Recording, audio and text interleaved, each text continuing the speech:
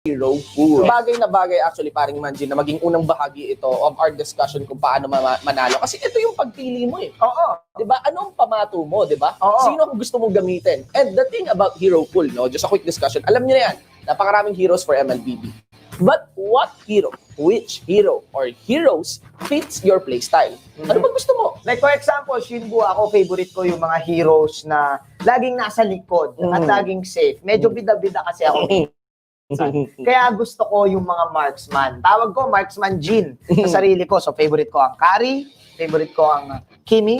By the way, just to remind everyone, kada hero ay merong level ng difficulty. Yes. So kapag start mo pa lang ng Mobile Legends, ay meron ka mga beginner heroes na beginner friendly gamitin. Kumbaga, madali lang pindutin. We have Mia, we have Layla, diba, sa mga umpisa, Saver. Oh, so fundamentally, ladies and gentlemen, again, ang pagpili ng hero is your very first step talaga. There you go. Into getting that win for MLBB. Kasi yun yung una mong pamato eh. Yun na nga. And it is very broad. Napakaraming discussion with regards to heroes in terms of class, in terms of difficulty of use. Pero the bottom line is you have to choose. Siyempre, after mong mamili ng heroes, pasok na tayo. So, susunod nating discussion, Setting up the emblems. setting up the emblems. Kapag naglalaro ka, syempre, meron tayong mga tinatawag na talents and emblems na pwedeng magpalakas ng sarili mo. At pwede rin makatulong sa game mo. Yeah, pero hindi lang basta dagdag stats or numbers ang binibigay din ng mga emblems, mga kaibigan.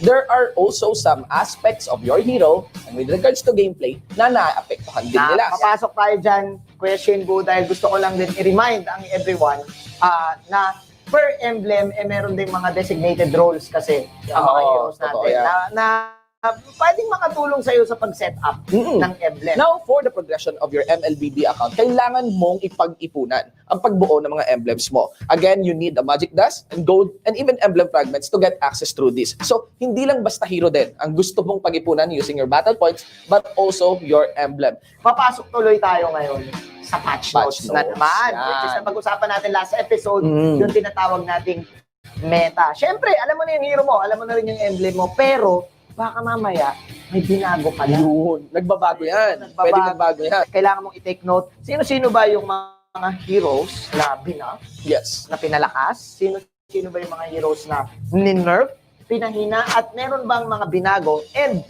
all of that, you will take in consideration. So ayun nga, Kuya Shinbu, nakuha mo ng hero mo, emblems mo, and nakapag-prepare ka na. Ngayon, ano ang gagawin mo entering the game? Yan ang question. Ang sa pinakauna dyan, checklist. Okay. Target mo siya. No? Activities inside the game.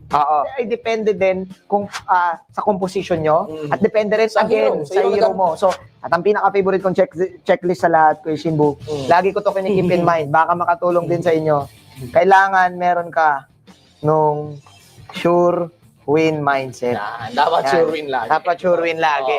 Pero again, guys, this is just a sample checklist for you. What we want to emphasize is you can create your own checklist. A very clear example of the checklist is also of that thing with the Claude dati. Yung timers ni Claude. Diba? Na by this, like around 4 minutes, diba? Makuha mo na yung item mo. 4-minute mark or 4 minutes and 30 seconds mark, dapat 2 core items ka na kay Claude. Dapat preparado ka din pagdating sa drafting phase. Pero syempre, what we want to present to you here is, of course, the utility or technique that is counter-picking. Yes. No? One of the techniques na pwede mong gamitin talaga during drafting, ang pagka-counter-pick. This is the act of choosing a hero with regards to whatever hero was chosen din ng yung kalaban. No? Accordingly with your team composition and again, against the enemy composition, then you have mastered counter-picking and get a nice tactic that leads you into winning your MLBB match. Para maging sure win ka. Sure win, no? At para makuha mo yung mga objectives, meron lang tayong i-remind para sa ating mga audience.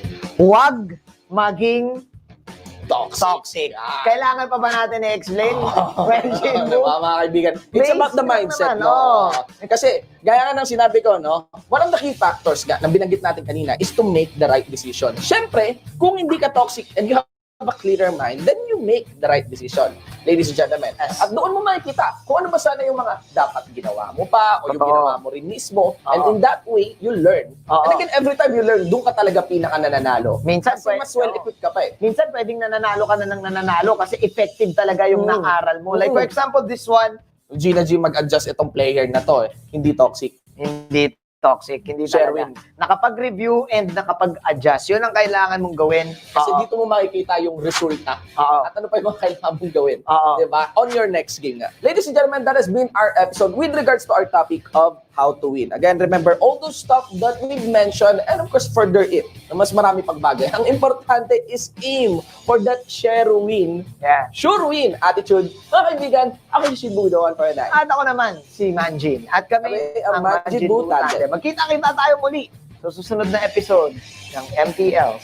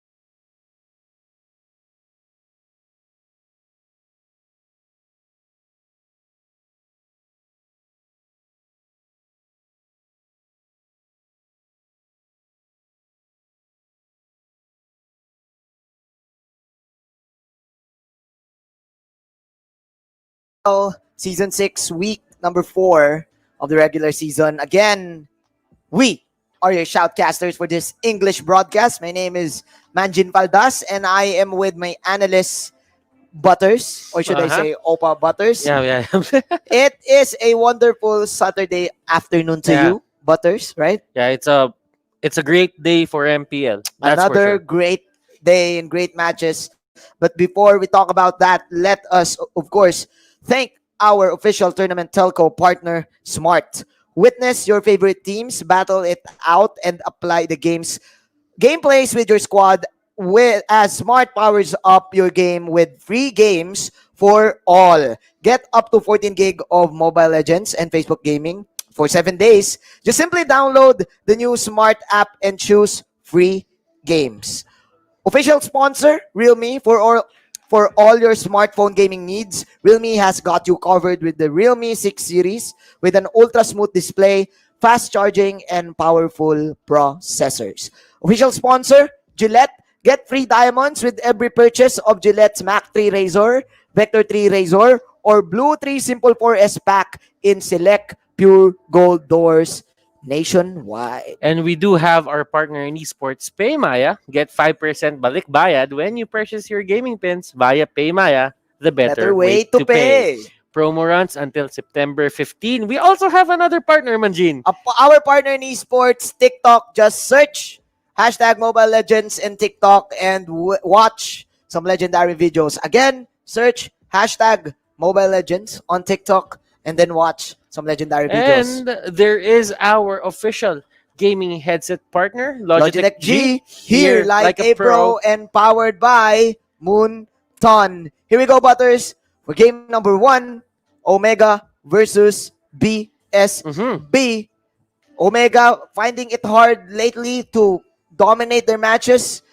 Meanwhile, BSB, on the other hand, still no victories yet. But then again, they've been winning one series. Yeah. Sorry, not one series, but they've been winning one game per series. Uh-huh. I think, if I'm not mistaken, they only got 3 points after 3 weeks. That is one of the things that you really have to look at here.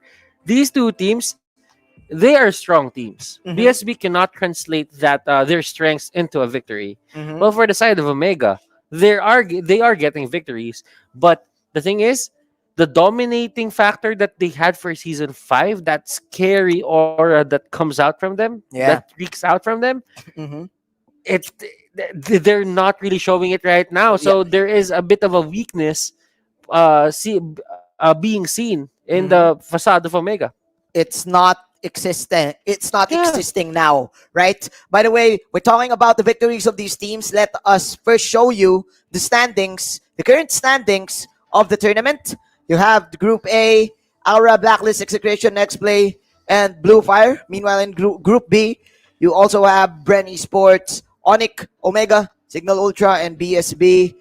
Butters, Bren Esports, they got another 2-0 last night, which gives them a total of 17 points. And then again, we're looking at Omega and BSB right now. Is this the very first big win for BSB to ump up their points in the tournament? I mean, it's really going to help them if they get the 3 points right now. They could actually make it on top of a Signal Ultra, which did not win against Brent Esports yesterday. Yeah. So they are stuck at 5. So I mean, if you would look at Group B, there's a big chance that we can never predict whatever's going to happen At Group B. At Group B, because right now for Group A, there is a bit of a thing going on that NXP Solid at 7 points, Blue Fire at 1 point, but that's only 2 series between. So anything can happen, but there is a big gap. So for Group A, it's a slow and steady climb for the 5th slot, but for the side of Group B, BSB can just punch their way into the 4th slot with just 1-2-0. Yes, it seems like Blue Fire will climb a higher mountain rather than the guys from Group B, especially Signal Ultra and Team BSB. And you know what? I agree with you. Speaking of Omega, with the past few seasons, we've seen them dominate every fight, getting 2-0s for high-tier teams, I mean. But this time, they're tied with the runner-ups, ONIC PH, and Cignal Ultra is catching up. So, man, what are the odds of this game? We've been talking about it earlier that BSB can actually Mm-hmm. make the high-tier teams bleed, right? Yeah. BSB here, they're not really slacking in terms of the decision making that they really want to make. Mhm. But then again, I think for Omega, you have something going on. Yeah, we shall see there a minute to win Mm-hmm. in a while, of course. Sorry, a minute to win. A minute to meet them in a while. There you go. Let us meet Team Omega.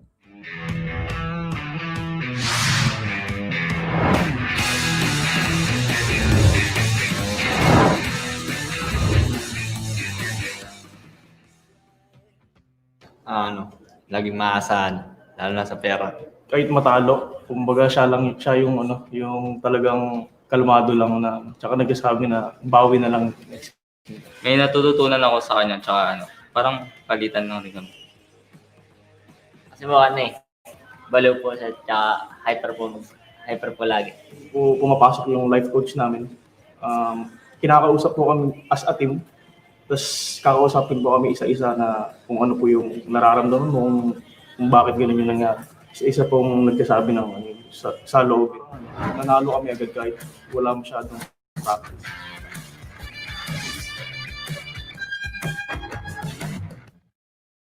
We call them the sleeping giants of the tournament.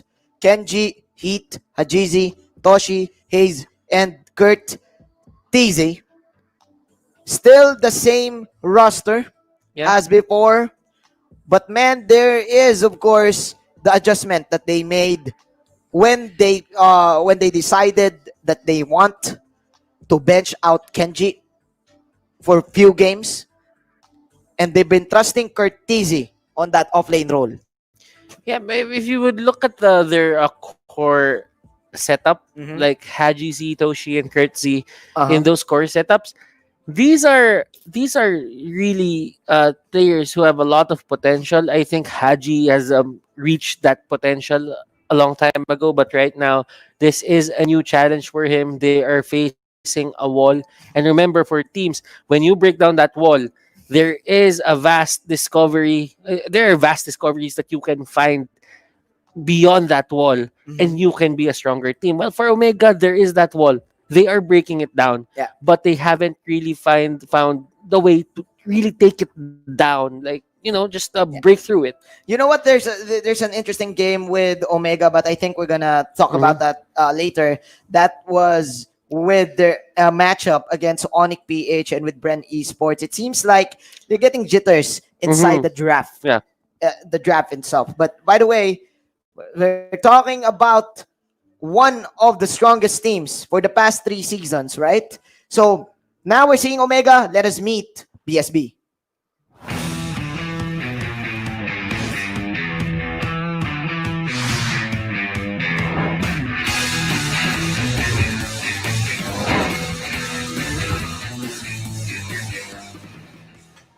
Kasi gusto ko siya kasama sa bootcamp kasi minsan yung mga problema nasasabihan ko siya. Pag may away, ganun.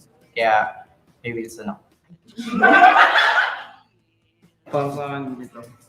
Kasi lagi ako nililibre. Pag wala akong pera. Sa Batak din maglaro. Tuloy-tuloy kahit kumakain maliligo. Naglalaro. Pumapasok ako pag may mga alitan lang pagkain na yung may nangyari kasi isang araw 4 na beses kami natalo tapos kinokorek lang ako sa kanila tapos the rest naman nun si Coach Plus na yung gumagawa kaya kumbaga hindi ko na siya pinasok kasi player lang din naman ako. Gusto ko maging pantay-pantay ka. Siguro nung MPL Season 5 nung kalaban ng STI. Capital BSB, Cap 1, Trevor, Wilson, Scheider, Anna, and Drix. Still not getting there, but eventually, can they find their groove? Butters, going back to your thoughts on this team? They made the best possible, the best possible off-season change. Yep.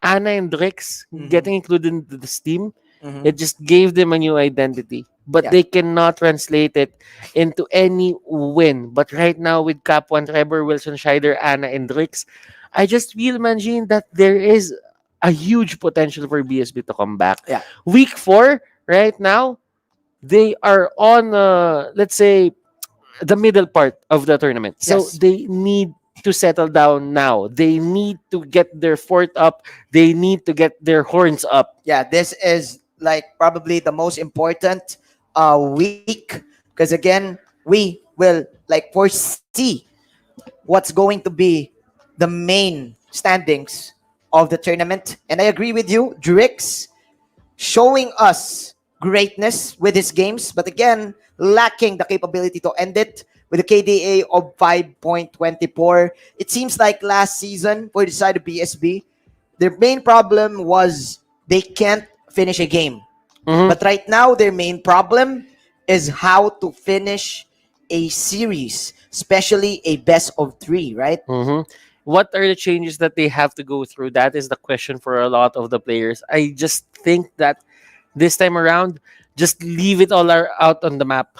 Do, Uh-huh. do not be scared to do things. Do not be scared to risk things, Mhm. because you know when you risk things, it's either you lose or you win. At Yeah. least you have a chance to win. But being passive, Yeah, you might regret it. you might regret right? it. Right? Yeah, There's a saying, no regrets. yeah, and failure. I actually think that failure is better than regret at times. Yes. So if Yes. you can just leave it all out Yeah. on the game, just go for it. You know what? I agree with you because there's a game for BSB. I think that was against Bren Esports, if I'm not mistaken, or Mhm. ONIC PH in the first few weeks. That it seems like they were the ones in the lead. Yeah. Especially in the first to mid part, especially in the late game. That's why they've been getting all of these point after point after point. But then again, they don't want to risk it. It seems Mhm. like they always play safe. Why is this, Butters? Why do you play safe in a game? I mean, it's probably a new player thing. Like you don't really want to put your team in a bad spot Yeah. as well, but you want to make those big plays. But as long as you trust your team, I just feel that as long as you trust your team, You're gonna go for it. anything that can happen, you can just say sorry if it doesn't work. If it works, you can just celebrate as a team, and that I think is the chemistry Yeah. that we really need to look out for BSB. You know what? Omega is also a squad with high chemistry, but we shall see which chemistry is stronger as we are gonna look at the stats for this game. For the head-to-head matchup, Omega versus BSB. Unique heroes pick. This is the most interesting part for me, Butters. Mhm. 31 for BSB. Meanwhile, Omega, we've known them to like formulate a lot of hero combos, but unique in terms of unique heroes pick, BSB is leading. I just feel that BSB is not really one team to, deny the creativity that flows into one of their players or their coach. Yeah. And yeah, for Omega, they've been sticking with their old identity. Yep. And with those 28 heroes picked, they have a higher win rate than BSB. So that really says something about themselves. But look at that first blood count. BSB here very aggressive and they really know how to hold They the really, early yeah. game. Especially Anna, right? Especially Anna on the Cho and on the other side laners that he will pick. He is up against Toshi on our player head to head. Both are fighter offlaners and both play different. Both play differently. Butters. Yeah. I think Toshi likes to pick the Alice. Meanwhile, Anna, his favorite one is the Cho. Well, Anna does pick the Alice as well. Alice too. Yeah. But man, I think there's a heavy emphasis here with the Esmeralda Mhm. because the Esmeralda impacts both of the play style Mhm. of both of these teams. Yep. But there's a thing about Esmeralda right now that she cannot be used. Mm-hmm. But I think he's still bad. She is she's still bad, right? But if you think about it, Anna and Toshi, they are one and the same. I just feel that in terms of the hero pool, Toshi hasn't been given a lot of chances to show what's up because I remember he goes for the Uranus, the Yeah. Esmeralda, the Khalid, The Alice. and the Alice. Those are the heroes that he can actually go for. Well, for Ana, he's given a lot of freedom in terms of thinking about what to pick and what he wants to pick. And I just and it's he is showing that he's skilled. Yeah, it's about the choices. It's about your of the, choices. of the team. I just want to remind you too that actually Toshi was the former marksman, was the former hyper carry of the team. But right now they're switching it up to Hajizi. You know what? Hajizi is an interesting topic because Mhm. he is also a child wonder. Yeah. But I think with the games that they've been doing right now, his killer instinct, it's now gone. Unlike when he was still part of Evos, right? Yeah. Like it seems like with the discipline of Omega, he now plays this Mhm. passive aggressive Yeah. style of hyper carry. Because way back season 2, ladies and gentlemen, Carl, TZ, and Haji came in at Was the same time. They were the rivals. They were finesse solid, Mhm. and the other one is SXC imbalance. Mhm. So they were third and fourth of their of the playoffs. Yeah. Yeah. And if you think about it, KLVJ only came in from season 3. Yeah. He came in with the DD no limit. Yep. And right now, Haji, those two are doing really well. Yeah. Kiel has won 2 championships already. Carl Z hasn't won any championships, but he's doing really well. He's just showing us that he's at his peak. Yeah. He's at its prime, and he can do anything for the championship this season 6. But the question is for Haji, what can you do Yeah. for MPL season 6? We are not seeing it right now, but you have a lot of time. You know what? We would love for Hajizi to prove us wrong, right? Yeah. We would love for Hajizi to get that revenge victory against his rivals, like what you said, the Child Wonders, Carl TZ and KLBJ. And this time, with the help of Toshi, with the help of his team, we're excited because the main meta right now is, of course, the hyper carry Mhm. side, the hyper carry funnel. What are the heroes right now? We're looking at Lancelot, Ling, Yeah. Claude, maybe, or Harriet. Well, it could be. It could be. I mean, I just feel that Haji is one of those players that can play a lot of these heroes, and he can perform well. Yeah. But the thing is, it's all about activating your hyper carry for Yeah. the team. Like Omega, they cannot have heavy emphasis on every lane. If they have heavy emphasis on the side lanes, then that means the emphasis of emphasis on Haji, it just lowers. Yeah. And when that happens, you are not giving your hyper carry enough conditions to pop off. Yeah. You're not activating him as you want to. I agree. Man, we're talking about the GZ, but I think it's also interesting that we will look at a potential matchup. Drix, the newcomer, against Sajizi's hyper carry. Mhm. Both of these guys play differently, but I think Drix plays riskier. And again, like what we've said earlier, we like the risk of the players Mhm. that they do. That is true. If you notice, they are a bit passive, but they choose when to go in, and that's a mark of a responsible marksman, a responsible hyper carry. That that if you die at any given time, that is a huge blow Yeah. to your team. You, So you want your supports to go down, but not you. yeah, Right? That is the safety net. That is the best possible option for you to take the victories and for you to snowball all the way up to the end. Man, I'm interested with that matchup in terms of the hero composition. I mean the hero pool of these two hyper carries. I think we're gonna have a similar picks and bans, right? mhm.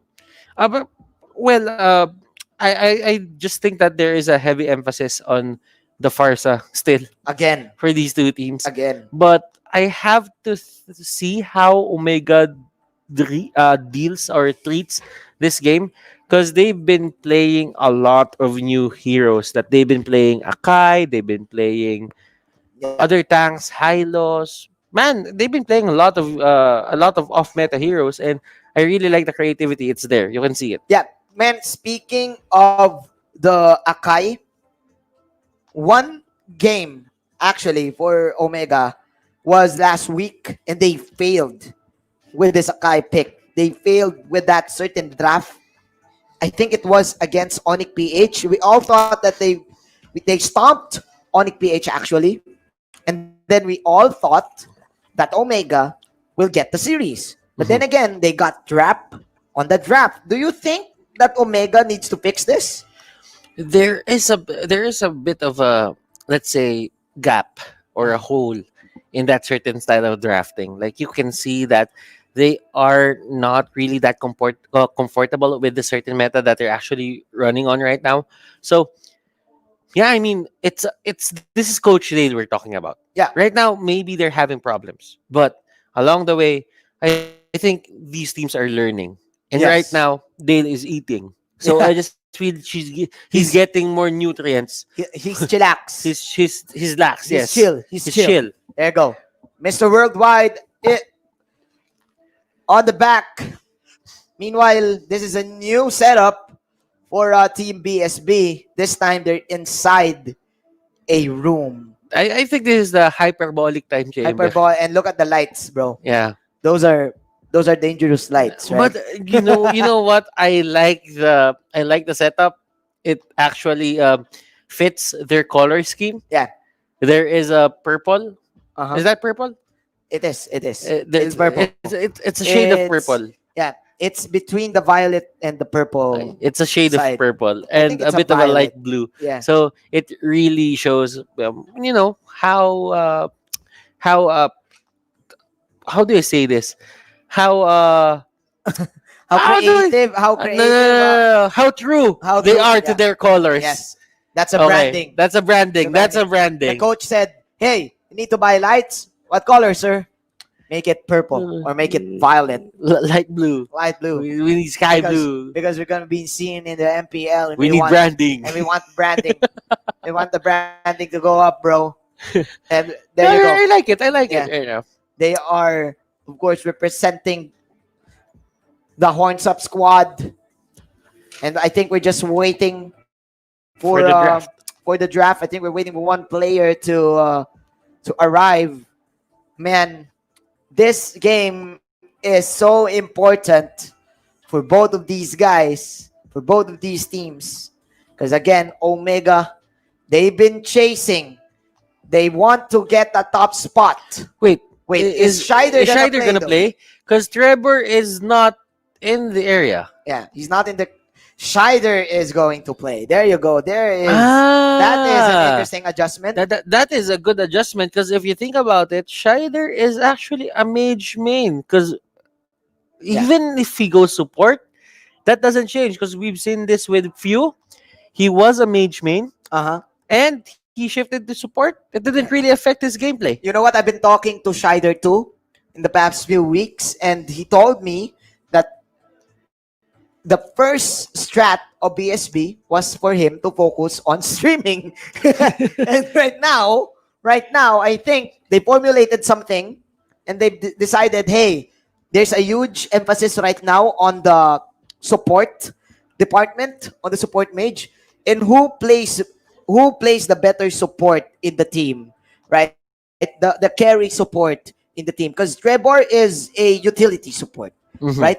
But meanwhile, Scheider, he tends to do all of these aggressive plays, and sometimes he does the clutch moves, and then sometimes he carries the game. Yeah. So I think this is an interesting adjustment. This is a huge adjustment for the side of BSB. I really have to look at the certain setup that they have. I mean, with Scheider, they have Lilia, they have Chang-O, they have Farsa, they have everything that they can think of. And Scheider is in the house, ladies and gentlemen. He's playing the police from space, right? That's what they call him. The intergalactic police. The intergalactic police. Okay, here we go. Let's do this.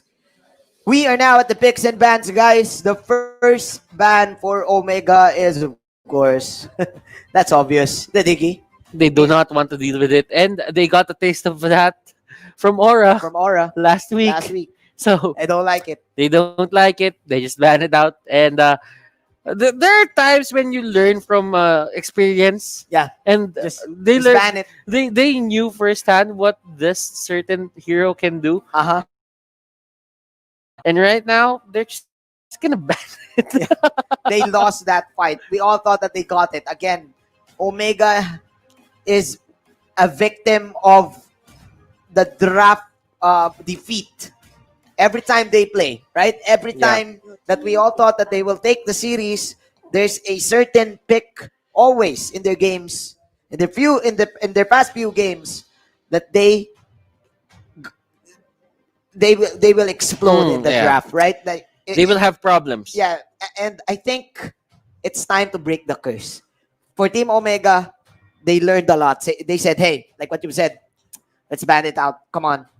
Just do it. And let's get all of our favorite heroes. Meanwhile, for the side of BSB, Selena and Uranus is their priority. I think there's a trend right now of Uranus being your first ban in the first 3 bans. I mean, it didn't really change, you know. Yeah. It didn't really change. Like Uranus Ooh. getting nerfed left and right, Mhm. but still the hero is there to stay.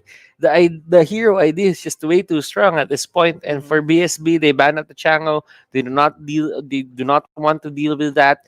Omega, BSB is expecting them to ban out the Farsa. Yeah. Just because they took out the Selena and the Chango, and those are two main answers for a Farsa. Kagura is there, but is Omega prioritizing the Kagura? That is the question that we have to know, or we have to answer a bit Yeah. later in the draft. I like what you've said about the supports, Butters, because our support matchup right now is a classic Scheider versus Hayes. It's like MPL Season 1. Well, of course, Hayes Yeah. won a lot. And right? they ban out the Farsa. And there you They go. do That not is the want Farsa. to give that out. Yeah. But there is a Khaled Khaled. available. There is a Thumbs available here for the side of Omega. This is a show. I think it's a Thumbs and a Cho. A chance, because Omega really wants to flex that show every time. They always go for the red side, and then they will priority the show. They will prioritize the show. I mean, so a Tams maybe to deal with the Khalid, or probably a Balmond. Well, Balmond they show? could pick up the Balmond a bit later. I Mhm. just feel like in terms of priority, you wouldn't really put Balmond for the first 2 picks, but Thumbs There you and the go, Cho. Thumbs, yeah. I think that's a Cho. It's a show. Or is BSB expecting Oh, this? yeah, Okay. Hilda. Okay. Okay. Okay. So what do you like to say? Um, I actually overlooked the Hilda there a bit. Mhm. But for BSB right now, they are expecting Omega to go for the aggressive. BSB here, they don't. They realize that hey, Omega didn't go for the show. Uh-huh. Let's get it. Let's get it. We don't really care about the Hilda. We can play around with that. And for BSB, this could be This could be a support this or could a be a carry. support or a carry. Yeah. I think a tank would be good as well. Like right now, Kufra is available, Atas is available. Yeah. I think this is good for BSB because they can also flex this show. Because Anna can play it and Cap One can Yeah, also that is true. That's true. play it. So if this is going to be their tank, then that only means that they have to choose. Okay. Oh, So that means this This is is a going support. to be this is probably a tank show yeah. or a support X-board.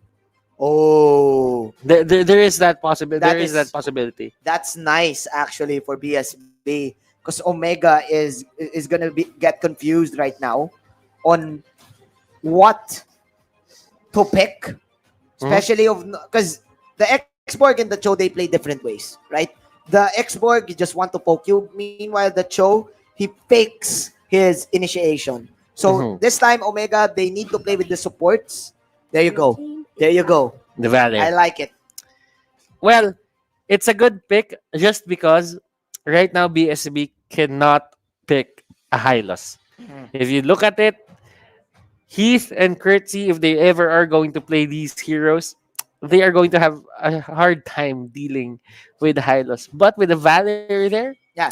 that's not going to be a problem because that is going to be the arch enemy Um, of the Hylos. And that wall, that certain wall, yeah. even that centaur cannot jump over that wall. Yeah, it's a firewall. It's a flame wall, man. And the Searing Torrent is the best counter for the Cho as well. Even actually, if you also have the flame shot, you're okay, you're fine. So Team Omega answering to this Cho pick. Meanwhile, we're waiting for the carries of both of the teams. BSB respecting a GZ on the Yishun Shin. Meanwhile, this is an interesting Kagura ban for Omega. Well, Valor is one of those heroes that you really have to be mindful when you throw that push, when you throw those skills.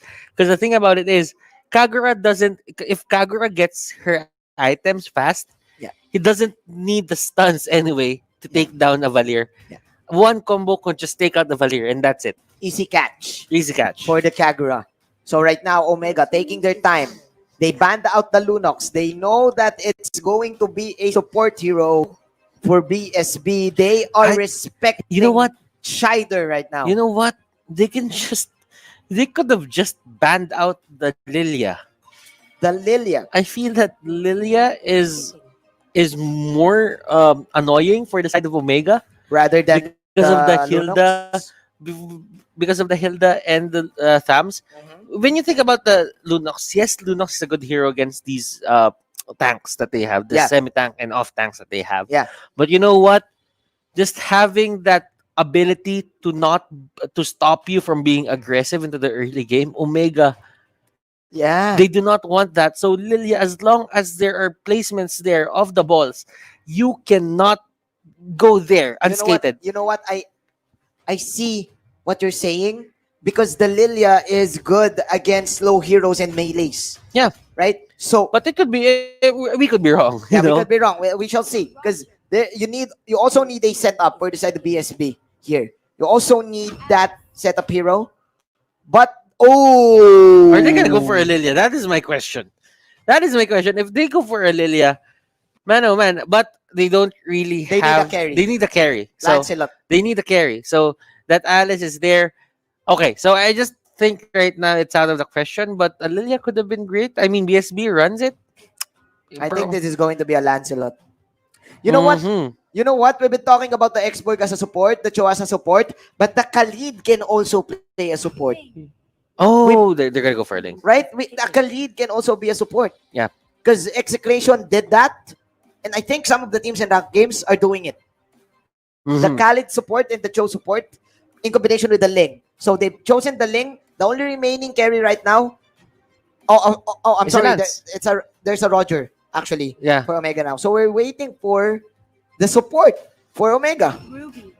And it's going to be Oh, a side it's a lane, side lane. Ruby. Okay. One of the things that you really want the Ruby to do is to just push back Anna if ever Anna goes in. Yeah. With the flowing blood.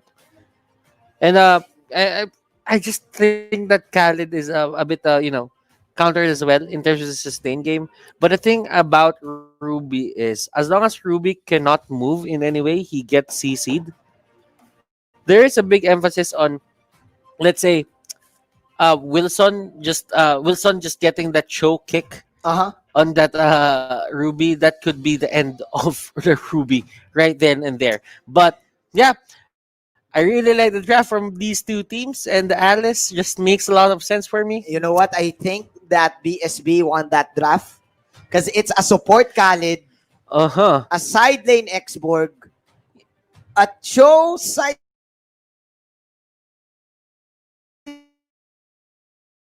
Alice side lane. Dude, I think got trapped again on their last pick. Now, to be honest, the way I'm seeing it, Wilson is actually going to be a side lane show. This is the first time I'm seeing it. Another child lane show, right? Yeah. So- But you know what, Cap one here on that Oh, there you export. go. There you go. A Shider support Yeah, it's a Khalid. Khalid. Okay. This is an interesting setup, you know what? this is very Yeah, interesting yeah, for that's me. why I said that I think BSB won the draft because Omega, they got trapped because they thought that this Khalid could probably an off lane. Look at this. Look at the conversion for that buff. They know that in terms of being tanky right now, Yep. Heat has the upper hand. A Hilda is a Hilda. Hilda can just stomp you with the shields, with the bushes inside the game.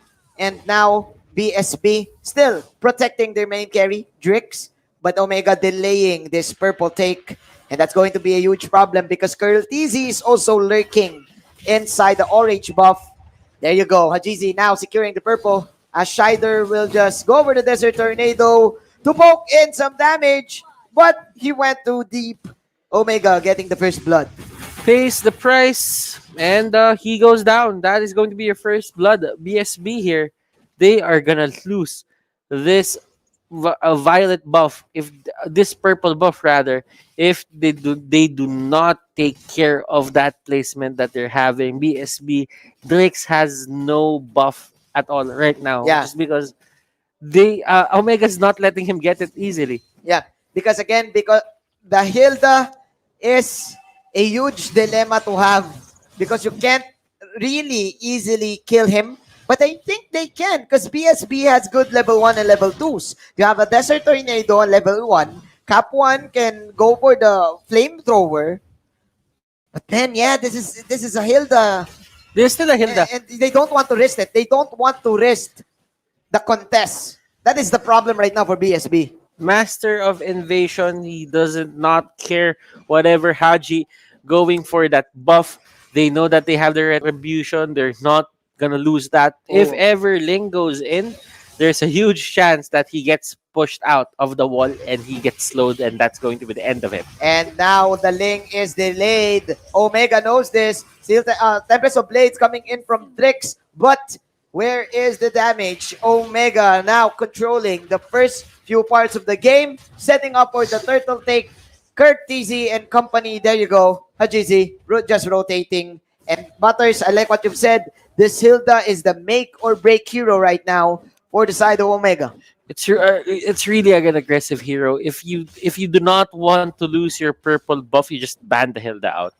There's a lot of emphasis for Hilda teams that use Hilda that really give emphasis on picking the Hilda to just bully the other setup here from the other team, because as you've seen earlier, Heat just goes in the area and everyone from BSB just backs off. Yeah, and man, Omega is proving us wrong. Because the problem with the Hilda is that at level 1, doesn't even need to get points of the skill. It doesn't even need to do something. What it needs to do is just go inside the bush and it's okay. Yep. Right? I'm actually still a bit of disappointed why they did not pick the Lilia. Because right now, if Heat goes in, they can just easily punish the Heath. As long as there are stacks on the balls, Heath, there's going to be the certain opening. And as long as Haji is here in the area, they are going to go for the dives. And that is one of the strengths of a Roger. Just the cleanup is just way too strong. The combo of the Roger and the push that Omega made. Now, Drix argument with the Lilia, but I think BSB they want these sustain heroes just like this because the Hilda will actually take down the X-Borg. Where is the sustain? No more sustain coming in from the side of BSB. It really looked right on their side, and look at Heat here just hitting Shider, and look at that, he goes in. Doesn't really work on their side. Yeah. BSB here, they're just falling to the pressure that Omega is bringing them. BSB, they cannot find a way to get their own buff. Another buff going to the hands of Omega, and there's gonna be a story of stealing for the side of Omega, because right now, if BSB cannot find a way to secure that purple for Drix, they don't have the potential to fight. Yes, because you want the purple for the maximum uptime of the Ling. And man, I think The elephant in the room is this Hilda. Look at the Gillette instant replay. Another team fight on that purple pit. Butters. That is a good setup for the Raging Sandstorm. But with the levels that Omega has, the damage of BSB just lacks. Yeah. Right? But BSB, they are having trouble. They're just having trouble with the idea of Haji just clearing up people. I mean, Heath is a problem in itself, but right now, Haji, if they go in Heath and they go strong on Heath, they use a lot of skills to take down the Hilda. That means Haji will be clear to just go and Yes. take them down. Yes. And Heat's responsibility right now is to just bait out huge kills, let them spend all of the skills, let them spend all of the money on him, and then just let Haji do all the work, do all of the sweep, do all of the police work for the damage. And Omega right now, confident enough with this lineup. I thought that the Ruby is not a good pick, but again, Omega proving me wrong. There is a lot of things happening here. Scheider not having the best debut of MPL Season 6. Yes. They are put in a very bad spot, uncomfortable spot, if I say so myself. But you know what? Drix and the others, they are just fighting for this purple buff right now. And Scheider really just going down, even forced to use the ultimate to escape. Wow. That is bad for the side of BSB. That is the worst thing that you could do to if you are an initiating hero. Cap One also figuring out Scheider falling low. The bursting fireballs connecting Omega. They now know that they have the lead. Plus, this is another bonus turtle for their side. 7 minutes into the game, 7K gold lead. Omega just showing BSB how good they are, how good of a Goliath this team is. And I think this is Haji with his best performance here. Yes. The MPL, he's just showing us, he's just proving us wrong, and he has the turtle. And this is going to be another big problem for the side of BSB, an extra set of protection Yes. for Omega, as if they could not, they could take down the Roger without that buff right now. He's harder to take down, and Yes. that's going to be a lot of things going on This for the side of BSB. this is the Haji we know. This is Oh. the killer instinct Haji. And Toshi just playing tricks with Wilson. Wilson coming in with the kick. Nice pass onto the ultimate of the X-Borg. But Toshi, is he tanky though? No, he's not. BSB getting a crucial pick off in the top lane. Can that do anything, Butters? Well, they save time. Uh-huh. At least they save time. They do not give out another easy kill. If they were wiped out there, or the 3 people were down Uh-huh. at that side at that moment in time, the top third turret here for the side of BSB would have gone down. Yes, yes. So that is crucial. I think Toshi, he just went overboard and he just went too deep, undermining the damage of the Cho. Remember that the Cho has this only fast passive. So still, you will get scared because of the physical damage. Then again, the plan of Omega is just to don't give the purple buff, because right now, this is the 5th purple buff of the game. And Heat is just guarding it. He with just his life. either he knows that there is no priority for this other team to take him down. And look at Wilson, even knocking up that Hilda. But you know what? Another buff going to the side of Omega. So that is the 5th buff Yes. of the game for Yes. both sides, right? Yes. Then that means that's 10 buffs going to Roger. Wow. 10 purple buffs to Roger. Oh my goodness. Maximum cooldown from Ma- JZ. Maximum uptime. Maximum uptime. Yes, there you go. Wilson trying to get another pickup here. Nice kick. Raging Sandstorm coming in with a combo. But Toshi will survive with the spell bump. And JZ came to play. The outplay from the Wolf. Hajizi, the killer instinct is back. Triple kill, Butters. Mhm. And Haji here, they are not done. They want to do this. They shut down Drix. They do everything. They do their homework. And they are showing BSB that, hello, we are Omega, and we are one of the best teams in the MPL. And if you would look at that instant replay brought to you by Gillette, hashtag Shave the Day, That setup was good, but the thing is the proactiveness. Wow. The thing about Omega is they know where to be at the right time. So they Yeah. convert that negative thing that happened to them Yeah. into something positive. And they got their combo. That pull from the Ruby plus the bursting fireball stun followed up with the wolf pounce. I like it. The creativity from the sleeping giants, Team Omega, and now BSB. They're guarding the purple, but I think it's too late. You should have been doing that earlier. Yeah. This is his spot. This is his spot right They now. do not have the magic damage. They do not have the tankiness for the side of BSP. This could have worked earlier, but you know what? Hilda is Hilda. And I just feel for if BSB loses this game, they should just ban out the Hilda next time. Yes. Only one kill for BSP in this game. The Lord is marching towards the top lane. And Toshi showing a little bit of acrobatics here in the bottom side. Chasing up Wilson. Wilson. Can he survive? Yes. Yes, He will he get can. away. As the Lord is going to go for the tower. Ultimate coming in from Ana. But the tower remains. GZ will go for that human form. And now Omega, they are going for the mid tower. Flamethrower coming in from Cap 1. Wolf Pounce at GZ, putting in a lot of damage, wrecking havoc from this Wolf. 5 heroes going down. And that is it. Wipeout. That is it. It is a stomp. Omega showing who's boss. And that is going to be a dominating performance coming from Omega. 0-1 Manjin. Very convincing that they are back. They know what they're doing, and they're going to show BSB what they're made of. It's because of the Digiban. They learned their lesson. Besides the Digiban, it's also because of Mr. Fundamental Heat with the Hilda.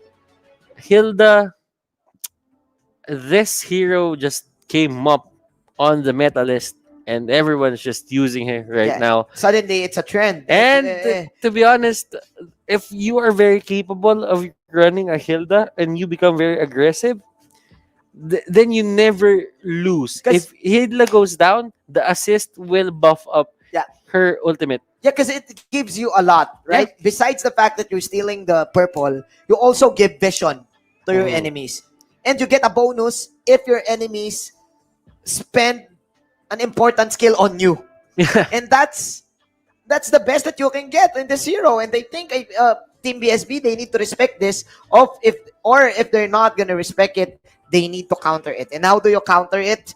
We're gonna know that with, of course, our resident analyst, Rockhart. Take this away. Laban na yun between BSB and Omega, and I think right off the bat, you would notice talaga, Hilda ni Heath. There's a good reason why this guy gets the bans. You can see it on the stat line itself. 1-0-7 on the Hilda.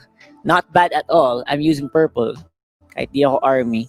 8-0-5 on Hajizi. Bakit hindi? Diba? Curtizy, chill na chill lang. And Toshi having a lot of fun.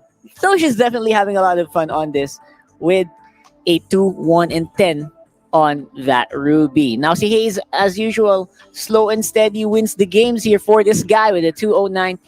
I would say nasayang yung picks because I feel like I get the idea of BSB. A lot of wave clear, a lot of really easy ways to counter and clean up the waves means that you could probably buy Drix a lot of time. So makabay ka ng siguro mga 10 minutes, di ba? Na mabubuhay yung lineup nyo without winning a solid fight. Pero ang problema on this lineup is iisa lang din talaga ang crowd control nila, which is the Cho. And of course, the Cho, all of that crowd control and yung nag-iisang AOE nila, which is Buhangin Gaming, that's Buhangin. Nag-iisang Buhangin Gaming nila dito is, of course, Shider. It's not even reliable. Even a lot of the more veteran players and the most successful Khalid players were not super successful sa paggamit ng Raging Sandstorm. It's a very difficult skill to land. Ang ganda ng effect niya, di ba? Malamihang stun.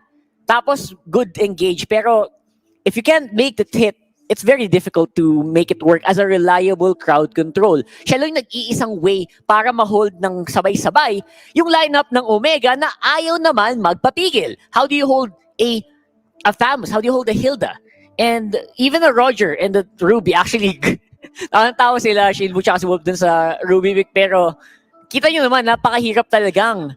Hindi ka talaga tatantanan itong Ruby pick na to, and the post-match says a lot in terms of damage output for towers. Haji's got it all. And even Curtizi, napaka-chill lang niya on that fams. Walang kills, walang deaths, pero he was doing a lot of steady work. So, I think the lesson here is huwag kang gagawa ng lineup na ganito against Omega if you cannot close it out. I really admit, I admit na may point naman yung BSB. This is a lineup that can clear waves really quickly, especially dahil Alice, diba? And all the apoys. Wow, napaka... What did I just say? Lahat ng apoy nitong X-Borg and Khalid with AoE Desert Tornado. Pero, again, no crowd control means that the team fight always goes to the side of Omega, considering they have the AoE, low cooldown crowd controls, and they have the hard engage as well with the Roger. So, overall, I think that just says the story of Game 1. It was a very one-sided matchup. Sad to say, it kind of gives us an idea na baka next game, most likely 2-0 to do. Pero, again, huwag niyong i-discount pa rin ang BSB, guys. Napakabatang team na to with a lot of potential. And I think you should watch out for these guys. So, I think we have a few giveaway codes here to show. We're gonna go into highlights first bago yung giveaway. Excited kayo masyado. Let's go into the highlights real quick, and we will see what went wrong in a lot of the team fights. As you can see, no one to stop the Roger play.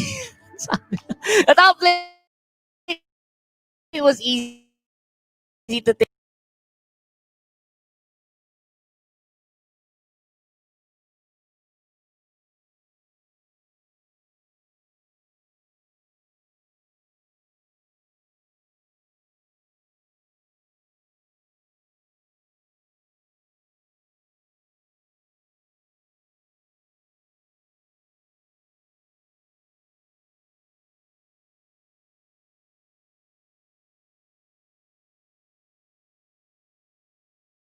Takedown as well for Omega kasi wala kang tumitigil sa atake nila eh. Ang ginagawa ng BSB, they fire with fire, boy.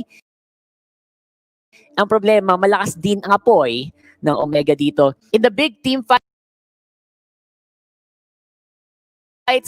Hayes is definitely the one to look at with all of that crowd control. Slow for days, sabi ng Omega, and they got this. They got this in the bag. Iisang crowd control nilang malaki.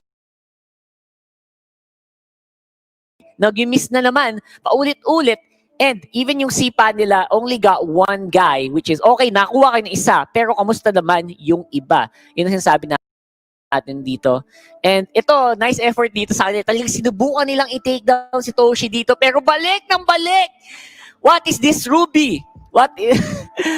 Diba? What is this Ruby pick na talagang gustong-gusto ng mga tao? I feel like that's the reason why you get a lot of lifesteal spell vamp, mga kaibigan, especially in the later parts of the game. So, I would say I'm very interested to see whether or not BSB can recover from this. Obviously, MVP there is going to be Hajizi on the Roger 8-0 and 5. Walang makapipigil dito sa Hajizi na to on that Roger. And again, win conditions for these guys is to stop the Roger, stop me, and clear, and not die. Lahat yan, Ekis. You can't stop, you can't clear properly, and you died a lot.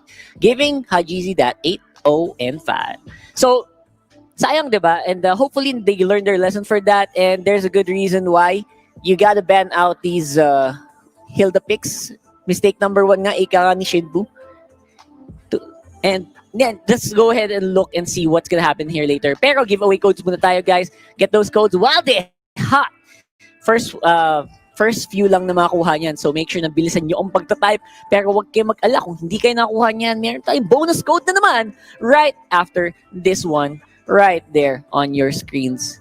So I'm very, very excited to see about BSB. Meron pa kaya silang mga tricks? Ilalabas na kaya ang Lilia ng Pinas? And huwag niyong kalimutan, meron tayong mythical raffle draw that's happening right now, MRD-W5. Sali na kayo dyan for a chance to win awesome skin sets. And I think that will be announced, of course, on the next week. And that's what's going to be happening here. For the meantime, iintayin ko. I'm very excited for the post-match analysis na naman mamaya after this one. Pero for now, ibalik muna natin sa ating mga casters. Let's go. Let's go indeed. The question here is, I don't know if they're still adjusting because it's the first time Shider playing in this game. And like what you've said, you kind of disagree with the Khaled support, right? You want Shider to go back to his own element on getting the mage support. I mean, you could have practiced it. They could have practiced it, and I totally respect that. But I was excited to see Shider play and become a support. But you know what? There are certain limits on a hero, and I like the hero Khaled, but on the side lanes, not as support. Like other people can make it work, but you know, there are things in the element of Shider that he wants to be put in a comfortable spot. You know what? I think Khalid is a good support, but you need another long-range burst support because the X-Boy can only do the flamethrower. But what if Khalid is with a Valier? Well, that's on the other side. Or probably with another level 1 burst hero, like for example, the Lilia. Could have been a different story. Because if the Hilda stays on the bush, what you do with the Khalid, you just go for the Desert Tornado, and then you go for the Black Balls. And I think that's what's lacking for BSB on that game number 1, the damage at level 1. You want damage at level 1 if you're up against defensive level 1s. And Hilda is one of those best defensive heroes at level 1. Yeah, you know what? I just feel that the aggression was there. At minute 1, when the buff was up, everyone's planning to go for it. Trix was actually put in a very bad position. And this isn't really the first time that we've seen this happen. Yesterday, Blacklist versus Execration game number 3. Yeah. The same thing happened. The lane did not get any buffs. A buff. Yeah. So that means this is innately one of the problems for a lane. If you pick a lane and the other team decides to be very aggressive, you cannot contest that. But for, let's say, when you get a Lancelot or those other heroes, you can clear that fast. And sometimes I actually think that clearing that blue buff or that purple buff into the first second that it comes out is actually a very good way of putting things for the lane. Yeah, you really need to save your main hyper carry, all those buffs. That's why you need to compose heroes that can go for the defensive level 1s and the aggressive level 1s. So right now, the adjustment for the side of BSB is that they now banned the Hilda, respecting Heat's capability to bully out the Ling of the purple buff. So with this, BSB still on the blue side, Uranus is in the pool, Butters. There is going to be a ban here for the side of Omega. I'm pretty sure of that. I don't think that it's in their best interest to give out the Uranus right now for the side of BSB because it's just a way too strong of a hero. BSB here, I like this, being safe with that Hilda ban. They just knock it off and they just ban it out, and it's not going to be part of Omega's lineup right now. But you know what? He's being Mr. Fundamentals himself. That is really just going to be one hero out of his pool of many heroes. Yeah, probably. Because I think, there you go, like what you said, the Uranus is not going to go anywhere. So, with these offlaners now banned, the support here.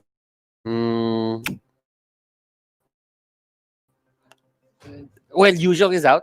Selena is out. I think Farsa is the best pick here for the side of BSB. They can just give it to Shider, and Shider. Oh! Oh! Started out with the side lane. Oh! Started out to the side lane. Really? So the Farsa is open for Omega to get. This is one of Hayes' favorite hero right now. Yeah, I really think that Omega got a steal with his Warsaw pick if they ever go for it. Yeah. And they're looking at Hayes right now. And Hayes is smirking. There you go. And they just go for it. I mean, it's really one of the best heroes right now. You cannot turn a blind eye into a Forza. Yeah, it is open. The choke is also good, man. Now Omega is now flexing this choke. This is their trend, right? It's either a heat hero or a courtesy hero, right? Yeah, that could be a thing. Well, you know what? Valir is on the other side of the map. Oh, And that is going to be a Kufra for this is good. Cup 1. At least they have the reach. Yeah. And, okay, they go for a Valir. I actually think that the Valir right now isn't really the best pick for the side of Omega. For the side of BSB, sorry. Uh-huh. Because they need someone to reach Hayes. From behind. Yeah. From behind. If you are going to pick a Kufra, then you are going to set it to target Farsa, then that's being counterintuitive because what you need is for the Kufra to protect Your carry and to just control everyone in front of you. Yeah.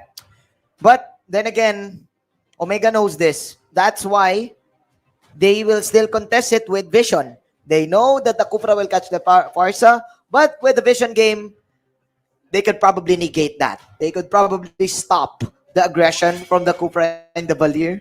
That's why they went for their main carry. I like the opening here for the side of Omega. And now they're targeting, again, Drix for BSB.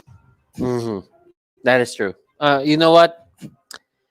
There is a bit of a pacing here for the side of Omega that's happening. They ban up the Ling.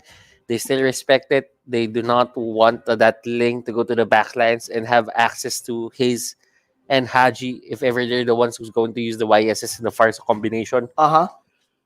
But then again, the Lancelot is still there. There are a lot of heroes available here for the side of Drix. BSB if Yeah. they really wanted to. But I think they will ban the Lancelot now for Omega. Well, they could. Because they got what they Yeah. wanted. Because they got what they wanted. They got the Farsa Cho combo. Yeah, you don't really put yourself in a position right now where the Lancelot can just go to the back line, just Yeah. snowball and just get everything. Because that's the thing about the Lancelot. If you give the Lancelot, if you give the Lancelot to the other team, you lose all priority in terms of, just getting the turtle. Yeah. If the Lancelot isn't down. Because the thing is, Thorn Rose and Retribution is a tough wall to get through. Plus, you don't want to play the YSS as well with the Lancelot. Again, YSS, he wants to burst you down immediately with the crits that he has. He's not a hero that you can play with a long fight, because again, he's squishy.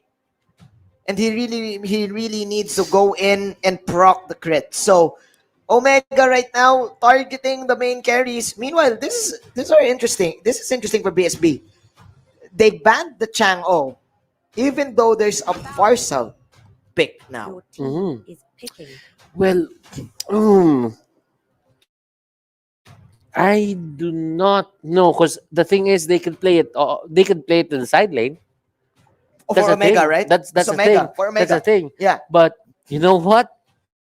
I don't really think that Omega would have gone for. They have the burst damage And already. it's actually going to be a good pick for them if they didn't have Shider on that Valor pick in the first place. Probably. I mean, the Chang'o was there. There was a lot of there the pro Their players, call, yeah. and they know what Oh. to do, and they go for a Harith. Harith And the X-Board. next board, they just want to reach the backlines. And look at this. But man, the Harriet will have a hard time against the Farsa and the Yishun Shin. I mean, Yishun Shin, he doesn't want to play inside the Zaman Force. But man, with the reach of the Farsa, the Zaman Force is an easy target for the Feather Airstrike. Plus, you have a Cho in your lineup. So the Cho can just kick the Harriet away out of the Zaman Force. Yeah. Harriet is really strong in the Salmon Force. That is the what you call this, the punchline Yes. in the Zaman Force. So if you put him out of the Zaman Force, you feather airstrike the Zaman Force, you kick him out of the Zaman Force, and you mountain shocker him outside of the what they call this, the Zaman Force. Mhm. Then that is going to be a big problem onto the side of a BSB. Yeah. You know what? You know what? Given the draft, I will give this to Omega because they won. They definitely won for me. I don't. For me, I don't like the Chango pick. Could have been a better ban probably, because what's lacking for the side of Omega was their side laner. Mm-hmm. Not well. A Chango can probably be a side laner, but I think Omega won't go for the Chango and Farsa. That's too greedy. Yeah, I just think that the BSB went ahead of their way to just and get that or ban that out. And to be honest, Heath got the last pick for Omega was a Popal and Koopa. Oh, so it is a side lane show. Yeah. They like this. Omega plays this. They want this draft. Plus, Butters, I think you're now looking at the emblems of the players. What do we have there? As you can see here in Pure Rage, it's going to the Valor. Not much has changed actually. Mystery Shop for Drix on the Harith. And yeah, I mean this is a very standard game for both of these teams. The only thing that really changed here, I think, is Popol and Koopa. Mm-hmm. He went for a tank emblem, not a support emblem. Oh, so this is the tanky type of the dog who will just go in and just roam around the map and let all of the skills go. And let all of the skills go within him. And now, yeah, what can you formulate with this emblems right now? It seems like I'm looking at it right now. It seems like BSB, they want to fight it head on because of the flickers that they have. I just feel that in terms of escaping, they do not have a lot of ways to get off. To get off Omega right now. Like if you go in side Omega, you have the Cho, you have Farsa, and you have Popol and Koopa. So any form of retreat for these teams, they just they just block you off. But the thing about it is, as long as the Harith utilizes this mystery shop emblem that he has, the talent that he has, I just feel that there is going to be a big problem, especially for Balmond to get out of the way. He can snowball. I think that's the perfect emblem too for the Harriet. But man, the Harriet is risky because again, we've talked about this yesterday that you really need those buffs. You need to get level 5 early. You need to get the turtle as well. So is this the same story as game number 1? Because Omega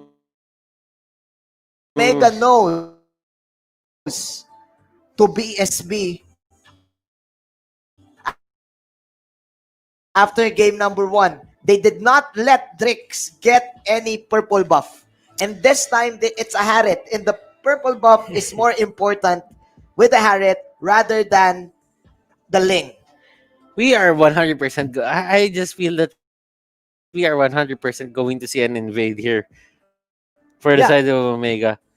And they're going to place this bottom so that are probably somewhere at the on their bottom lane, the mirror on top of their perspective on top, so that Balmond can be there and just spin around as much as possible when the tire is taking that certain buff. So yeah, I really like it. But the thing is, if you would look at Haji, he doesn't really have the purify. Yeah, but he has retribution. He has retribution. So there's a thing about invade. There is a bit of a priority for them to actually just go for it, just because they went for the retribution. You know what? I agree with you because besides the retribution, I can also see that flame shot in the hands of Hayes. And again, if you have heroes that can put in a lot of damage at level 1, you can definitely go for the invade place. And I think BSB is also ready for this one. This is probably because they have flickers and they really want to give Drix the time of his life. Because I'm gonna give my prediction here. If Team Omega steals the buff, it's 2-0. But if Drix can get all of the necessary objectives that he needs, all of the power spike that he needs, we're going game 3. That's my prediction. Yeah, but looking at the lineup here for the side of BSB, I really like their counter invade. They have the X-Borg, they have the FAMs as well.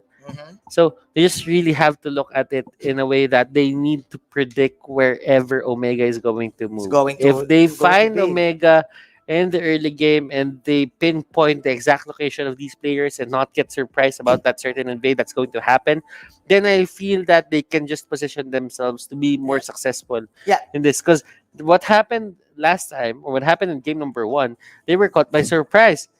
No one was really tanking up the buffer Drix, but when they saw 4 people going in, he's going in, they just ran off. Yeah, man, I like your point because knowing where your enemies are gonna lane is important. It's relevant because you would know their timings, especially if you master your enemy's hero, right? If you know the capabilities of that hero, you can just wait for him and just counter whatever he does. Like for example, if you see an early Khaled in the bottom side, and if you're going to secure the purple, you would know that he's going to be fast because of the sandwalk, right? So I get your point. It's time for BSB to probably now formulate or just hypothesize where is Omega gonna go.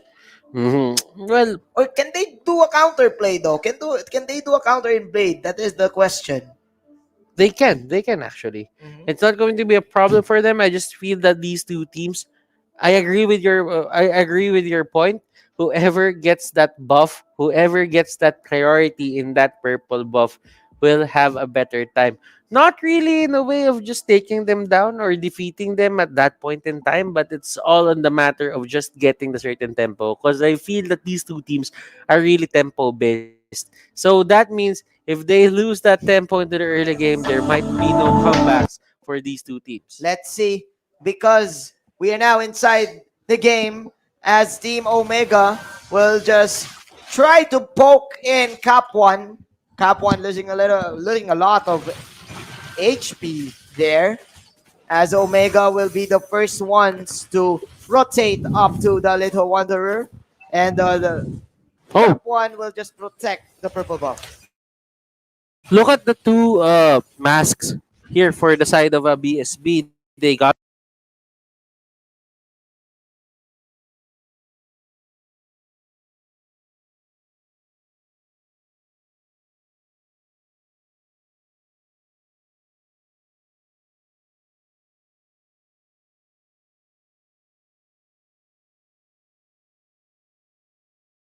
one on Shider, they got one on Cup 1. So they really want Drix to get everything in that funnel.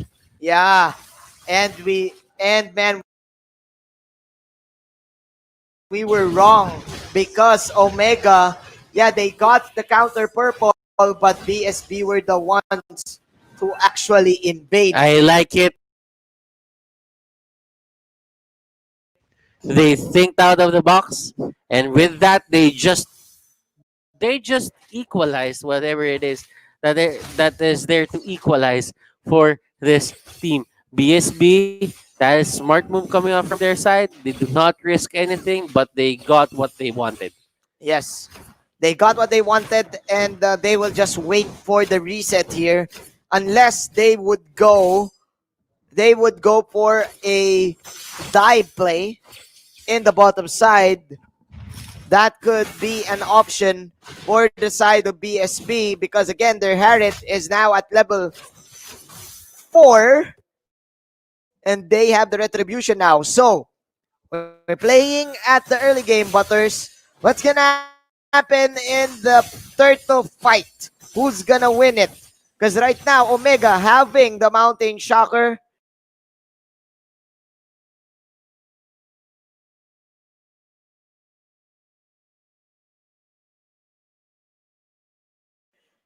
They will be the first ones to set this up.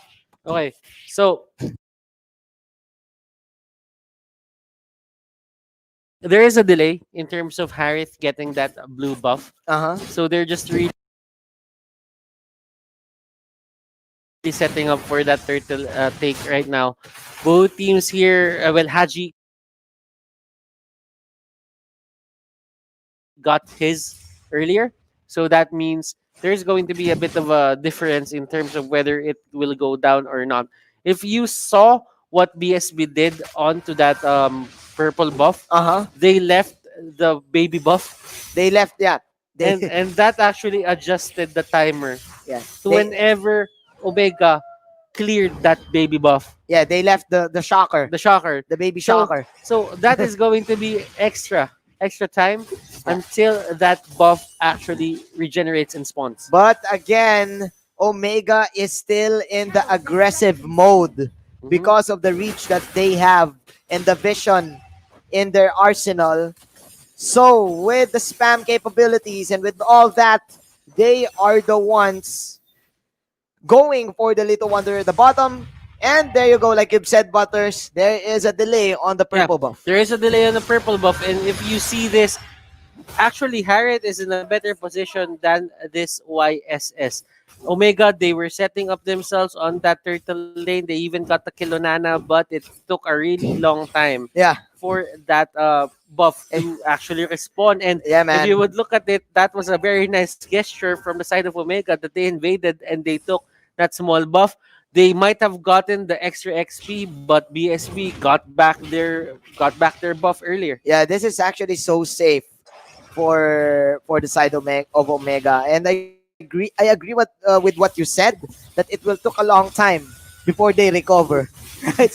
So now with YSS recovering from that buff gap, they will now go for the turtle. But man, this time Drix will get the retribution in, and he will secure the turtle shield. Even though it's 1-0, Drix is playing well and playing it safe. Why does it matter?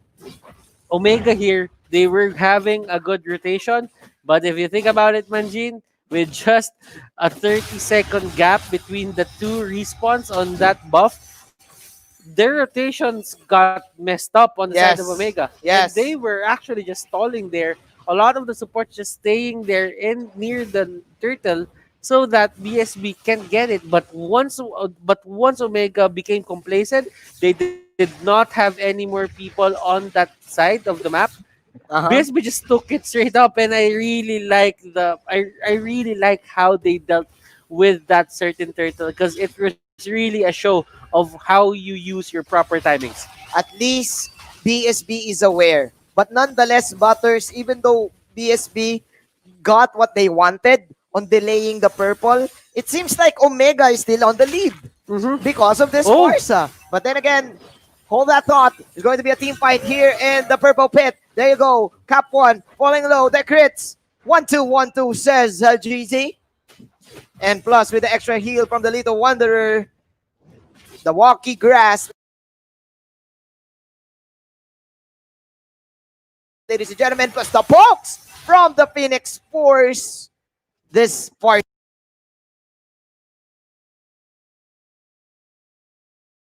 is just way too much for BSB. The damage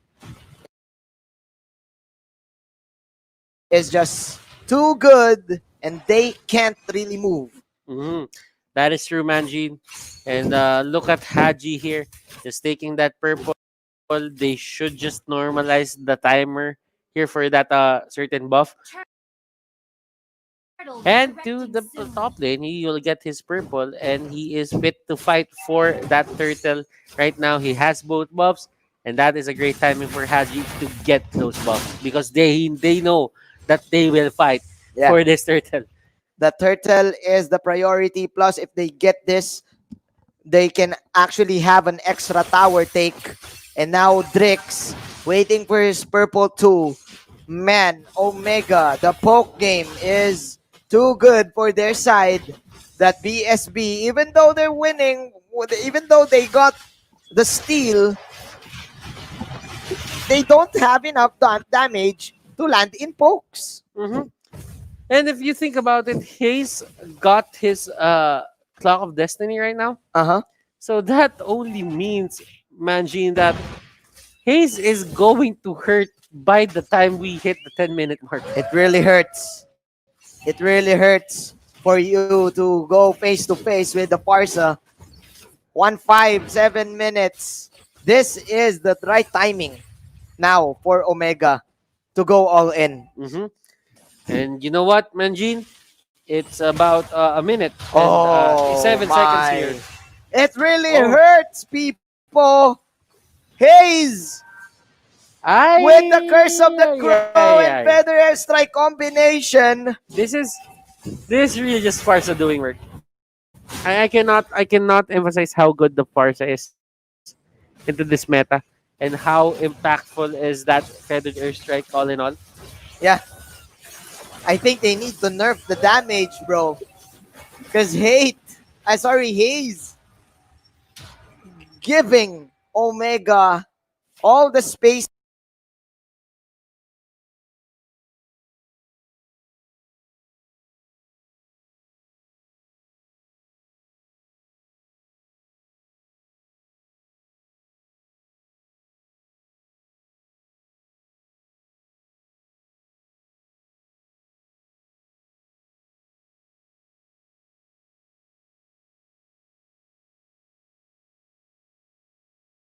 in the world.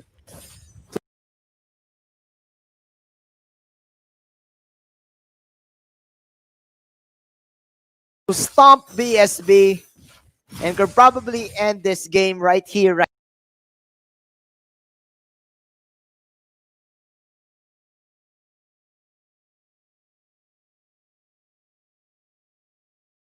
now. Mm-hmm. And this is the thing about Toshi. Toshi onto the bottom lane, not really giving up a lot of those uh, not really giving up a lot of those turrets. Well, actually, they do not have a turret down onto the side of Omega here. But all of the outer turrets are down for the side of BSB. This is going to be their thing. It's bad news. It's bad news, guys. Really bad news. Yeah. BSB, this Harriet, they did not play with the tempo lead that they have. They were playing it safe once again. And I think this is the main dilemma of BSB. Mm-hmm. Of really playing it safe.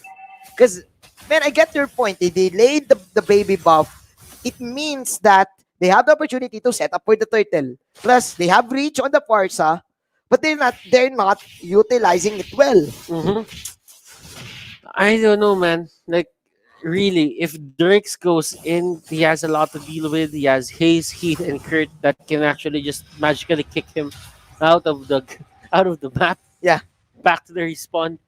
And if you're Dirks right now, you should be very careful because the thing is, Mountain Shocker and that feathered airstrike won't really, treat you well. Yeah. But still, man, I'm kind of disappointed because they have the lead, but they're not playing it aggressively. Because you know what? I don't know. For sure, these guys have been practicing, but I think they're a little bit intimidated with Omega's movements, especially with Hayes on the Sparsa, and especially with the GZ landing the vision. Because Anna getting an early immortality, it means that it's go time. Drix getting purple and reds, it's go time, just like this. For example, that is the best disengage that you can do to deal with Hayes. Overstaying is welcome in the mid lane, and that was a huge pick off for BSB, right? Finally, they got what they wanted. That cap one go for a pick paid off. But the thing is, if they want to win this, it should be consecutive. Yeah. It should be consecutive pick-offs on the Farsa. Not only one pick-off, because right now, yes, BSB got that kill, but in terms of the map, they're not really getting it back right now. Yes. Look at how spread Omega is into the map, and they're not really punishing it. Yeah. Plus, they lack the experience and the items too. That's why they can't really go in. It's too late for Team BSB to go and just deal more damage because Omega right now they will now secure this Lord. Jeezy is now at level 15. Anna comes in with the last insanity. Nice searing torrent to just push back Omega. But Team Omega, the plan here is they will just wait for the Lord. And then, it's go time. Let's have dinner. Let's have dinner, indeed. Well, it's still 5 though. Yeah. So Early dinner. early dinner, Early dinner. probably an early dinner. Yeah. So imagine if you would look at it right now, 6 turrets onto the side of Omega, and they catch out Heat. That's not really the best target for you. Yeah. So I understand the non-committal here for that ultimate, because they Kappa knows that the only target that matters right now is going to be Hayes. Yeah. Hayes and Hachizi.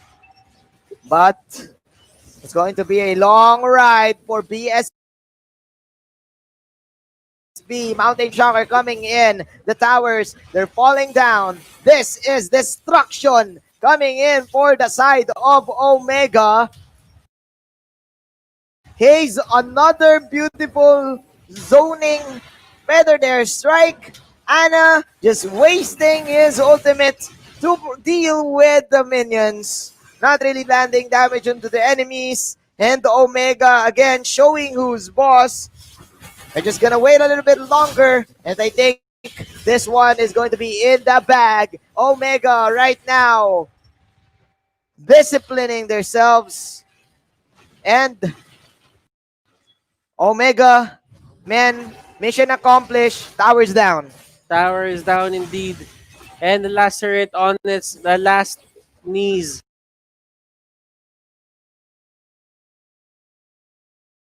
On bended knees, ladies and gentlemen. And it goes down. The base is the only one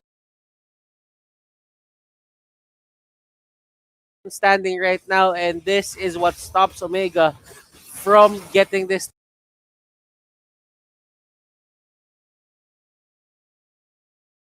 2-0. Will they take it down? That is the question. Kapwan here catches Curtsy. There you go. Nice pickoff coming in for the side of Omega, but sorry, for the side of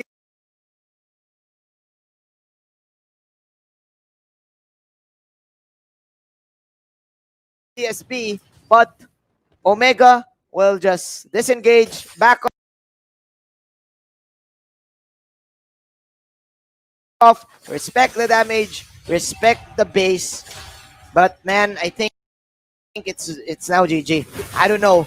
The only way for Omega to lose this is for them to make a mistake, and you don't want that And situation. You do not want that to happen, especially when you're this ahead in the game. 87 seconds for the next Lord. I think that the Omega here will just wait for that and just try to win the game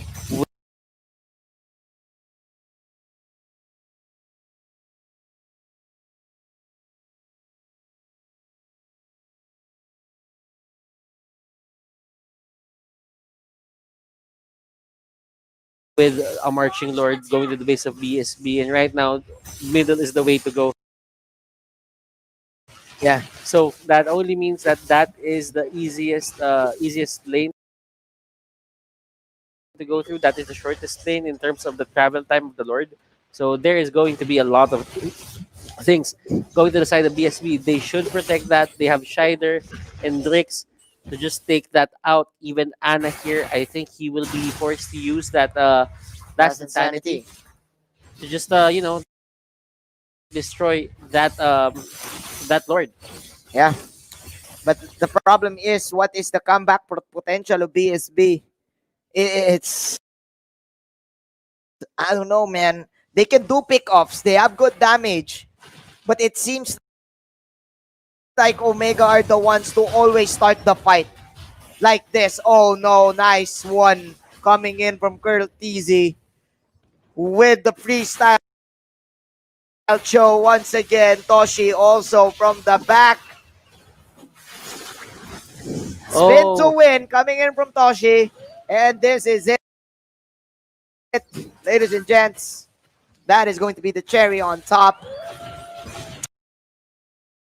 Omega getting this victory and stopping the momentum of BSB, showing everyone that Omega is still a team and still a consistent threat. OMG, as their team tag says, they shock everyone as they take a 2-0 against BSB. We thought that BSB had good footing coming into this game or this series, but Omega just proved us wrong. Hajizi is back. But man, I think it's all about the draft. The Farsa pick was so great for Team Omega. Outstanding zoning from Hayes himself. The main guy for Team Omega. There are a lot of things that happen in that game. You really have to give it up to BSB. They put Omega in a spot where they could not really take the turtle early because Haji didn't have the blue buff. But then again, they did not convert that. They did not try to get that turtle. They did not fight for it in any Yeah. way. Probably because of the traps Yeah. and because of the vision game that Team Omega has. Again, like what you said, they won the draft in the first phase of the draft. That's it. With the Cho and the Farsa. And after that, it just went all the way, right? It's all about the Farsa. It's all about the Farsa. The question is it also the main reason of our analyst, our resident analyst? Rackhart, can you dissect that game for us? Thank you so much, casters. And that's a 2-0 close for Omega against BSB. Napakalinis. With these guys obviously playing a very low kill game. Ito yung low kills and low tempo game. Pero it was effective. It was surgical. And it did the job. Let's head into the post-game analysis with the itemization. Busog na busog si Kuya Toshi. Full items at yung gold lead niya. Lumamang na siya. Lumamang na siya kay Boss GZ. Ganong kalupit ang balmo ni Toshi. Nagulat ako nung mga 10 minutes yata or something. Gulat ako, uy, ba't bumili ng brute force breastplate to? Pang-5 item na pala niya yon. And ganon kabilis, ganon kabangis ang galawan Kuya Toshi in this game. Very, very well deserved yung matchup niya kanina in the head-to-head. And I would say that the items wise, humahabol naman ng konti yung BSB. You could see at the later parts, they were able to pull off a pick or two, which means hindi sila sobrang baog.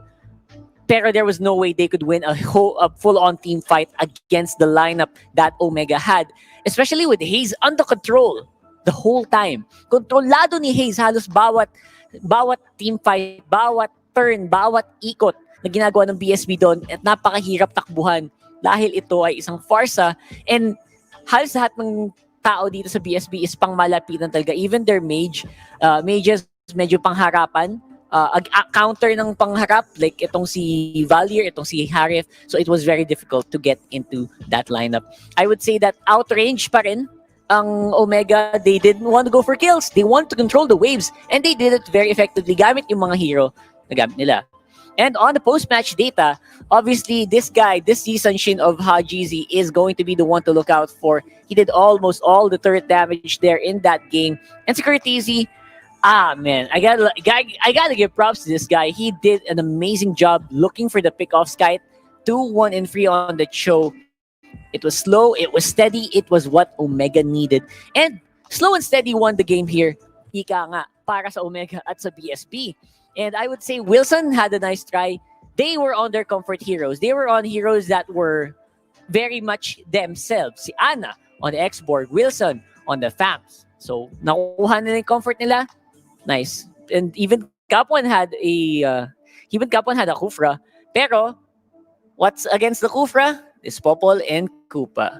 So, it's very difficult for Hakapan to look for a setup when there was always the Koopa hunting him down, kinakagat, nilalock down at walang magawa kahit mag-bouncing ball ka dyan. Ano, aso yan. What you gonna do, boy? Makakagating ka lang yan, habulin ka lang yan. Oo nga, no, aso naghahabol ng bola yun, no? Huh, interesting. Okay, let's go ahead and get into the next one here. Our official tournament telco partner, Smart Highlights.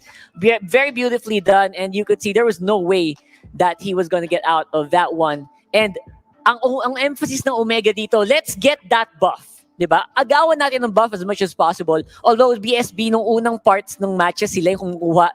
Nung tumagal-tagal sila naman ang ninanakawan. And ito yung sabi ko, hindi sa sobrang bao, hindi sa sobrang iwan. They were able to get some pick-offs, pero the moment na nahuli na si Drix, goodbye, Philippines. And napakasakit ng mga flame shot from Hayes obviously is going to be the key to secure those matches for Omega. And as I said, slow and steady won the game. Surgical precision, not many kills, but a lot of fun para sa game na to. Our MVP is going to be Hajizi, still on that Yisan Shin.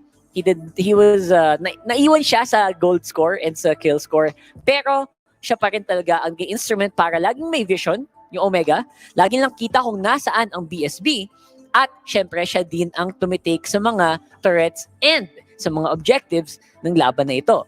And that is something that hindi mo talaga matatawaran ang galing ng galawan here for Omega. Curtizy is going to be the one that we will definitely talk to later on. So abangan natin yun.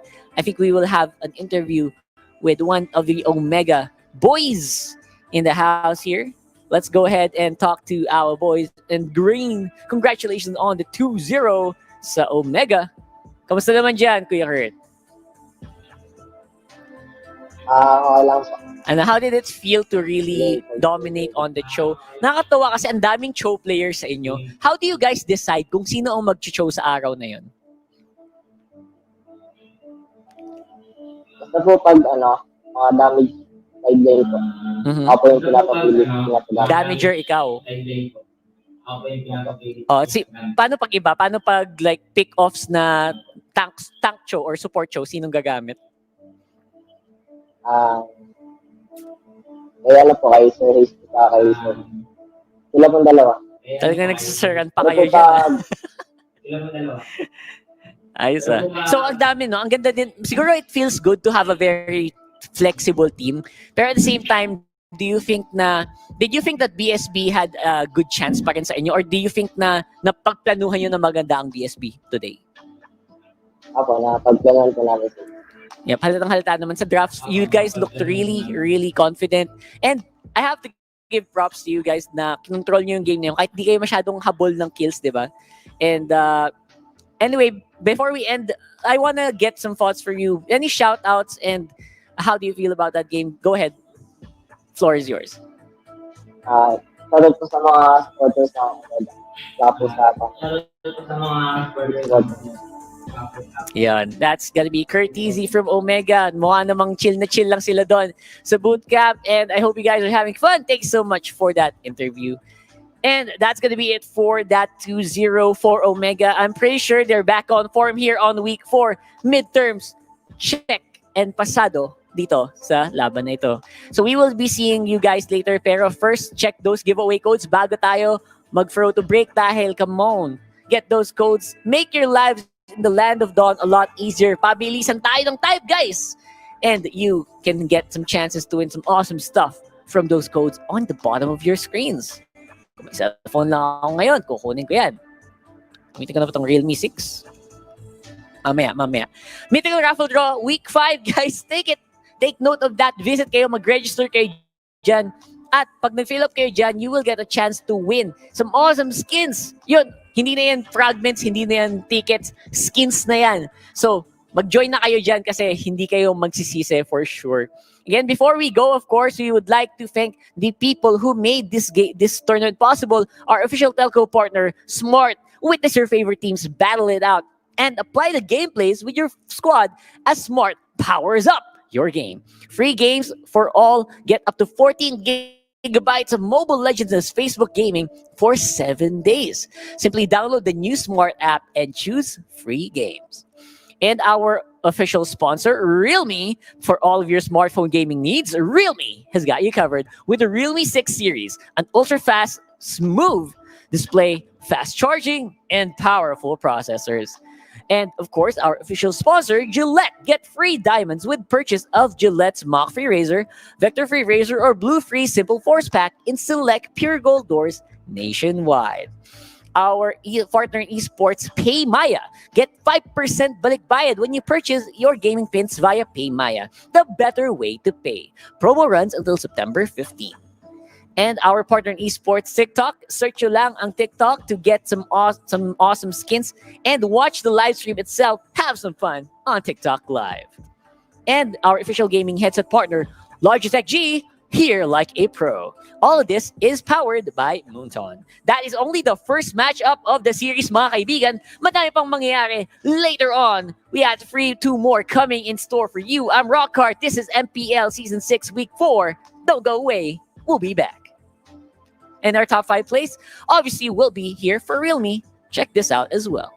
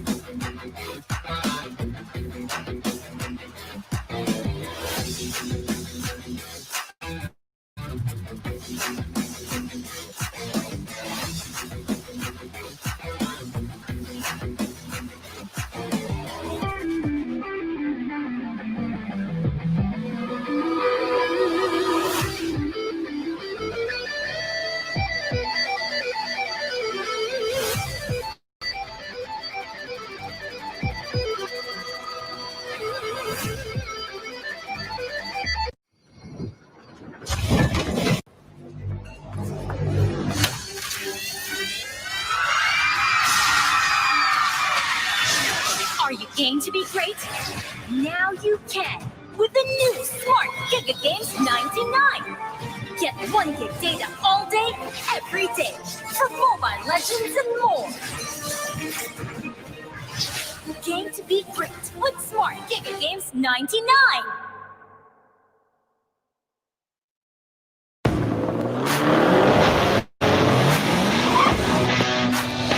The way you live your life depends on the network you choose.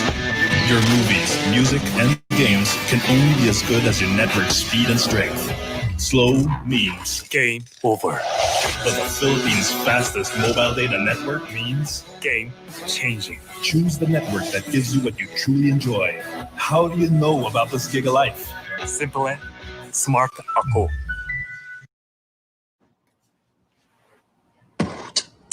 When uncertainty is our reality, we rise above with the things that matter. Gigify happiness. Gigify love. Gigify friendship. Gigify dreams. Gigify hope. With smart Giga music, video, games, work, and stories, we let our passions run free in the new world we face together. Smart, live Giga.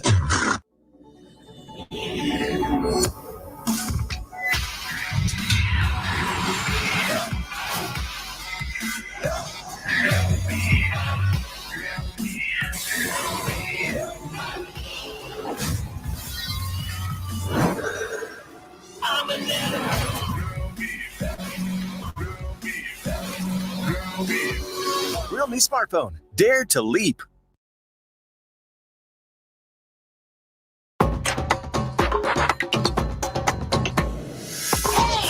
Watch me, feel me,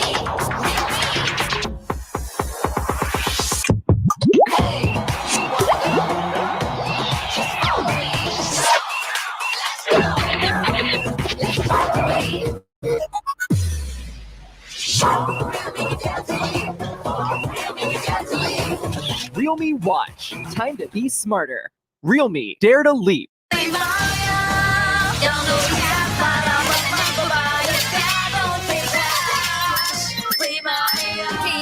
Don't pay cash. Pay Maya. Para may balik kaya ka.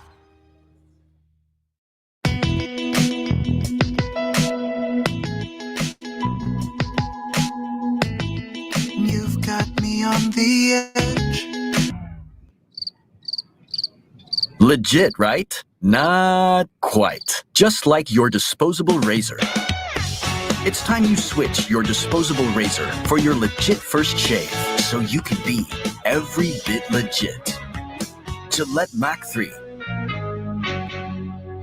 For a closer shave, less irritation, switch to Gillette Mac 3.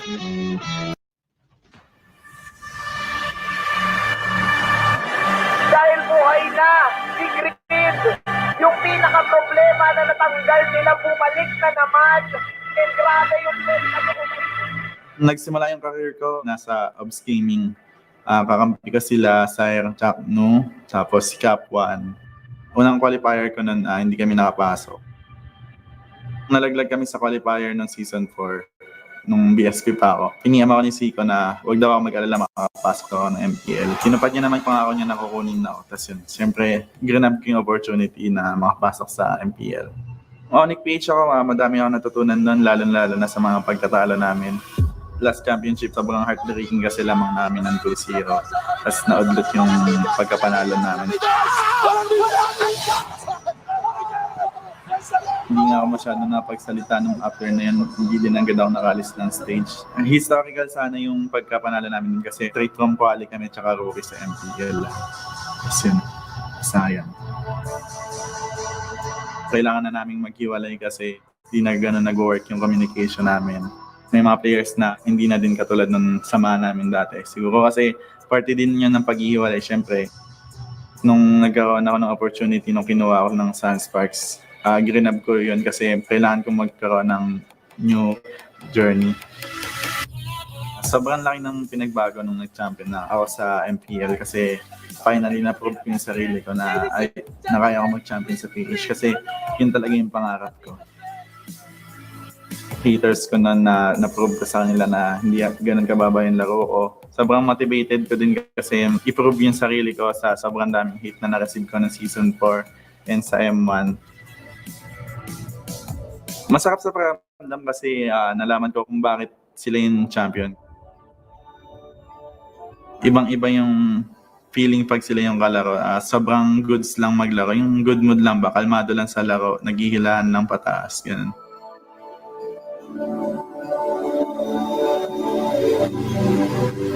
Ngayon naglo-look forward ako na mag-champion sa ibang bansa. Yun naman yung tinataha ko ngayon na goal. Dito ko natutunan maging kalmado. Especially kasi yun yung naturo sa akin ng mga ka-teammates ko sa Aura PH. Hindi lang pala siya basta game. Nabibuild din dito yung kumpiyansa mo, yung attitude mo. Lahat ng positive pwede mong matutunan din para sa Mobile Legends. Welcome to Mobile Legends!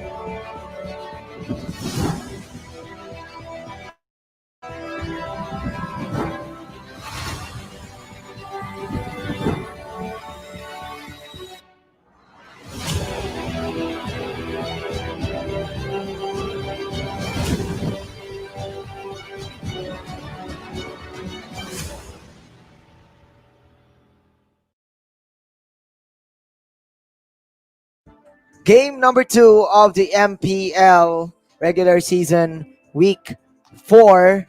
Of course, it is coming your way. We are still your shoutcasters. My name is Manjin Paldas, and I am with my analyst, Butters, Aura PH, versus Blue Fire.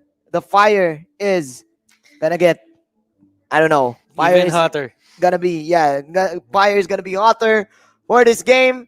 The champions versus the underdogs. But before we start, Butters, we would like to thank first our official tournament telco partner, Smart. Witness your favorite teams battle it out and apply the game plays with your squad as Smart powers up your game with free games for all. Get up to 14 gig of Mobile Legends and Facebook Gaming for 7 days. Just simply download the new Smart app and choose free games. Official sponsor, we have Realme. For all your smartphone gaming needs, Realme has got you covered with the Realme 6 series. With an ultra smooth, fast display, fast charging, and powerful processors. There you go. And of course, our official sponsor, Gillette. Get free diamonds with your purchase of Gillette's Mac 3 Razor, Vector 3 Razor, or Blue 3 Simple Force Pack in select Pure Gold doors nationwide. We do have our partner in esports, Paymaya. Get 5% balikbayad when you purchase your gaming pins via Paymaya, the better way to pay. Promo runs until September 15. And we do have our other partner in esports. It's going to be TikTok. Search TikTok on search MLBB on TikTok and watch legendary videos. Again, search MLBB or Mobile Legends on TikTok to watch legendary videos. We have our official Gaming headset partner, Logitech G. Here like a pro and powered by Moonton. There you go. If we're hype, you guys should be hype as well because the defending champions are now in the house against a team, Butters, who is still having problems in getting back to their groove, in getting victories. Team Blue Fire. This is heaven and hell in terms of Group A. Heaven is on Aura's side because they are on the top of the leaderboards. For the side of Blue Fire, not looking good with just 1 point up there, Steve. Yeah, you know what? I've been talking to Secret, the team captain of Blue Fire, and it seems like they're having problems outside of the game due to miscommunication and probably technical issues on their side, on their boot camp, even with the chemistry that they have. But then again, like what you've said, on the Heaven side, Aura PH not having the best start in the season, but they clearly adjusted in week number 3. Can we see another historic play coming in from this squad? There is this thing about Blue Fire that you really want them to win. I mean, it's a Filipino thing, I think. I think. Yeah, you want to go with the underdogs. You want to go with the underdogs, and that's how the Filipino. I don't know if it works for other countries as well, but you just put it in the chat. But yeah, Blue Fire, everyone just wants them to win right now, and Aura PH, I don't really think they're gonna make that easy. That is the story. But first, let us meet Team Aura PH. Napakamasayahin kaya nahawa ako sa kanya. Kasi siya yung taong sobrang masayahin na parang kahit talo kayo, di kayo mababad trip kasi siya yung parang nagpapasaya sa team. Alam kong may potential sa closing na to. Siya yung laging nagpo-point out ng mga errors ko, kaya lagi ako nag-i-improve. Consistent siyang maglaro at saka pa-improve ng pa-improve. Unang ginagawa ko is nagiging seryoso ako. Kasi pag hindi ko pinakita sa kanilang seryoso, hindi nila seseryosohin yung usapan. Plus kung sabihin sa kanila is, okay lang matalo, nang matalo, kahit sandaang beses pa yan. Basta importante nag-i-improve ka. Bago pa lang ako pero sisiguraduhin ko na magiging memorable sa akin tong season 6. I'm sorry about that. That is Team Blu Fire. I mean, the guys who are in the bottom of the pit. Secret, Chu, Unseen, Kripzu, Fuzaken, and Limbs. They've been trying something out, even pulling off a Kimi strategy. But man, it's such a great wall to climb. Still a great wall to climb, I mean, for these guys. And especially that they're up against the defending champions. You know what? You really have to give it up for these guys because they're still playing, they're still trying to go for it, and you know that they're giving it their best when they're going into the MPL. But the thing is, Blu Fire here, it's not really working for them. I talked to them last time, and I asked them, "Why is your name Blu Fire when the fire isn't even blue on your jersey?" and they just said, because Blue Fire is actually hotter than Red Fire. Yeah, and that's I think that doesn't answer the question. Well, yeah, but Right? still, it actually makes me think: is the fire inside them right now burning hotter than Aura Fire? Yeah, 'cause you're definitely right, man. Speaking of Aura Fire, man, these guys, I think Blue Fire is also aware that they're up against a Titan right now. Let us meet Aura.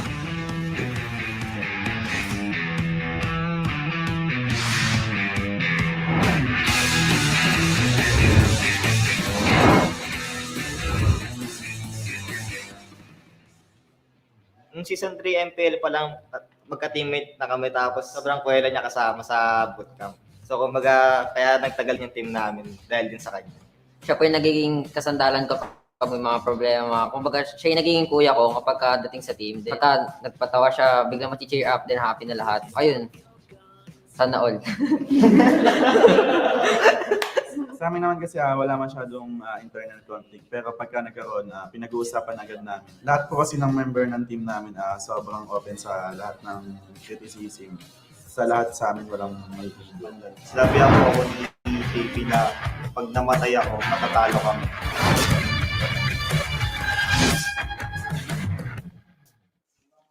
They are open to all of their criticisms, and they are willing to defend the championship belt. Aura PH, Represha, KLBJ, Kiluash, Greed, and JP and Renjo. They adjusted their lineup, putting Renjo on the main 5 and putting the king, KLBJ, on the 6th man position. But Butters, they are still dominant, especially JP, showing us how to be a championship carry. Yeah, there are a lot of things going on for RPH right now, and considering the fact that they lost some of their games, and historically RPH isn't really that team who just breezes through everyone. Yeah, they have problems. They face it together, and I think the one thing that separates this team, aside from the back-to-back championship, from other teams, is the fact that they actually treat each other like brothers. Real brothers. Some of the teams will actually tell you, well, in our team we're a family, but sometimes when they have problems, it doesn't really show. Yeah. But for them, when they have problems and they tell you that they're brothers, you can feel the brotherhood. Yeah. Running in RFI. You can feel in the way they play. If someone makes a mistake, It's okay because someone will adjust to fix that mistake. And that's probably one of the main strengths of Aura PH. We've seen it time and time again. Ever since they were Sun Sparks, the as one movement, the Anselm movement for Team Aura PH. The question this time is, will they stick to the game plan of having Renjo on the main 5? Plus, mind you, Butters, the Team Blue Fire, they're still not activating one of Aura's teammates past Season 4, Fuzakin. Yeah. I just feel that Fuzakin here will be a great addition to whatever it is Blue Fire is doing. I mean, if he's going to play right now, there are some changes that I think that Blue Fire found out, and they're trying to put theory into practice here onto their side. But I have a bit of a fun fact for you.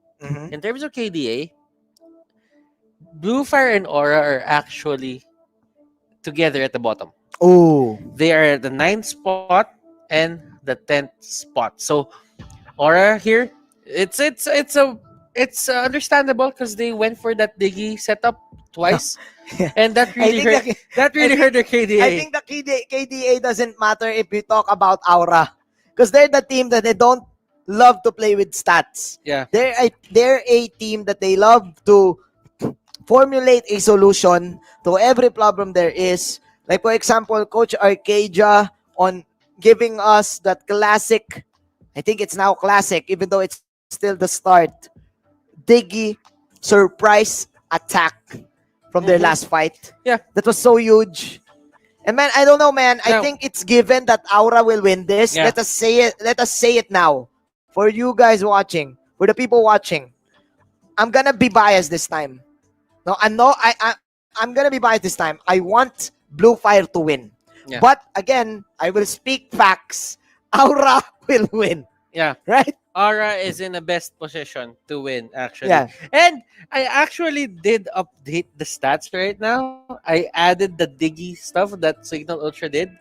And they're actually the 3rd lowest in terms of KDA. So it's going to be Blue Fire on the bottom. It's going to be Cignal Ultra and then RPH. Wow. It's the Diggy. It doesn't matter. Doesn't it's matter. the Diggy. There you go. Player head-to-head is going to be both of the tank supports, Kripsu and Raflesha. So,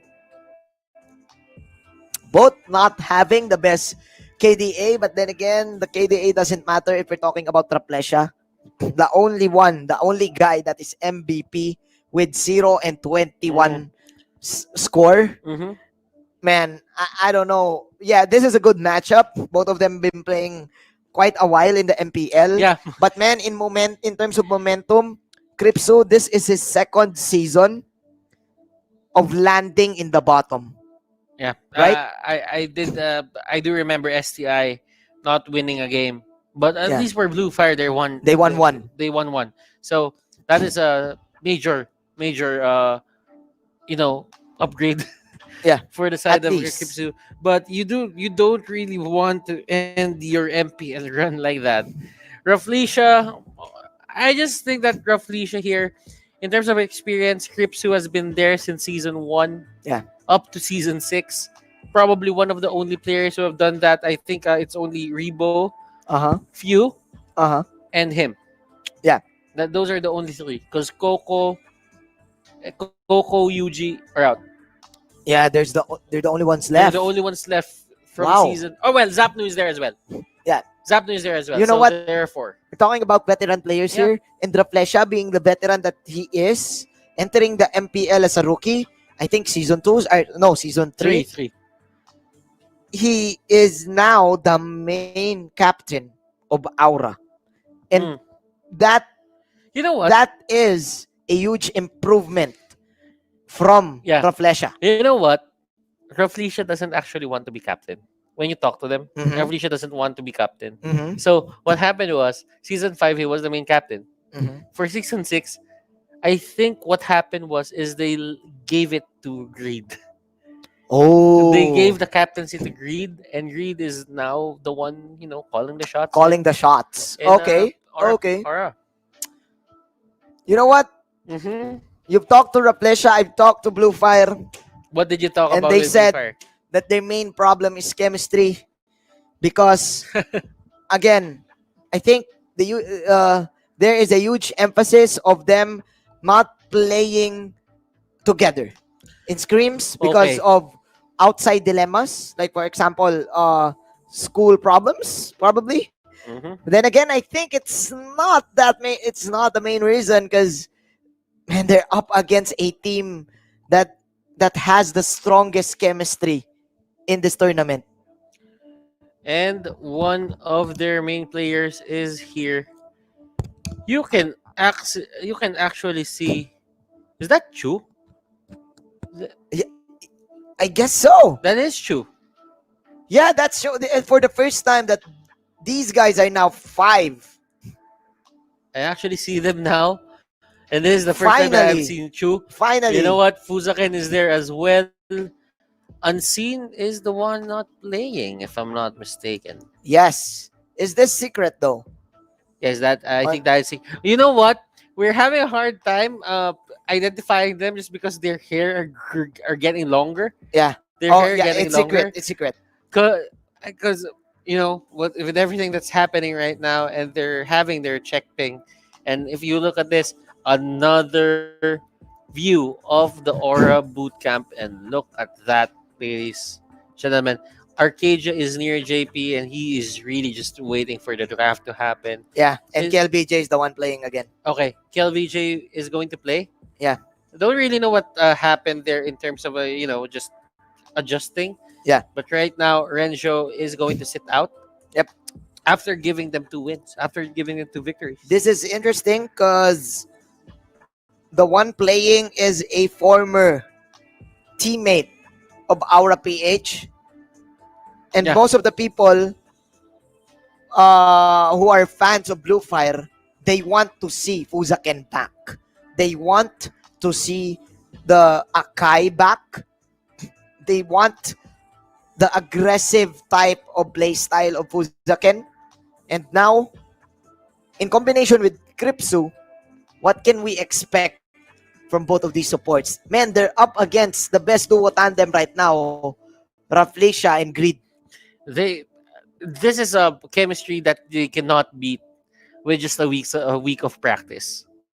Yeah. So right now, Blue Fire, if they want to beat the duo connection here of Raflesia and Greed, they have to pull up American.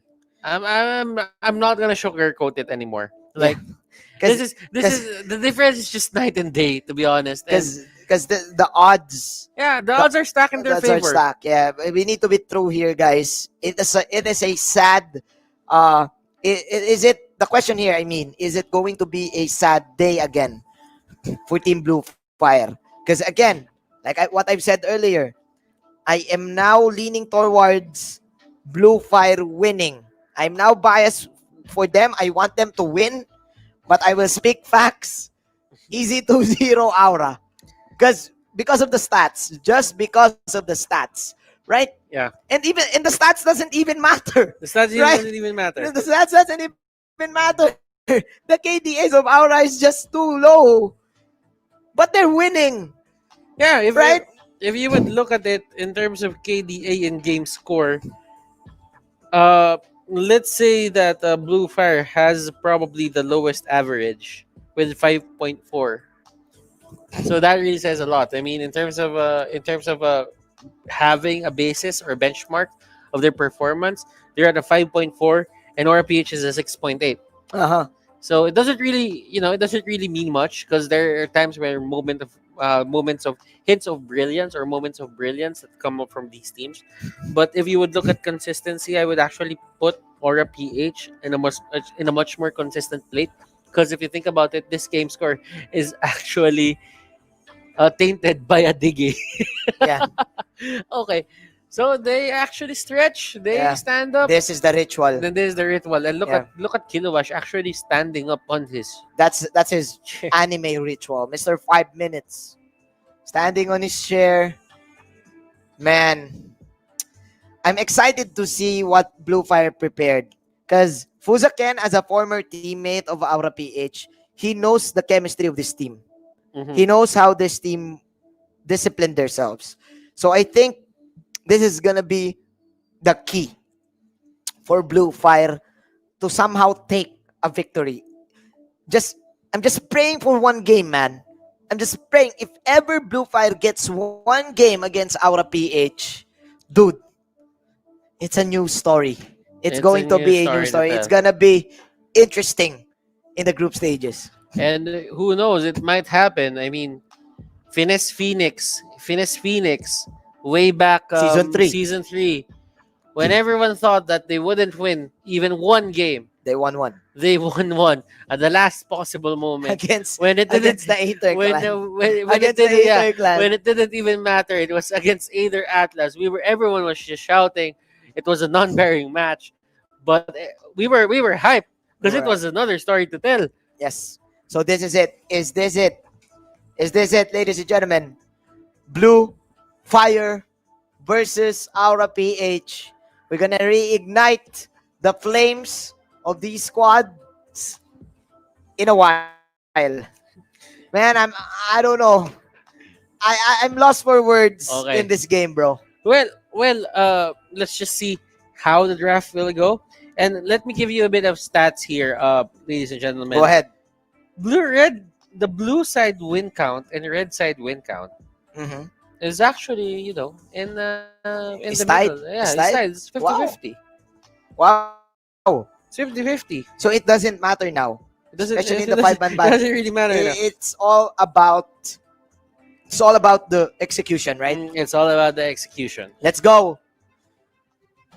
Ladies and gentlemen, game number 1, Blue Fire versus Aura PH. Is this the series right now for Blue Fire? Is this their time to get that victory that they wanted? Mhm. They've been dreaming of this day. Let's see if they can make it. Kufra and Selena for Blue Fire, respecting Raflesia and respecting Greed. Yeah. To be honest, there is a bit of a thing about Kufra not really winning a lot of games. Like there is more losses on a Kufra rather than wins. But in terms of banning, he's been banned almost 28 times. Mm-hmm. So it the- just goes to show that the Kufra is still a threat. It's even though it's losing. Even though it's losing. It's an easy hero to pick up. Like it's straightforward. Like Manjin, if you're gonna play a Kimi, what do? You push. You just go in and attack. You just push. You attack. You get away, and you try to snipe people. Yeah. And that's how simple Kimi is. Yeah. But before the equivalent is going to be Kufra, because Kufra goes in, Kufra controls, and Kufra just hugs everyone, and that is not a complex formula to actually get. Yeah. So still Blue Fire respecting the heroes of Aura PH.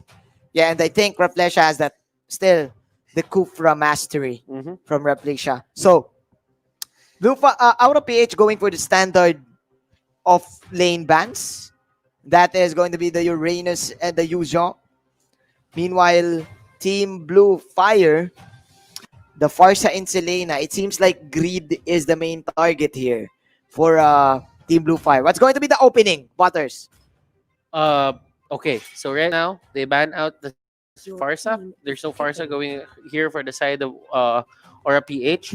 So I guess Khalid is one of the picks that they can go for here first. Blue Fire has been playing a lot of Khalid, to be honest.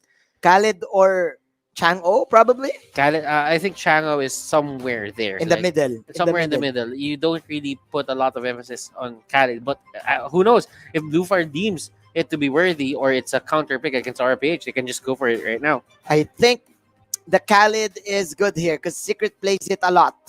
Let's see. Is it going to be a fighter off lane or is Blue Fire going for the supports? Well, they can, and Blue Fire, what are they gonna go for? That They're is taking the their question. time, bro. They're taking their time. They're really taking their time. Who is it? Khalid. Okay. It's going to be Khalid, and Khalid has been has more losses than wins, and Hilda plus the Cho. And it's one of the picks that you would really expect to come out from Aura PH, given that they like to push their luck and become very aggressive into the early game. So with that, they can control a lot of the buffs that will happen, and this team knows their timings. Yeah. This Aura PH team knows their limits, so they're not gonna shy away from that. Yeah. And the question here is this a side lane Hilda or another support Hilda? Remember that Raflesha also plays the Hilda. And sometimes KLBJ plays it. So, two heroes are now flex for Team Aura PH. And it's looking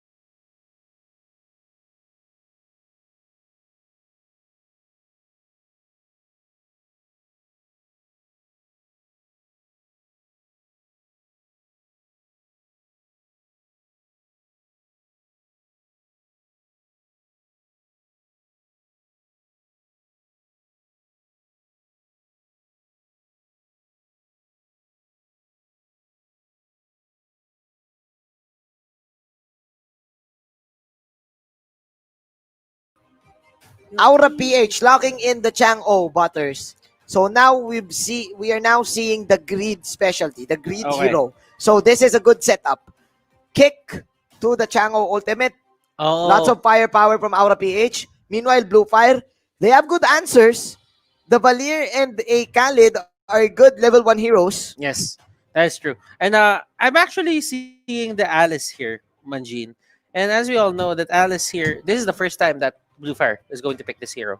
This is very interesting for me that they actually go for this. But you know what? A bit of a fun fact here, Blue Fire, the time that they won, they actually got the Hilda. So this time around, this is going to be very annoying for the side of Aura PH. And I just feel for the farming hyper carry here for the side of Blue Fire, because Chang'o and Hilda is really a pain to go up against. Yeah. But I like it. I like the Alice and the Balir and the Khalid. Even though in the late game, Aura PH has the Chang'o damage, the Alice can also put in a lot. And plus, the Valir can also transition to that late game mage. But the question here is right now, Butters, what's going to be the carry? Aura PH, this is the first time that they're going to pick a Chang'o. Team is banning. Yeah. Wow. In terms of stats, it shows that this is the first time that they actually picked the Chang'o. So, this is something new. I mean, I get it because they actually prioritize the Kagura more. Yeah, Kagura a lot. So they're trying to adapt. By the way, this Chang'o is still a flex pick. Yeah, that's because true. we're seeing teams right now who puts the Chang'o to the side lane. Plus this Cho. The 3 heroes right now from Aura PH are flex picks. You're not sure who's gonna be the support, who's gonna be the offlaner. This is so smart for Aura PH. And there's a reason why they banned out a Lolita, man. It seems like they're leaning towards this Chang'o damage. Okay. It's going to be a Lance onto the side of Aura PH. And I know that they actually prioritize the Ling more than the Lance, but this is the second time that they're gonna pick the Lance here. So they won the first one. They won the first pick of Lance. Right now they're just gonna go for it, and you don't really see this. I mean, RPH, they like to stick with their big guns. If they can choose it, they're gonna be comfortable with it. They just go for it. Yeah, and JP is the main carrier of those kinds of heroes that can go in and out. The Claude, the Lancelot, and the Ling. I agree with you. So now, Blue Fire. Butters, I think it's time for us to predict this because the only remaining heroes are the Ling, the Claude, the Harit. Oh. The Ling and a Kai. The Fuzaken specialty is back. And it's going to be Crypt who's going to play the Valor. Do you like it? Do you like I like it? it. I like it. But is it enough though? I Because mean, I don't like the Alice and the Akai combination. yeah, Especially if you're not beside a wall. yeah. If you're not utilizing the Akai stun, the Alice ultimate doesn't matter. Let me expound on let me expound on that further. That is a very good point, Manjeet. If you think about it, what's ladies and gentlemen, for those viewers who are watching at home, what is the thing about Akai that makes him good right now? It's the zoning capability. It's how you isolate people. It's how you take out people and you push them away from your course. Yeah. But if you're gonna go for an Alice, then that only means you want them to be in one space at the same time. So it's Yeah. counterintuitive. Yep. But yeah, I mean they can make this. Ah. They can still make this work. I mean, if they're beside the wall, that's going to be great. But Balmond here for Aura PH, they actually lost more Balmond games rather than winning. Their Balmond Aura PH, it has a 33.33 win rate, and that is one hell of a risk here for the side of Aura PH. But knowing them, they have something in mind. But for the side of Blue Fire here, I'm actually seeing Fuza can play again. This is very exciting, and Yeah. let's see You what know- this championship player can do. You know what? I think they picked the Balmond because there's a Khalid. That is the main reason why you will pick that. And I think Aura PH, they know what they're doing. They, even though the Balmond is at low win rate, it's still a good matchup. You know, you would still pick it. And we're still at the middle of MPL. So I think, again, like what we said earlier, the stats doesn't matter for Aura PH. We don't care about if we lose it, if we lose the stat game. It doesn't matter. The only reason why we're here is we want to defend our championship and we want that championship reign. Yeah. I mean, the storyline right now for our PH for our whole season is really just going to be it's building a dynasty. The dynasty. This is the dynasty of Aura PH. If There they you go. can do this once again, they can be the champion. MPL, first time they won MPL, they showed it like this is their home. Yeah. Second time they won it, this is an empire. Yeah. This is the Aura. This is the Sunsparks empire. But for the third one, if they win this again, it's going to be a dynasty.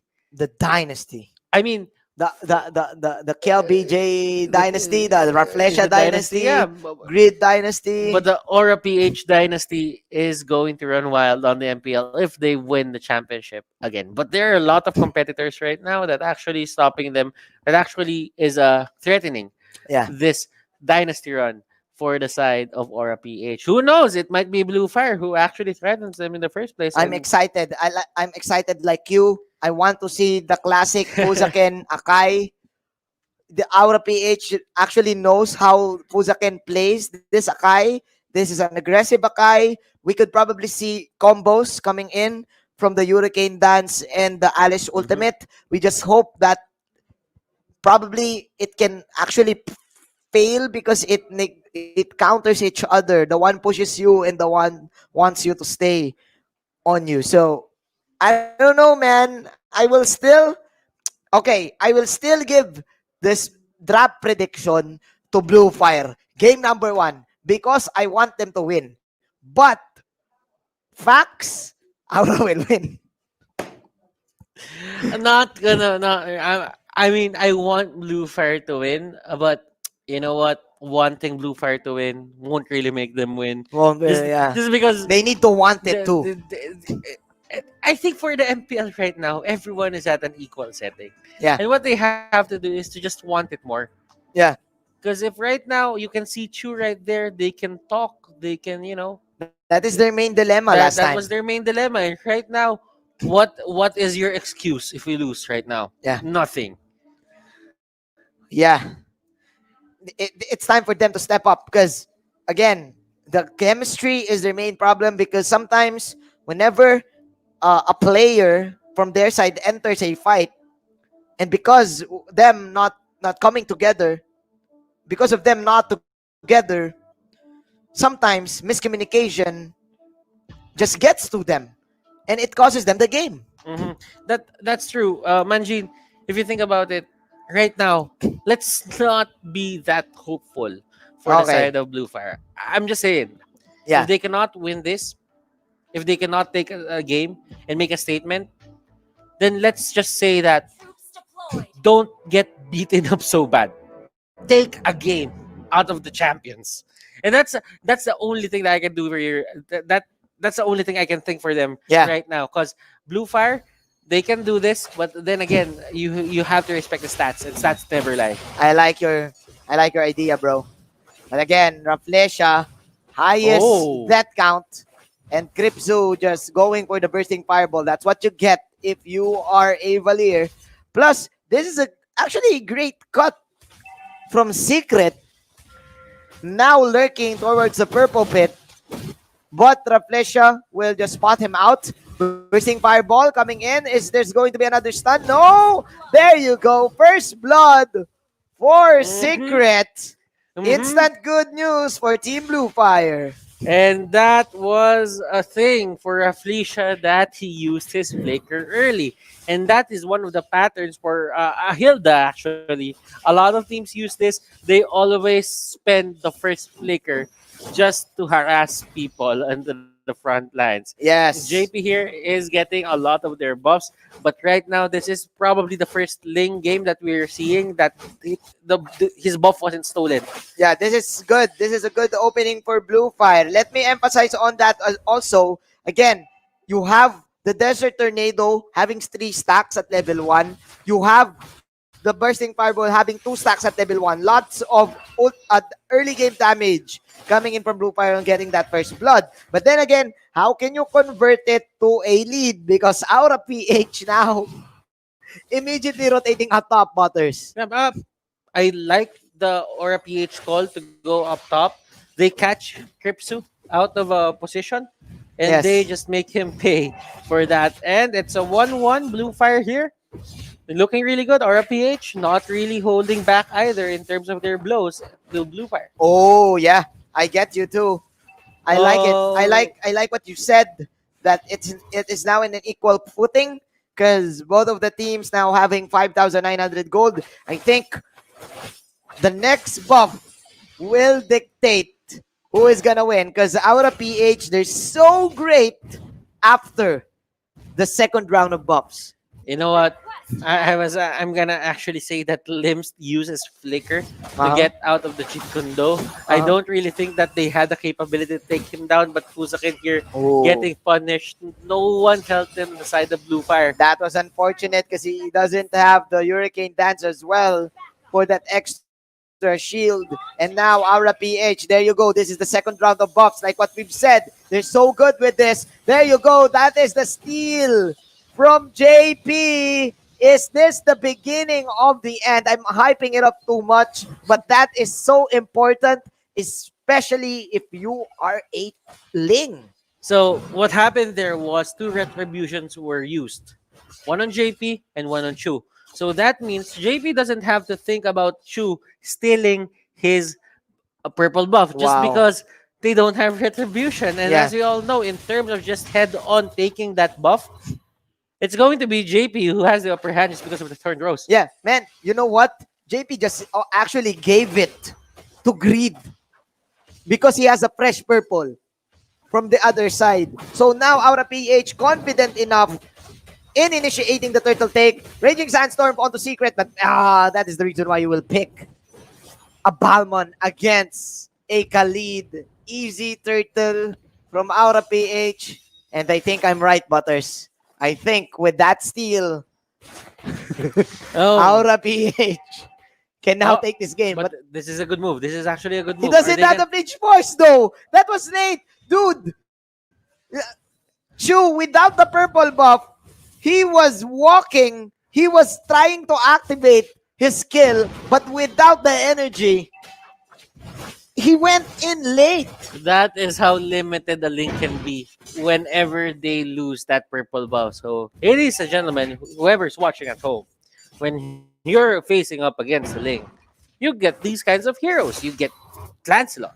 Yeah. Those heroes that can invade well, even Raflesia on that Hilda, it makes all the difference for a Ling. And we're seeing here that Ling has been high on the leaderboards or on the win rate, but right now he's not really getting anything just because these players, they learn how to deal with him fast. Yeah.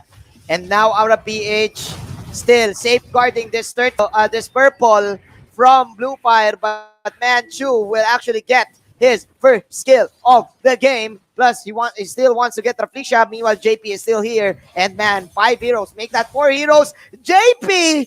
Did he just... Yes, he did. Oh! You don't have to be surprised. That is JP. 1-on-4, ladies and gents, boys and girls. This is the championship carry that we're talking about. Look at the Gillette instant replay. And JP. He actually shaved the day. And this is brought to you by Gillette.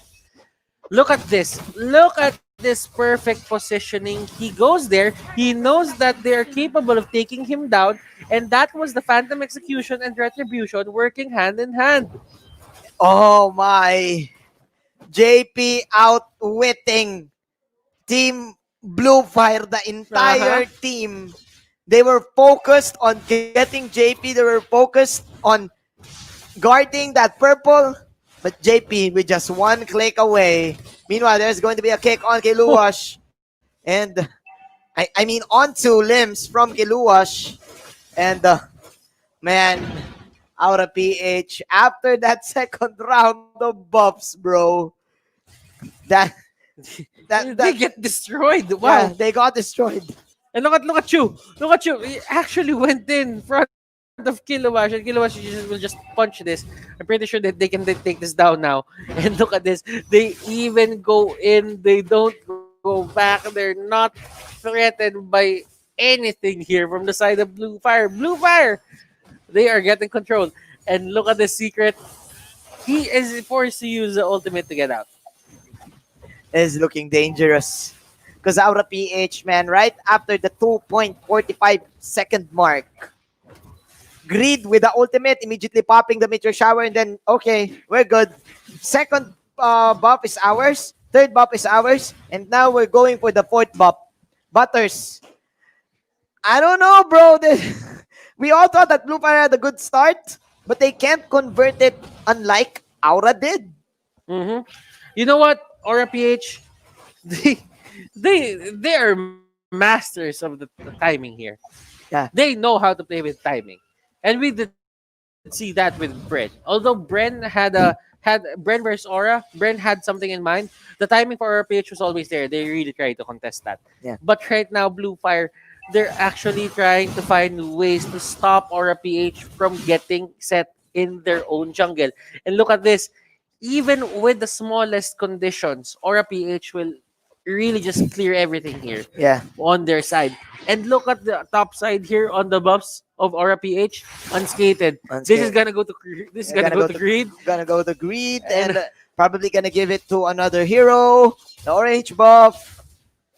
Oh my god. Total dominance from your champions.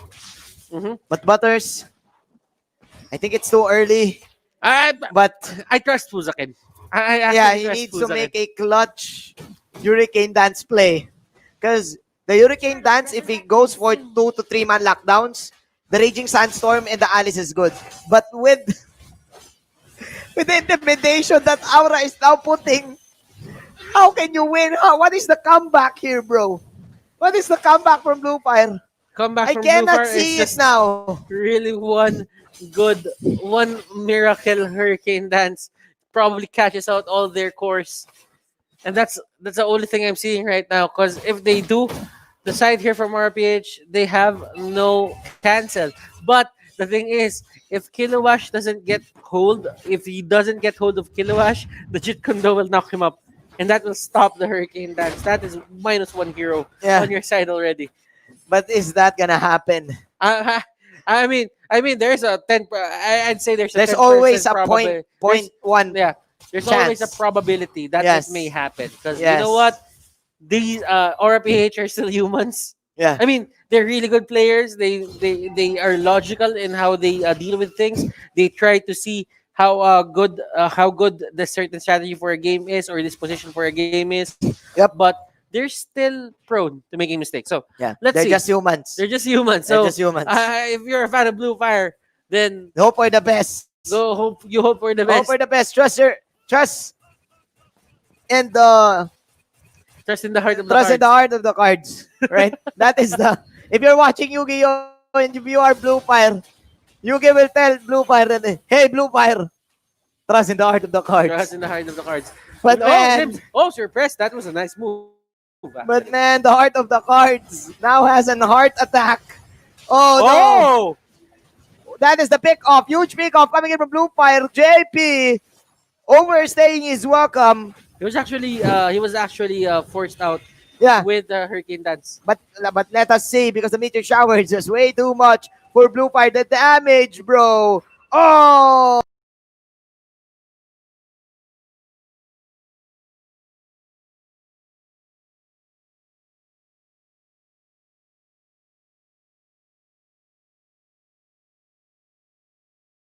Huge.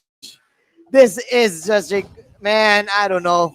Huge predicament from Blue Fire to have two. Okay, outplay, but is it enough though? 0 that's on Ling. It's really hard to take down the Ling, but you know what? When a team knows how to counter you even without taking you down, that's the time where you actually think, am I really a non-factor here? Or are they just ignoring me? That's bad. That is the worst. That is the worst feeling to have. Look at the damage output coming up from Greed. Yeah. And this is the power of the mystery shop. Like, you really have to look at the mystery shop here. It enables people, it enables the support to get the early pick, to get the early snowball Items. that they need Yeah. to spike, because it turns the price of a certain item to 90%. Yeah. So that means you don't have to pay for 10%. But with you know what? With Paymaya, there's actually a 5% balikbayan guarantee when you purchase gaming pins via Paymaya. So Yeah. that's a thing as well. That's the thing. That Paymaya is actually the mystery shop emblem. Yeah. Yeah. That's it. We're sorry, guys. We're just getting here because, again, this is stomp, man. Like, Blue Fire, after minute 3, all they did was defend, right? Yeah, I would give Blue Fire a bit of a major prop here. Like, we didn't expect them to actually just make it in at this point of the game. Yeah. Like holding up against Aura PH. This is a really good feat coming up from them, and I'm seeing signs of hope. Probably Yeah. game number 2, but right now they really need Aura PH to make a big mistake. If they don't make that mistake, I don't really think that there's this opening for the side of Blue Fire that they can, take advantage of and win from. And man, Raflesia boxing them out. Look at the positioning of Aura PH, man. Raflesia and Kiluwash inside the base. They're not letting them out. They're not letting him out. They're just going around and around. Blue Fire not even doing something, because they know that if they try to get Kiluwash and Raflesia, they will lose this game. I'm pretty sure that Rockhard will have a hard time later. Rockhard will have a hard time later, but who knows? Right now, they are actually going to go for the initiate, and the Limbs. You know what? They can still do this. They can. The Alice damage is good late game. The Link and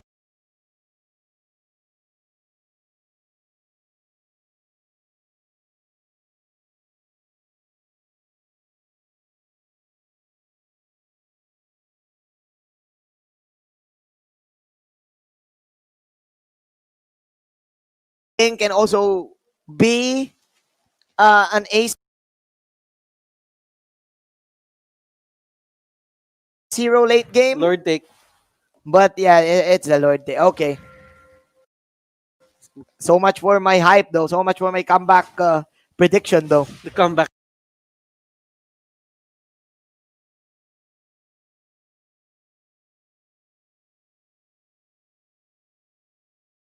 narrative. So much for the comeback narrative. Oh man, look at the angles.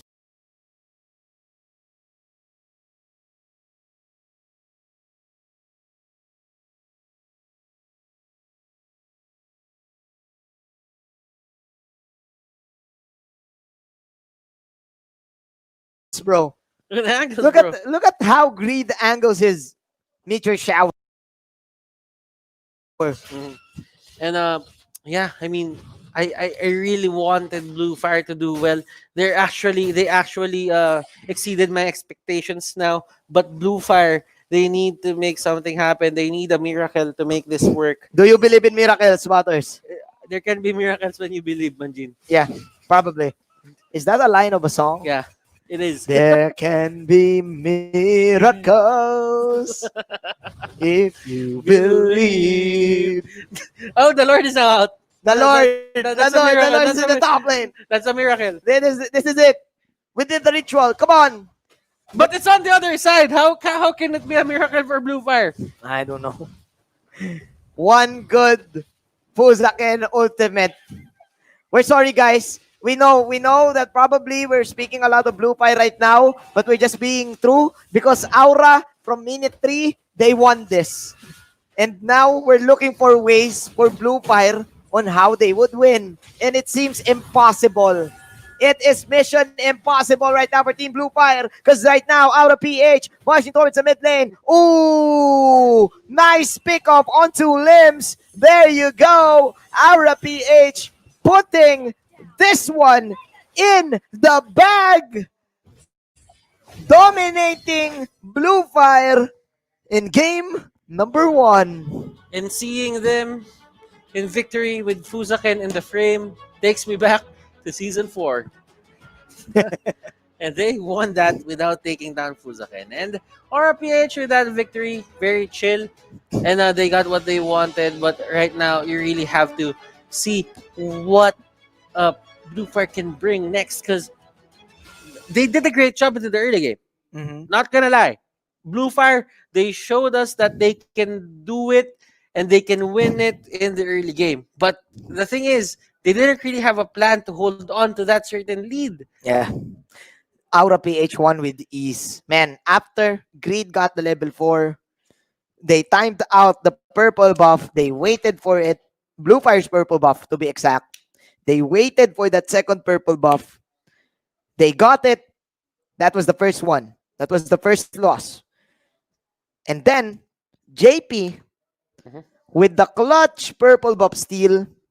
And that's murder, bro. That's that's the final blow of that game, right? It really gave them a lot to think about Blue Fire. I just hope they come back for game number 2. I hope so as well, man. I believe in miracles. Again, guys, we're not being biased. We're just speaking what we see and the truth.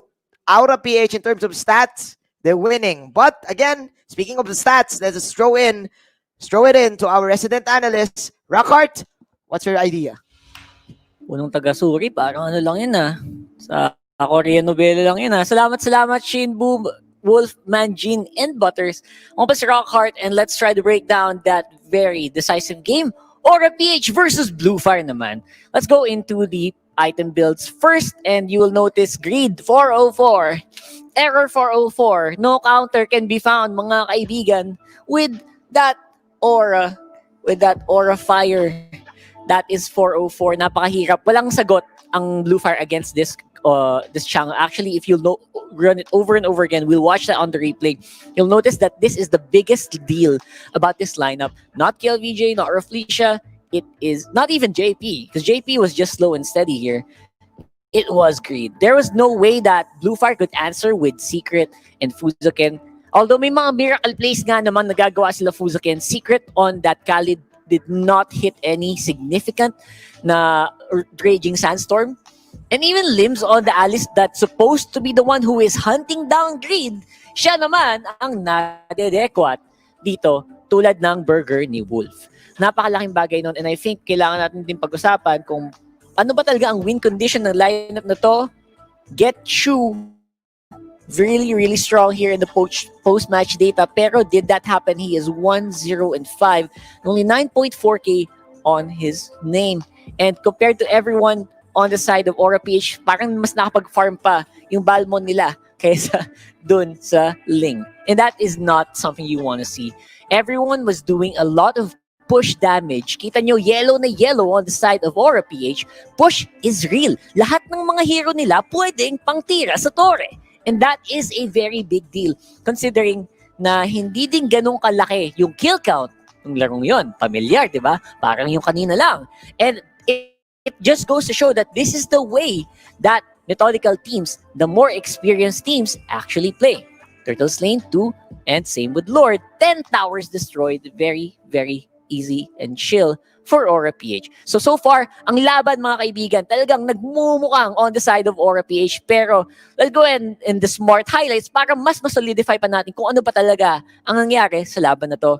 And you will definitely notice that the team fight looks good for the early game for Blu Fire. Pero, in the end, Rafflesia was the one who was controlling everything. Raging Sandstorm, pinangtatakas na lang. And si Grid, walang problema. Laging may mga Rafflesia and KLVJ sa harapan niya. There was no way that these guys could go in. Even Cripsu could not actually reach him from these distances. Even Chu, super hesitant to get into the match pagdating sa mga puntong yun. So, I think what we can do here later is going to be what we'll see next. Cancel yan. Okay. And even though in the end, they do get some advantages, and Fuzakin, todo effort talaga. Sobrang commend ako sa effort ni Fuzakin keeping this lineup together. Pero no cleanups. They could not get any good kills, and they keep going from target to target. JP stealing so many things around them alongside Grid. Hindi mo alam kung sino tatargetin mo sa lineup na ito. And on that last team fight, iniintay nila yung hero play ni Fuzakin. It did happen. They took out JP, and that was a good saving grace. Pero what happened? What did Aura do? Nag-back pa sila? Hindi. They stood near the base. They kept pushing forward with the help of the Lord. And si Grid pa rin yung lumalaban hanggang dulo doon. No one could go near Grid. And that is a very good way to utilize a Chang'e. And of course, our smart MVP for that game, walang iba kundi si Grid. Error 404. Counter could not be found for this guy here. Mr. Baloy right there on your screens. And I would say na this is the way to play. This is the way to play. Chang'e, you get two conditions like DPS lang, DPS, and just don't die. Don't die. O, pinangsusulat ko yung highlighter, di ba? Kasi mas kita eh. Hindi ko lang for some reason. And that just basically won them the game. So, that's gonna be it for our, and of course, giveaway codes. Don't forget, dahil kayo ay nanood sa ating pagsusuri. Dahil kayo nanood sa ating pagsusuri, we will be giving you guys some giveaway codes. And I would say that this is something that you can learn from. If you're Blu Fire, wala na, hindi natin ma-perfect yung exam, guys. Eh. Ano ba? Let's aim for 80, 75, no? 75 man lang. I think that's still a possibility. Getting a 75 here would still be something. Pero, ika nga nila, binuksan mo yung exam mo, parang, umilaw eh, umilaw. May mga lights na hindi mo maintindihan kung saan galing. And that's what happens when you are absent for a majority of your term, which is pretty sad that it happened that way. So, let's go ahead and check out the giveaway codes. I think meron pa ba? Or do we throw na? Yeah, let's throw it into our casters. Let us know what's gonna happen here. In this next one, will it be a 2-0 or will Blu Fire get some of that fire back? Go ahead, casters. Well, it will be same question, Rockhart, if Blu Fire will get a little bit of flame. But I don't know. There's that last play from Fuzakin. That was probably the key for them, but I think it was too late. The Akai. Do you think that they need to change the Akai pick? Because Atlas is open, actually. A lot of these heroes, they just try to make it work, but I don't really think that they're putting the Alice on a bit of a pedestal there at that game. Because, when the time comes that Fuzakin goes in, it actually is going to be there's a little time for action on the side of Alice. Like if Alice doesn't go in at the same time, usually what happens is they do not compound with each other and everyone just gets pushed back or pushed forward, and the Alice just loses all the targets in one basket. So, you know what? Just try to be a little bit try to think about what you're gonna pick Uh-huh. for this certain setup. Because the thing about it is, you have a tank that actually spreads out people, and you have a side laner that wants them in one place. So what are you really trying to achieve at that point? Yeah, it seems like Blue Fire is somewhat confused on what type of lineup, what type of composition can they do. But I still think it's a matter of Aura PH outplaying them in the second round. Again, Aura PH, like what you've said, the timings of these guys are great. They know whenever the purple buff is up. Actually, there's an indication in the game that there's going to be a gray dot, the purple buffs, and after 15 seconds it will appear.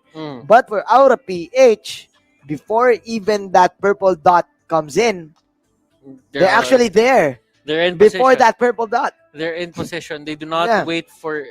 They do not wait for anything. Yeah. But right now you are actually seeing a code There right you go. there, There at you the go. bottom. So speaking of don't wait for anything, just don't wait for just take that screenshot and just don't wait for someone to get that code, because you can win a lot of awesome You know what? prizes within the game. Those are actually limited. Yeah, Those limited are, codes, those bro. are those are actually limited. Take it. So Take take it. it. That's yours, and you Take do it. have your mythical raffle draw right there. That is for week number 5, because week number 4 is already here. Yeah. So if you really want to join and you haven't really joined anything on the mythical raffle draw, I think it's time. And yeah. there's a thing about the mythical raffle draw that if you join 5 of those draws, You can you go can for the legendary draw. you can go for the legendary draw, and that puts you in a better position. Yeah, and go. it puts you in a better position to win more. More prizes. More go prizes. go and visit that Bitly site, guys, for you to win. Speaking of winning, are we going home early, bro? Because I mean, no matter what happens, we still have one series after this. So. yeah, but man, okay, I'm gonna give my energy to Blue Fire right now. They seem down, and we Yeah. don't want teams to be down like that. Because man, they started off well with the pickups, with the damage. I just think that there is this value of life, or there's a condition in the condition in life here for Blue Fire. They always put themselves in a very tight spot into just get in this is terms of in game, not outside of the game, because I don't really know what's happening outside of the game. You need to loosen up. You need to loosen up, need right? to loosen up. Like in game, your conditions in on life in game, or in life in game, is really not going to your side. Yes. You're not putting yourself in the position to win. You're not getting the proper positioning in terms of the buff. You're not putting a lot of those resources into just taking those objectives. Because if you look at how Blue Fire plays, they would actually hesitate on just contesting a turtle, just because there are a lot more people there on that area. And a lot of those teams, a lot of the teams right now, they would actually risk that. And Yeah. that is one of the things that they're actually looking at. They always risk something. And I just feel that Blue Fire, if they play safe, just to not lose, they're playing not to lose. They're not Yeah. playing to win. They're just playing not to lose. That says a huge difference. That is a huge That is a huge difference. That is a very different thing. Oh yeah. Okay, Aura PH now banning the Kufra and the Hilda. Are we gonna see the Digi again? It is a possibility. It's open. I mean, they're baiting out the Atlas right now. Uh-huh. PH, they're masters of this. And if you do not remember that certain strategy, and that's gonna bite you in front. And this is a good setup for them. They do not ban out the Diggy, because they know if the Diggy is available, they can just pick it up. They can void pick it. And to be honest, if the other team bans out the Diggy, then that only means that there is one hero that they can get who is strong. And that could be a Khalid, that could be, Farsa. Uh-huh. Yeah, that could be a lot of heroes. That could be a Tham, that could be a Chum. Yeah. It is open. Oh my. The show is open. Aura PH taking their time in banning their third ban. The W's are the targets for the side of Blue Fire. Meanwhile, for Aura PH, though, what is the third ban? The Farsa is open, like what you said. Chango is also good for their team. RPH Oh. will ban out at Alice. It gave them a hard time. It gave them a hard time last game because it stopped them from just pushing straight up. So they don't want to have another extended game. Because the thing is, if you can win at that point in time, you just go for it and you do not waste time. But Alice gave them the threat that they can be turned around at any given moment in the late game. And that could be the bane of them if they really want. But right now, RPH, they have a lot of options here. They can go for the Farsa, they can go for the Diggy. But I think if Blue Fire doesn't really think about it that much, then that Khalid. only means that the Diggy will come out one way or the other. This is a Khalid kill, BJ. We're still waiting for the Kiluwash pick. Blue Fire now with the Cho Farsa. Okay, this is a huge advantage. Oh yeah, I actually like this. Considering that one of the main facts here for the side of Blue Fire is they didn't have the aggression into game number 1, but right now game number 2, if they want to play passively, it's fine. You have the Farsa. You're going to have an advantage if you play that game. Yeah, so this time you have good vision too. So for Team Aura PH, these are quick picks. This is the same formula, bro. The Lancelot and the Tams. Don't fall for the Diggy. This is looking like the same draft last week. Remember, one of the things that you have to go for the Diggy strategy is to have strong side lanes. If you have a strong side lane and you have a fast clearing assassin or hyper carry on a Lancelot, then that means it actually translates into a Diggy pick. Okay. So, okay. They picked the Ling against a Lancelot. But what they lack right now is their tank. And if ever they pick an Atlas here for Team Blue Fire, that is going to be the or even an Akai, bro. That is going to be you know what, in the races or track and field, you want to use the gun to actually signal the start of a That race. is the signal. That is the signal. That is going to be the certain signal that if Blue Fire picks Atlas, it's the same thing. Don't fall for the trap. Don't fall for the Don't trap. fall for Don't the fall trap. for the trap. It's a trap, bro. It's a trap. It's a trap, Blue Fire. Go away. They banned the Chango. They're respecting greed. But no. It's not going to be the Chango. Not like this. I mean, you could have, at this point, the Chango isn't really the main focus of Aura PH. They pick more Kagura instead of the Chango. The Natalia is also open for the Parsa, bro. Yeah. Natalia and Kagura. Not like this. I'm gonna say it now. I'm gonna say it early. Not like Aura, this. not like this Not again. like this. Not like this. Okay. Okay, there is a chance. Are we gonna see it? Are we gonna see it? There is a chance that they actually might just go for that. There's a chance that they may actually go for another hero here for the side of Aura PH. But if everything aligns, then if the stars align, if the stars align, the Diggy is there. Come on, bro. Blue Fire. Man, I suggest Blue Fire, they need to ban Diggy now. Ban Diggy now. Ban Atlas or Diggy now. And let's see. It's a banning phase for one of these teams. And they ban out the Valir. They targeted greed. They targeted greed. Are the stars aligning? And they're gonna go all out. That's a question. Can Blue Fire rewrite the stars, bro? Can Blue Fire rewrite the stars? Come on. PH. Not like this. Because there's always a threat of the DG every time the Hilda is banned. Right? Your team is Oh my Oh my glove. god. Oh my glove. It's a setup. No, it's a trap. Don't go for the Atlas. Don't go for the team fight CC tank ultimate.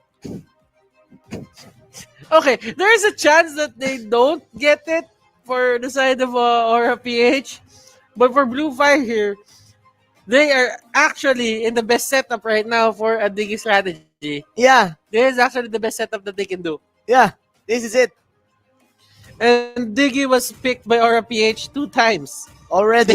They won 2 of those. Already. Come on, don't give Reflecia more deaths. Oh my They god. go for Alex Borg. Let's wait. Is Let's this wait. it? Let's wait. Is this it? Is this it? Is this the specialty? Is this a specialty? You know what? Give it to us. I'm just gonna say it. Give it to us, Aura please. PH, this is their spirit breaker. Like once your spirit has been beaten by a Diggy, it really takes a blow. Okay, no. Okay.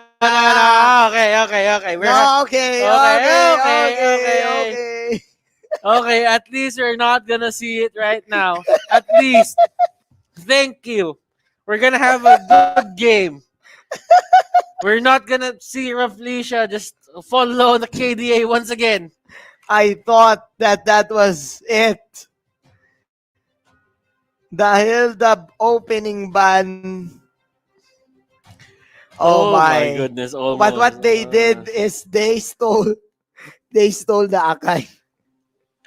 They know that Fusaken is going for the Akai pick. They trolled Fusaken, man. They can go for Anatas. Anatas isn't that bad this game. Yeah, but does he use the Atlas though? Does Fusaken go for the Atlas? There you go. See? But who it does seems this? like Fusaken doesn't like the Atlas. All right.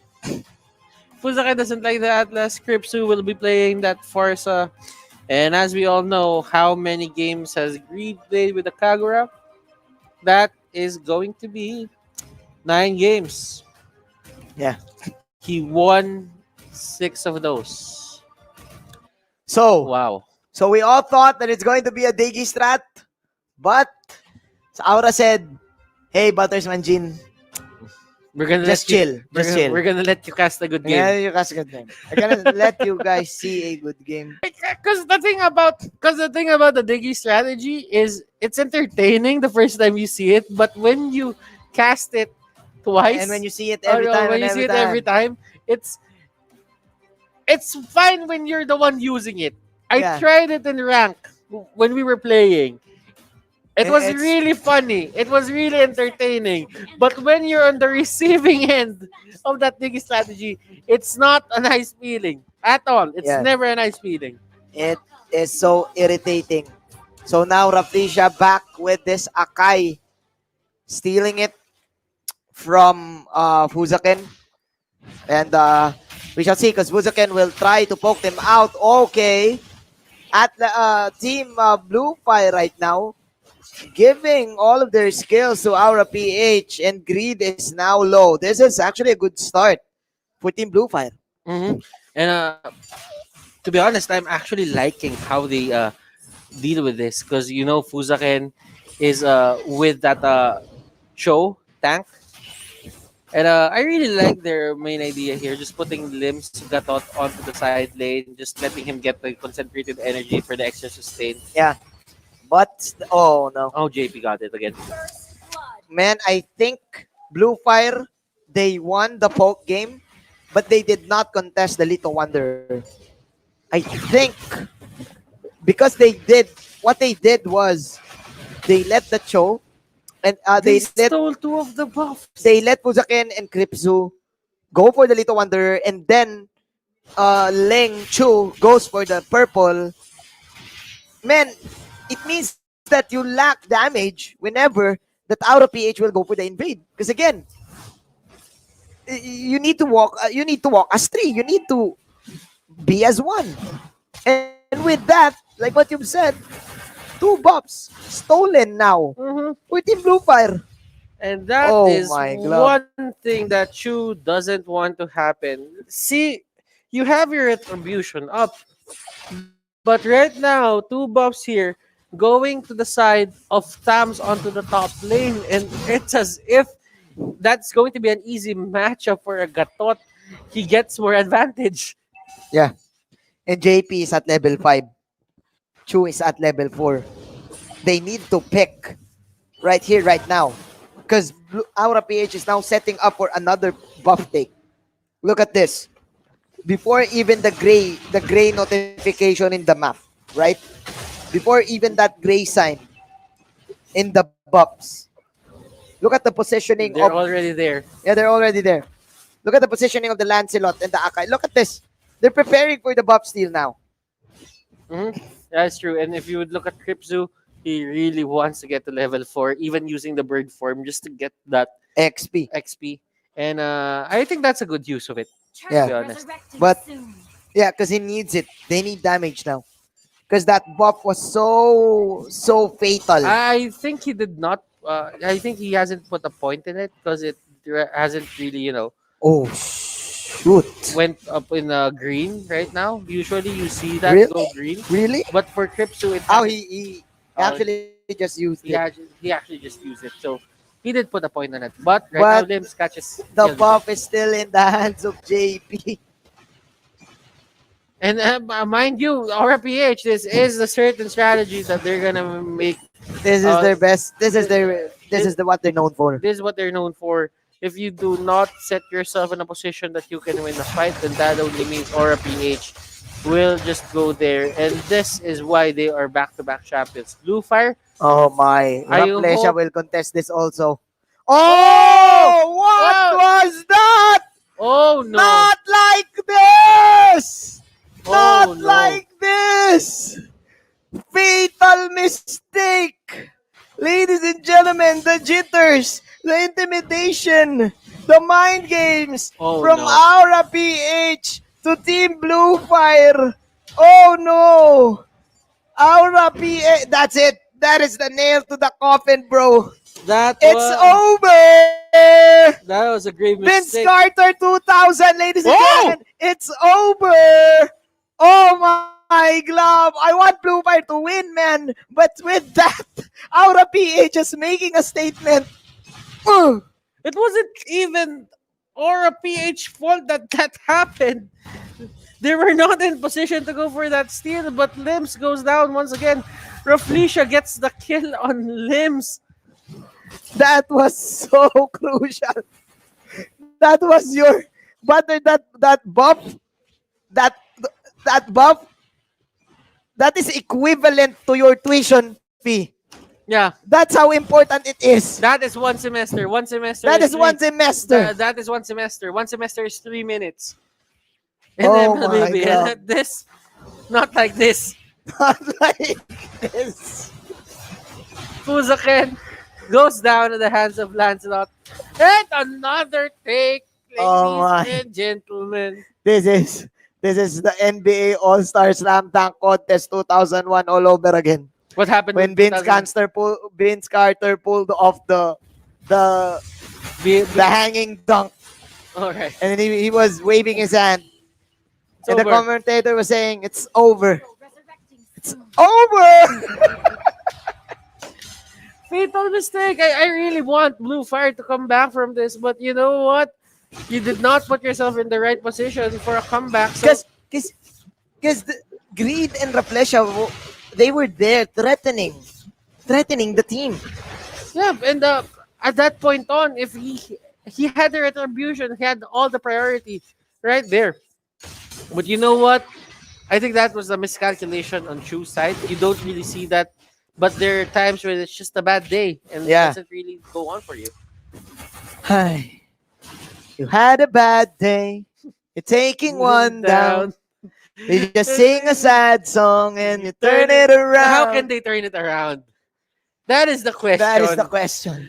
Well, another mistake. coming You up from say you one- won't go. You say you don't lie. You put up a smile and you go for the ride.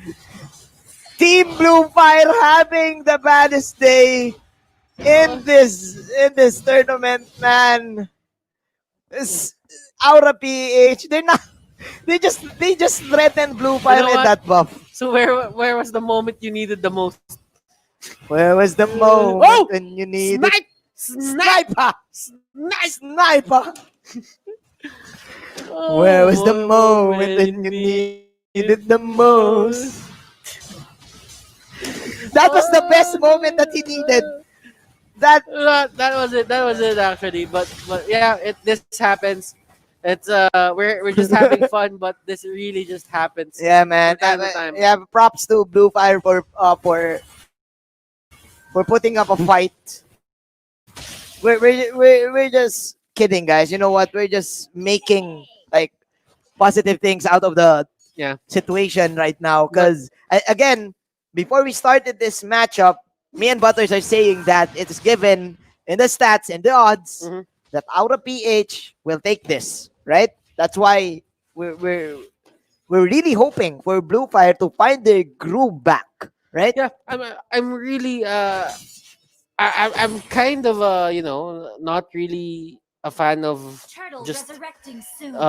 falling down and then never getting up. So Blue Fire, this is on their side. They're just having fun right now. They're not even going out of their base. They know that they're gonna have a hard time. And Chu, look at this. He's trying to make the most out of this, but Chu, it's not like he can do anything right now. He couldn't even take his own orange buff. Yeah. And that really says a lot onto the side of Blue Fire. It's the worst. It's the worst. I'm lost for words, Butters. Okay, and Kilowash there with a perfect ultimate. This is 2020 for Blue Fire. This is that is the worst thing that could happen to that game. Raflesha and Greed were there, and they just threatened the hell out of Blue Fire in getting that orange buff. Look at Chu even. Chu's just staying here, trying to get away. Will he go down? That is the question. Oh, almost. At least he gets a crab boy. Yeah, he gets something going on. But Aura PH is now partying in the Lord Pit. They're partying like the USA, bro. There you go. We gonna party like it's the end of the world. We gonna party like it's 2012. They're partying, bro. But it's 2020. Jason Derulo. That is the dynamite, bro. From Aura PH. They went in and all of the lights came in. Team Aura PH. The show goes on. The show goes on. All right. Doesn't matter. The show goes on all night. And this is one. They're just having fun right now. I don't think that Blue Fire is getting disheartened by all this. They know that it's really hard to take down the former champions. But look at the But look at the thing that's happening. I agree with you, Butters. It is a struggle. It is It is a struggle. Still, guys, I think we now know who's gonna win this. So Team Blue Fire. I'm really hoping for the best. This is still not the end. We're still halfway to the tournament. I just want to say that the best teams, the underdogs, can move mountains. Now, if Blue Fire could have won this, they could have moved that mountain. But you know what, Chu? He actually took down Lancelot. I think that's a bonus skill. The stare down. The stare down. Okay. Oh my god. And with everything that's happening, Chu isn't really there in the base to defend. That's going to be Aura PH winning this 2-0. Fast game. Fast game series. indeed. You know what? For Team Blue Fire, you guys don't worry. Because what Jay Sean said. What did Jay Sean say? It ain't the end of the world. Oh! Turn it up. You're just gonna leave like it's the end of the world. Yeah. Don't worry. You just have to believe. Just And have I to just feel believe. for Blue Fire, this isn't really the best series to come back from your slump just because this is Aura PH, man. You really have to know that these champions became there's a reason why they're champions. Right? They're back-to-back champions for a reason, and that's the whole reason is because of that. They showed it to you guys, and I remember them saying in an interview that they wanted to face off against Aura PH because they want to know which they want to test. What they said was word for word was they wanted to know which fire shined brighter. And Aura PH showed them 2-0. We shine brighter. Yeah, Aura PH are the diamonds. Diamonds in the rough. Diamonds in the rough. Still, huge props for Team Blue Fire in showing up in this game. We enjoyed so much. Again, we're not being biased. We're just speaking stats. I think also guys in the audience will agree with us that they favor Aura in this matchup. And Blue Fire knows that as well. Heavily favored Aura. Yep. I just think that Aura PH can just have a better placement in terms of momentum. You know what? We're partying here, but we're going to send it now to Rockhart so that we can party further. Rockhart, take it away.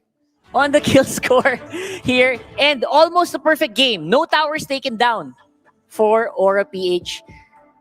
Perfect din eh. Walang Lord, walang Turtle, walang Tower, walang kills. Yun ang perfect game sana. Pero namigay sila ng isa. So the record, we're still clean. I guess, pero that doesn't take away from a very dominating game that was displayed by Aura PH, El Clasico, na championship caliber game that we've seen here. Let's go on the post-game item build, and you will see that definitely CJP is like literally everywhere on the map. He was getting all the buffs. He was getting all of the jungle. Everything was his. Sabi nga ni Shinbu, JP, he's got it all. Diba? At 7 minutes, they were knocking on the inhibitors already. Parang gusto nilang tapusin ng walang Lord nung dulo. 007K Raflesia, it's the record of a perfect support. That is beautiful. And they were also stealing purple buffs. Unang-una pa lang, kinukuha na nila ni JP, ninakaw niya as a Lancelot yung buffs. And nung pangalawa, around the red side jungle, ni-reset nila at in-steal nila yung orange. Siya din, si JP din. And again, overall, you can't just say it's a JP show. Kiluwash and Creed also gave a very good showing there on that Kagura 5-0-6 and 3-0-4 respectively. That is what you have there for this one. And I would say that this lineup is actually good. Like sabi nga nila Wolf, it was good. You have a great S tier support here. You have also nakuha nila yung Choni Fuzuken. That's pretty good. And they got Chu on a comfort hero. Pero what happened? It was just too much to handle here for Blue Fire to have so many things to deal with and not enough people to deal it with. Now, let's go on the post-game stats. We will see that Kiluwash is the unsung hero of the push. The push god himself on the Khalid. Kiluwash, 11k tower damage. And nagpakatangke din siya on that one. He had 38k. Same with Raflesia. Pareho sila ng tinamong bawas. And I would say that JP is definitely a guy to watch out for. Same as last week. Talagang parehong-pareho. This is a performance of a carry that is unpredictable and unstoppable. And that results into an 11-minute game timer. And in fairness, isang purple lang ang nakuha ng Blue Fire sa buong larong yun. Lahat, as in literal na lahat, was on the side of Aura PH. And those are the things you have to watch out for. Yung level nila, it was all because of the buffs as well. And the Turtle Slain, JP was given everything that he needed to survive and to shine in that game. So I would say that looking at the highlights, I would say the smart highlights, you will definitely notice the early aggression attempt of Blue Fire. Ito pinakita nila na, may bawas kami. We are gonna try to see if we can make it work. Pero overall, the important thing was, look at this. Look at JP here. You would notice that he got everything and Greed on the back foot again on that chunk is everything you want.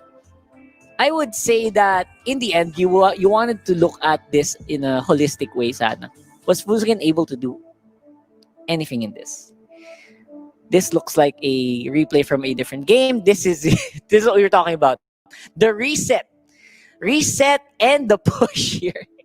Muntik na yun eh. Si Chu, gutom na sa buff eh. Pero overall, it was still the JP show. He had the turtle buff. Takot na takot lapitan ng kalaban. And that is why that was there.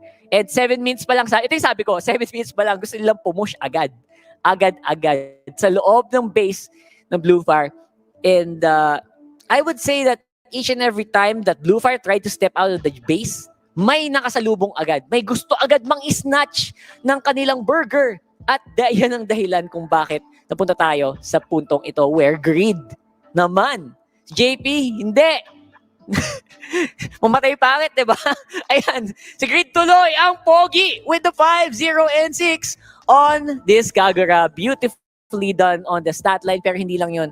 Check out the holistic damage output that he did and received in that matchup. Not to mention yung mga setup niya in this malacho na Kagura. And I think that should be it. I think we will have an interview very, very shortly with one of the players of Aura-PH. I would say it's very interesting always to watch out for players like these guys, diba? This is a team that has no, like, ako lang yung star, diba? This is Aura-PH where everyone has the opportunity to really shine. And I think that's what makes them such a good team to watch out for, diba?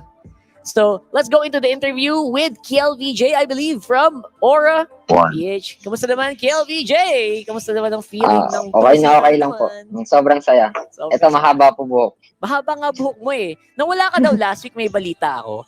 May ano ba, may... may kaganapan bang naganap? Ba't ka nawala na last week? Bagong tuli, hindi makapaglaro. Sure na ba yun? 1 week lang ba yun? 1 week lang ba yung gano'n? Kamusta naman? Hindi naman magaan naman ang pakiramdam ngayon. Goods. Mukha naman eh. Sobrang gaan. Binata na. Oo, binata na. Congrats, KLVJ. Tas 2-0 pa kayo this week, di ba? Nako, tuwang-tuwa na naman. Opo, sobrang saya. So, ang tanong ngayon, ano ang masasabi mo sa pagkamatay ni JP kanina? Perfect game na kayo eh. Wala na kayong binigay na tower, wala na kayong binigay na buffs halos. Ano masabi mo kay Kuya Allen? May message ka ba kay Kuya Allen? Wala. Bawal siya mag-day off. Bawal mag-day off si JP guys. Namatay eh. Yun ba usapan nyo dyan? Bawal mag-day off pag namatay? Bawal. Sayang, nag-aantay pa naman baby sa bahay. Ano ba naman yan? Pero again, congratulations, KLVJ. I'm pretty sure you've had a very exciting time nung nanonood kayo ni Kuya Renzio, di ba? Any shoutouts, by the way, before we go in this one? Shoutout sa boss namin, kay Boss Chris. Shout sa coach namin, kay Coach R. Shout kay Ate Mitch, manager namin. Shoutout sa buong Aura Fam. Shoutout kay Mami, kay Ate, tsaka sa girlfriend ko kahit wala ako. Yun, no? Ako po. Binata na talaga. Kuya KLVJ of Aura-PH. Salamat, Kuya Slaps. And see you next week. Thank you po. Okay, there you have it. Aura-PH's KLVJ. Binata na mga kaibigan, in-announce pa talaga. Let's check out the giveaway codes here. And you will have a lot of fun on your own here in the Land of Dawn. I think we will have another giveaway code after this one kasi screenshot nyo na yan. Ayun, mawawala na. Papalitan na ng bago. Kunin ko na. Yan. There you go. Another bonus giveaway code dahil kayo ay nanood at nag-enjoy with the match today. That is game 2 pa lang mga kaibigan, by the way. So, meron pa tayong isa na mangyayari later on. It's gonna be a very interesting one. Don't forget, yung mga nag-aasam na makasali sa Mythical Raffle Draw. May super duper ultra Mythical Raffle Draw tayo. Pag nakadali kayo ng 5 Mythical Raffle Draw. So make sure to always join that para may chance kayo na makadali sa super duper ultra mega Mythical Raffle Draw natin na mangyayari on our last few weeks. And for now, again, we would like to go for our sponsors. We want to thank our sponsors who made this tournament possible. Our official telco partner, Smart. Witness your favorite teams battle it out and apply the gameplays with your squad as Smart powers up your game with free games for all. Get up to 14 gigabytes of Mobile Legends and Facebook Gaming for 7 days. Simply download the new Smart app and choose free games. Our official sponsor, Realme. And Realme, for all your smartphone gaming needs, Realme has got you covered. With a Realme 6 series, an ultra-fast, smooth display, fast charging, and powerful processors. That is Realme. And our official sponsor, Gillette. Get free diamonds with your purchase of Gillette's Mach Free Razor, Vector Free Razor, or Blue Free Simple Force Pack in select Pure Gold doors nationwide. Partner in esports, PayMaya. Get 5% balik bayad when you purchase your gaming pins via PayMaya, the better way to pay. Promo runs until September 15. our partner in esports, TikTok. Just search TikTok MLBB on TikTok for our live stream as well, and to get a chance to win some awesome prizes when you watch on TikTok live. And of course, our official gaming headset partner, Logitech G, here like a pro. All this is powered by Moonton. What kayong maalis, guys? We still have another one coming your way, and another Realme Top 5 plays being brought to you very shortly. Don't go anywhere.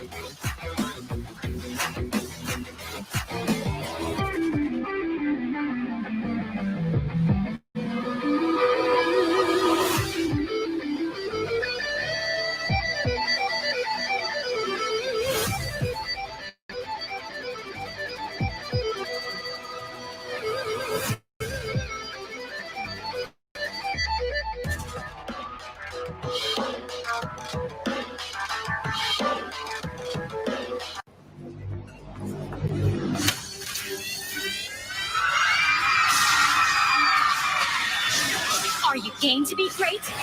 Now you can with the new Smart Giga Games 99. Get 1 gig data all day, every day for Mobile Legends and more. Game to be great with Smart Giga Games 99.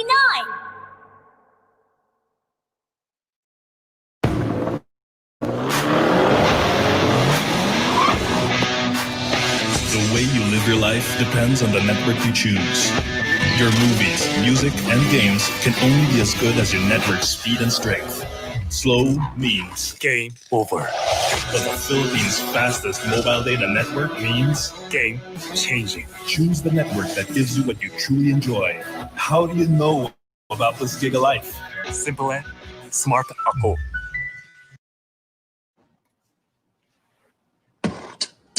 When uncertainty is our reality, we rise above with the things that matter. Gigify happiness. Gigify love. Gigify friendship. Gigify dreams. Gigify hope.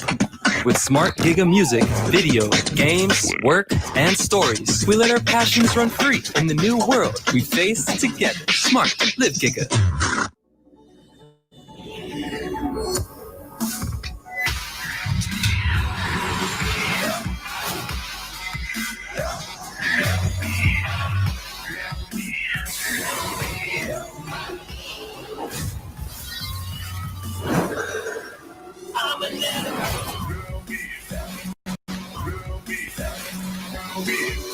Realme smartphone. Dare to leap.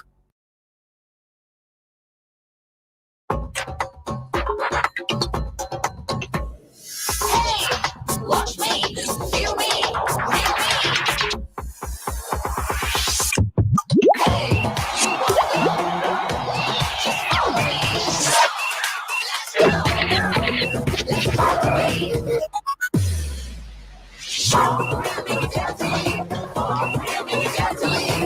Realme Watch. Time to be smarter.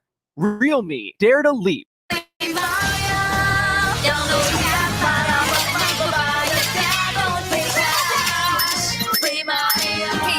don't pay cash. Pay Maya.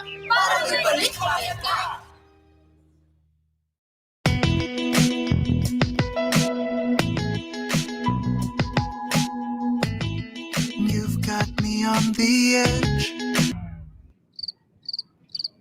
Legit, right? Not quite. Just like your disposable razor. It's time you switch your disposable razor for your legit first shave, so you can be every bit legit. Gillette Mac 3. For a closer shave, less irritation, switch to Gillette Mac 3.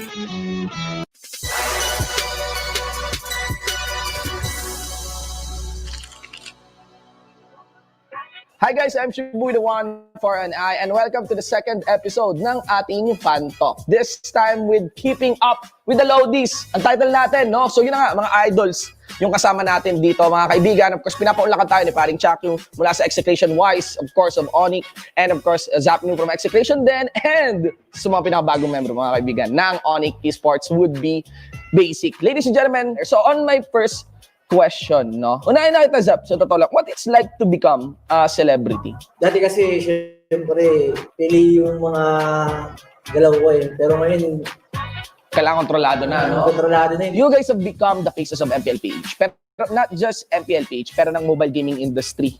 With regards to a lot of games in mobile, no? Bakit ML?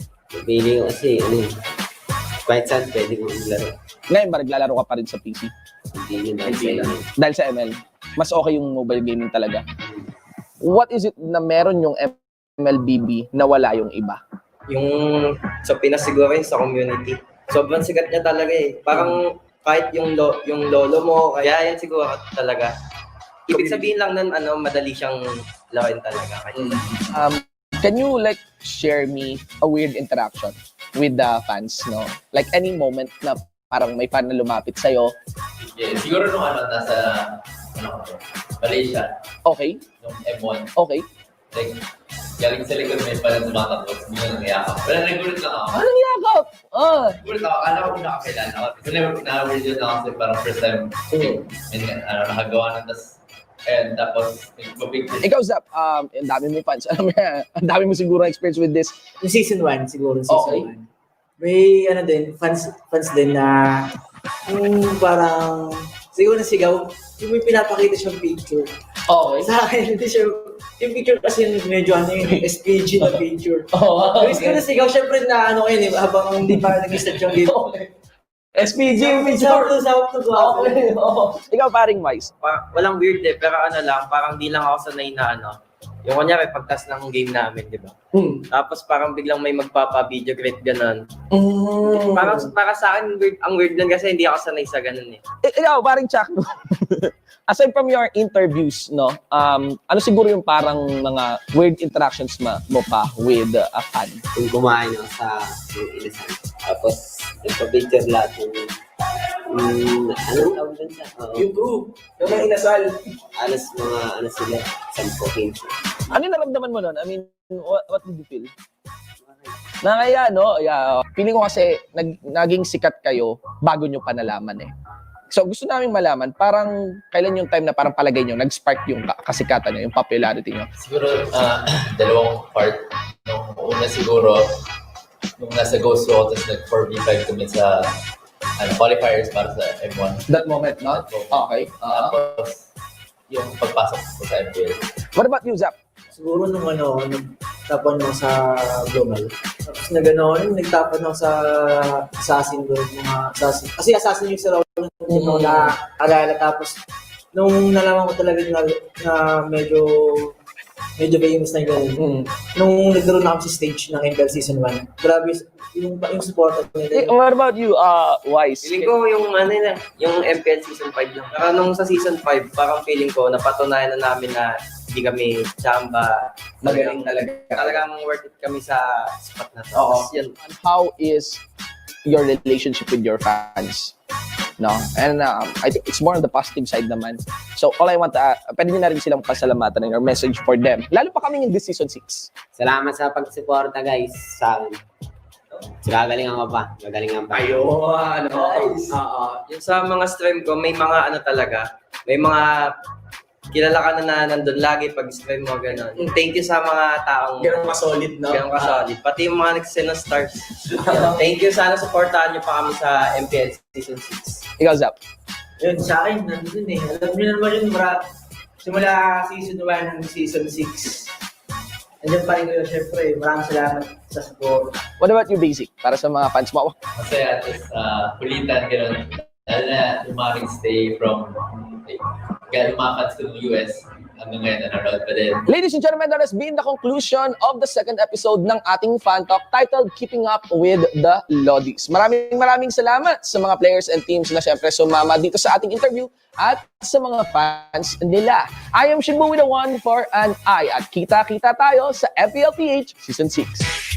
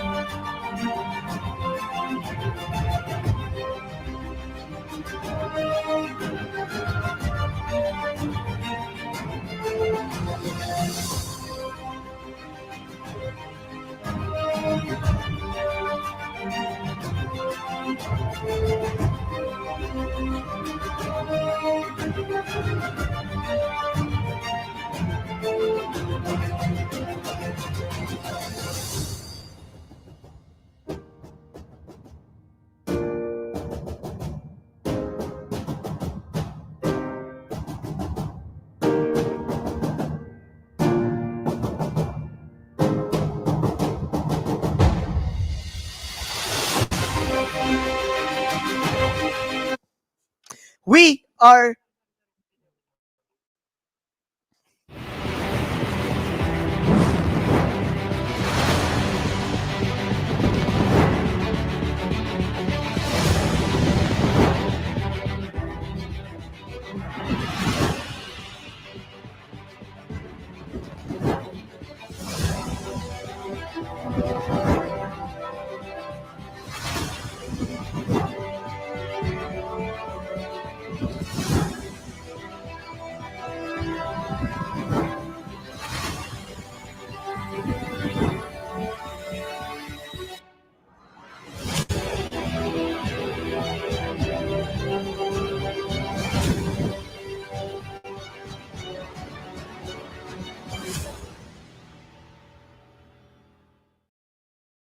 And again, we are back here at the MPL Season 6, week number 4, day number 2.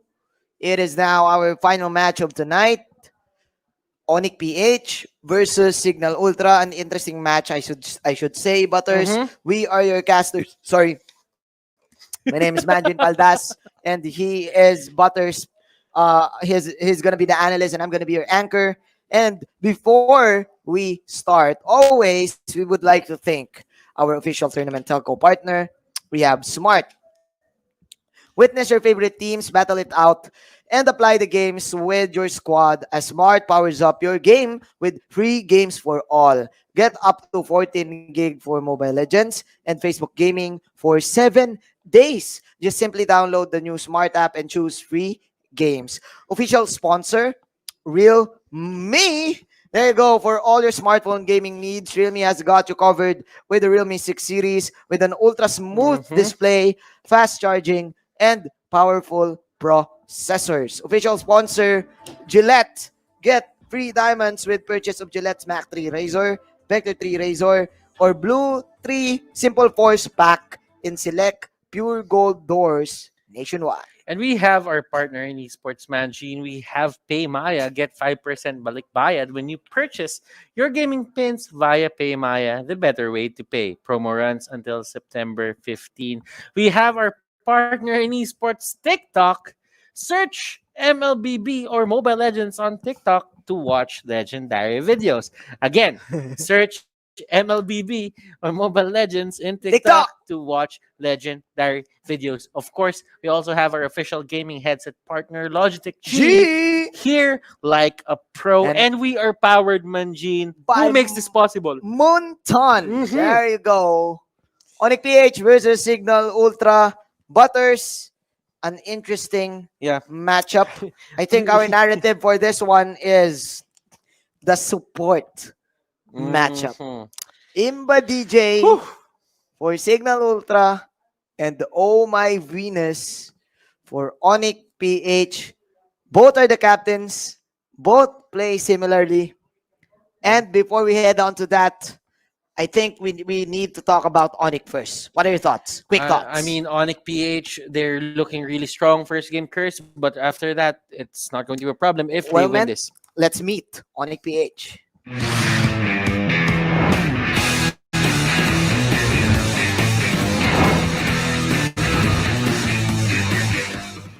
Kaya siya yung pinili ko kasi gusto ko siya gabayan hanggang sa maging mature siya sa pagdidesisyon niya sa buhay, sa team. So, siya yung pinakamatagal ko nang kakilala, siya yung pinaka-close ko, and also siya yung pinaka-maasahan ko sa lahat. Bilang kuya, lagi ko sinasabi sa akin, lalo pag in games, kalma lang sila and huminga lang sila palagi. Lalo na kapag crucial yung game or nape-pressure na kami sa game. Hinahandle namin yung internal conflicts namin sa ONIC PH with the help of our management. We always believe that communication yung susi para masolusyonan lahat ng internal problems. Kasi may mga tao dyan na gustong-gusto makarating ng finals. Pero yun, nagawa namin yan ng 2 sunod.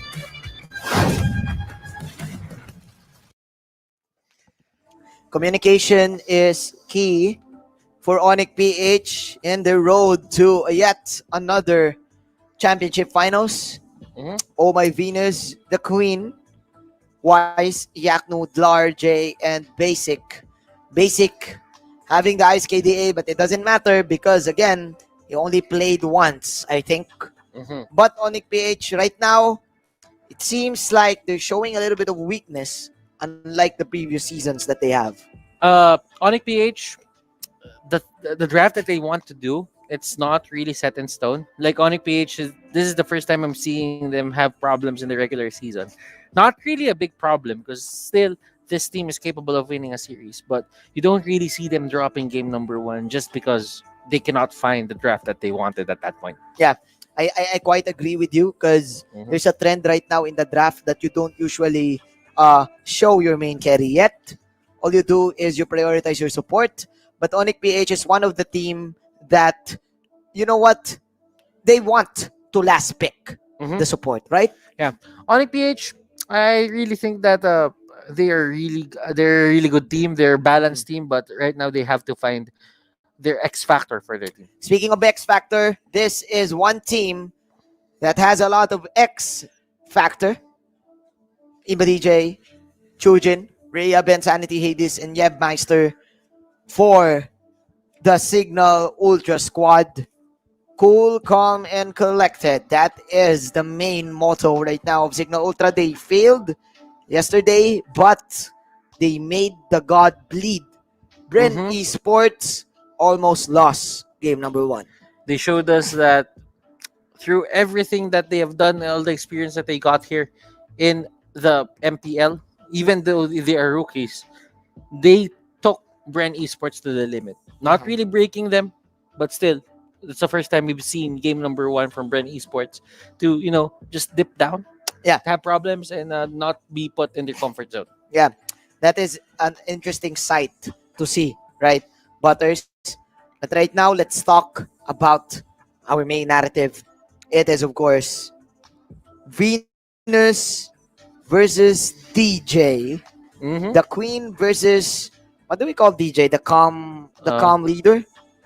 Eventually, we'll find it out. Then again, the support matchups, it's interesting because yesterday, we saw DJ using an assassin support. If I'm not mistaken, he was with the Selena. And ever since MPL Season 4, I did not see Oh My Venus playing an assassin support. Yeah. The thing is, there is a bit of a thing about MPL, like as long as seasons are going on, there is a possible growth for these teams. Now, you're not seeing that possible growth anymore. Where do you focus your time into practicing? Now, for ONIC PH, they had a bit of a problem since they stick with their old style. Yeah. But I feel that there is this thing about struggling. When you struggle, you try to find new things, and it's not precautious. It doesn't really prevent. You don't prevent the deterioration from happening, Mhm. but at least you can find the problems, work on it there, and find a Mhm. cure for that slump that you're getting in. I mean, ONIC PH, they're not really in that certain slump that everyone thinks that they're Yeah, in. they're just losing They're like just losing it's game one number game. one. Yeah, And always one game. to be honest, I'm actually surprised that ONIC PH is having a problem like this because they've been here time and again, and I'm expecting more from this team. You know what, Butters? Since you've said that, I think it's time for us to look at the head-to-head stats. 12 games versus 11 games. Unique heroes pick for the side of Cignal Ultra is 29. So that means they're more creative here. Mhm. For the side of ONIC, like what you said, ONIC seems to like still play in their form last season. They always prioritize last picking Venus as hero, which is I think is going bad for them. Mhm. I think that's the reason why they're losing always one game. And this is the first time we've seen them in this type of situation, in this sticky situation. Yep. To be honest, if you would look at it, Oh My Venus has only played 4 heroes. And Yeah. that is one of the things that you really have to look at for Venus is Venus right now. Does Venus have a problem in just securing the other heroes that he can that this Venus can use? Yeah. Because the thing about it is Imba DJ is not scared to actually To actually experiment, right? But for Venus, he's staying Yeah. inside this certain comfort zone, and sometimes you really need to go out of that. Yeah. Whenever you're finding yourself in a first game curse. Yeah. You know what? I think it's the experience for ONIC PH is that's going to be the key for them to take this, because I kind of sense that Imba DJ and the squad in the Cignal Ultra still has jitters. Again, going back to the supports you're talking about of Venus, just pushing it hard to pick his favorite picks. Mm-hmm. I think it's okay, especially if you really know how to play it. Especially if your draft revolves around it, Mm-hmm. right? But then again, there's a thing about you or them picking a Sicilian, and sometimes it doesn't really work on their side. Yeah, that And it's not successful. it's not successful, but I just think that it's good if you stay within your own identity, Mhm. but you're kind of limiting yourself for actually reaching the potential that you can actually get. Yeah, it is going to be interesting.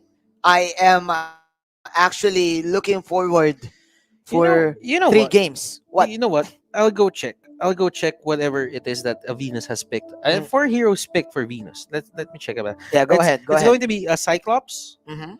It's going to be Cyclops, Sicilian. Wow, and this is actually a short list, to be honest. Yeah, because it's only 4. Farsa and Popol and Koopa. Okay. Those are the Okay. things that they pick. Within 12 games. Yeah, within 12 games. Within 12 games. So, with 7 games on Cignal Ultra, it seems like they're prepared enough for the 5-man ban. Yeah. They actually studied, they did the homework, and now for ONIC PH, it's going to be a rough ride because they're up against a team that's a rookie team that has a lot of potential, that can adapt to every situation. What's interesting with ONIC PH is that sometimes they do magic. They just you're just gonna be like surprised that it's a miracle win. Yeah. Surprisingly, Manjin, I have to add something to that. Mhm. Both Hades and Wise, they are actually objective-based course. Yeah. And to be honest, that's where the adaptability comes from. Like, playing around an objective, it gives a certain amount of a way Yeah. of just processing whatever is happening to the map. Yeah. Because if you process the things that in a way is really just gonna go on for you, or it's really going to be advantage or disadvantage, can you actually fight this? Sometimes there's that split second decision making that actually makes or breaks your game. Yeah. You really need to like plan it out. Yeah. On how will you take that objective. I like it. I think the only difference is the one hero difference is that Hades utilizes the Ling even more. Yeah. Right? Because Wise is the type of carry that wants to be in the back line, right? The carry, the Claude, even the Harit. And I'm not really seeing him using the Ling often. Probably he uses it because sometimes I'm seeing Wise Ling. But again, I think that's the main difference between the two. I think still the guy is capable of pulling it off. Yeah. Like, he's probably not comfortable with it. Yeah. And I think that is one of the things that why ONIC PH went for basic. Mhm. Basic is not a master in terms of marksman hyper carries, but in terms of assassins, that's your go-to guy. He's your go-to guy. Yeah. That's your go-to guy. Basic. There's a bit of a contrast in terms of middle lane, and you usually don't see that for teams like basic. Not basic, but you see other teams go for those tanks. But right now they are Oh, look at having this. exercise. Get your blood boiling. Look at that. Mr. Toriyama, Mr. Toriyama leading the squad. And that gives you strong bones. Yeah. Strong bones, Toriyama. Strong bones, Toriyama. Here we go. Here we go. ONIC PH. Strong bones. A lot of strong bones, right? Preparing for their fight, warming up. Mhm. But meanwhile, look at the calm guys. Calm guys. The dudes I mean, in the black and red. We're seeing a lot of personality here from the teams. Like NXP Solid, they even danced in front of that camera. Yeah. But for ONIC, they actually get their bloods boiling. They jumped up and down. And for Cignal, they don't really mind. They're just staying there and they want to. ONIC with the jumping jacks. Mm-hmm. How many jumping jacks can you do, bro? I can do about. It depends. It depends. It depends. How Depends much, on the mood. How much Depends do on the you mood. need out of me? I mean, if you ask for 50, then I'll do 50. Yeah, let's do it later. Let's do it later. Let's do it later. After the game, so that we can be alive. Uh-huh. That is a good way to start the game, actually. Mhm. Exercise. Exercise, and it gets your blood running. At least Yeah. you have you don't feel sleepy. Yeah. Because the thing is, if you yawn, like you yawn in game, Yeah. you for some reason actually close your eyes for a couple of seconds. Yeah. And so you need to get your energy. Yeah. On the And, go. To be honest, for Mobile Legends, which is a very fast-paced game, Yeah. Just closing your eyes for a couple of seconds could mean disaster. Could mean disaster for It's you. a disaster. Yeah. Or you just even blink. And blinking doesn't count as seconds. Those are milliseconds. Those are milliseconds. But later, we will do 50 jumpy jacks. All right. Okay. It's not even a problem. Okay. You're gonna post it on TikTok. We'll try. We'll try. We'll try. Do Okay. you still have the energy though? Yeah. Because this game is going to be tiring. This game is going to be game is, tiring. This game is. I really don't think you'll ask me for any jumping jacks after this game. I just Yeah. feel that this is the first 3-game series that we're gonna have today. Yeah. This is it. Yeah, me too. Because, man, this game, the stakes are high. You know why? Because in the groups, Cignal Ultra is at 4th. ONIC PH is at 2nd. So if Cignal Ultra wins this, ONIC could fall down to 3rd or 4th. Yeah. Because if I'm not mistaken, the ones in 3rd are tied with ONIC PH. Mm-hmm. You know, the setup here for the group stages, it's having shape. You know what? Yeah. It's shaping up to be one of the most exciting MPLs. Yeah. Like having 2 groups, you're not really looking at the 9th and 10th spot. You're looking at the 5th spot for both teams. So there is a bit of there is more depth. Yeah. In just calculating. I think it's better. Better. Yeah, it's a better format for me. I mean, you don't pit everyone. Yeah. Inside a certain, you don't pit 9 teams against one team. Yeah. And if you are put in the very bad position, like the 9th place, 10th place, then at times you can't really feel safe because the other teams are always going to try to take you down to the 9th and probably 10th spot. And that's the main goal for these teams, to not get eliminated from the regular season and experience the playoffs. Yeah. They want to get to that point where people will cheer for them up until the end. I get you, man. I think it's an interesting groups too, because you will focus your energy, you will focus your strategy onto your group mates, right? Because you're only gonna match up once with the other group. So with you focusing your strat on a certain team, you could actually get the best spot in the playoffs if you win, right? That is true. Well, do you think that Signal Ultra can just surprise us with I this? think so. I mean, think so. You know what? I'm betting. I'm betting something here. I don't know what it is, but I still feel that Signal Ultra are your dark horses in the tournament. They can somehow, like in some way, surprise me. They only need to eliminate the jitters. I think this is the problem for them. This is their rookie season. That's why sometimes they get Yeah. intimidated with their enemies, especially yesterday with Hades against Bren. Like and from the other people, the little mistakes can make you lose, right? Especially if you're up against a high tier team. So for Signal Ultra, they need to take a breather, and they need. We know that they're prepared. We all know that they're prepared. But like what you've said in the previous series, they need to play to win, not to lose. Not to lose. Not to lose. Yeah. You play to win. Yeah. If you're playing not to lose, then you're just delaying the inevitable, and that's that. Yeah. ONIC PH, Signal Ultra. Look at the bans. Safe bans here coming out from ONIC PH. They just take out that Farsa Valir and Kufra combination. For the side of Signal Ultra, Yu Zhong and the Uranus. What is it? Man, the Valir and the Farsa both are support mages. Yeah, and for Imba DJ and Venus. And this is the matchup that we were talking about in terms of support. Yeah. Like, if you're battling against Imba DJ and you know that you have an equally talented and bright support with you as well, then that only means that you need to give out this certain position for Venus or for DJ in your picks. Now they can pick the Chango if they want to. To be honest, they can just go for that. Chango Cho, maybe? Chango Cho? Chango Or Tams. Signal Chango Ultra? Tams. I'm betting on Chango Tams. Chango Tams. Wow, that's nice. Let's see. Oh, Khaled. Oh, Khaled. Khaled. So we're Khaled's wrong. there as well. We're wrong.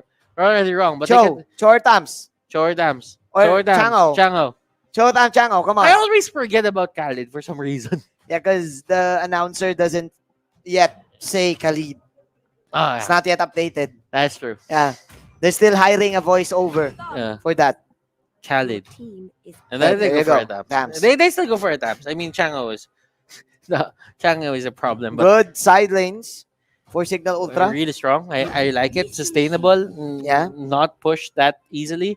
But Oh, okay. Wise here gets his hero. Yeah, He's happy with that. And that's what we've been talking about. Wise, he loves the marksman carries. He loves the hyper carry marksman, not assassins. But Yu Shin is a marksman / assassin. Then again, you play it safe. You play it from the back. You wait for the right opportunity to pop the traceless and then go for the crits. You know what? As long as you are safe, or as long as you know that you can do the damage output, you can just dash in and take down people fast. Yeah. And they go for a Balmont. Right now, Oh. they just answer these two heroes This is straight up. This is the new Iyakno hero, actually. The Balmont. No more Cho. Yeah, no more Cho. No more Cho. I kind of get the feeling that Iyakno looks like Balmont a little bit because of the hair. Because of his new hairstyle. Yeah. That's the hairstyle of Iyakno right now. You know what? He is the basketball legend. Basketball Jobit Balmulbino. Here's the new basketball meme in the Philippines. So shout out to our Filipino viewers out there.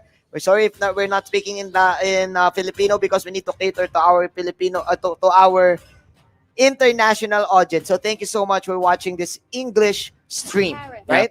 If you want to go to Tagalog, go ahead and visit the Mobile Legends Bang Bang page. And if you want to go for English, then go Mobile to Legends Esports. Mobile Legends Esports. So If you want Tagalog, Wolf and Shinbu Shinbu got you. Yeah. But for everything, you got rock hard. Yeah. For everything, you got rock hard. Dude, it is an early Harit opening for Cignal. Well, ONIC PH did opened with their carry. So, Cho is now banned. What are we waiting here for both of the teams? The supports. Yeah, I thought that there was going to be a big emphasis on how the supports go. To be honest, I'm actually surprised that we don't have a support pick by the time that the third pick By has the third pick. passed. Yeah. You know what? Chang'o is open for both of the teams. But okay, ONIC banned it. ONIC will now go for the signature Sicilian. I betcha. All right. How about you? I agree. Or Like- Cyclops. Like banning it Only out. two. It Sicilian, depends. Cyclops. It depends. If Signal Ultra goes for a front line. Oh wait, if goes for a tank that goes in, probably a Hylos, they could just pick that Cyclops to shred him down. Harriet is also a good target for the Cyclops, so I really think that there's a big chance that they're gonna pick it. Because the thing about it is, Planet's attack, that damage scaling is just way too high. Way too high, yeah. If Harriet goes in front of a Cyclops and he eats those Planet's attack, yeah, that's going to cost him half of his HP. Yep. It burns. It burns, baby. Oh, they banned. Oh, I like the draft. Support versus support. I like the draft. Come on, man. Is Estes gonna be back though? Because I'm looking at Estes for Cignal Ultra or Rafaela. I am not a fan of Estes at this point because they have the Khalid. Khalid can just get the dead blade and stop. and stop the Estes. It's all about the AoE, and it's a capability of a Khalid to do that. Oh, but you know what? I just have to say, I like the drafting coming out from these two teams. Yeah, they're respecting each other. They know their weaknesses. They know the strengths of each other. So now we're waiting for the Cignal Ultra pick and they're taking their time. I think ONIC PH, they did their homework too. Their sweet time. Yeah. You know what? They banned out a lot of those heroes that, The will give them supports, a bro. problem, and they set themselves up. And this is what I really like about Signal Ultra.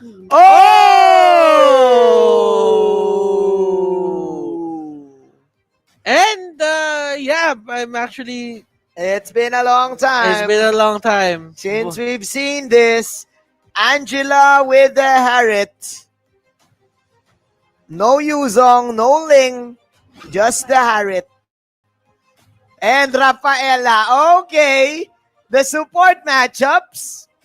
Healing is the way for both of the teams. Oh, in the they actually pull out the big guns out of the bag. Signal Ultra here. What are they going to go for your last pick? They can still surprise us. Carmilla is thrown out here for the side of ONIC PH, and Venus is clapping. Venus is clapping. He loves this. He loves the support matchup. We all thought that it's going to be a Sicilian. I'm sorry. I was mistaken. But now, we're waiting for the Rhea hero. No. We're waiting for a tank. Or Cignal. Or is this a Khalid tank? They can get the Popol and Koopa and get away with it. Oh!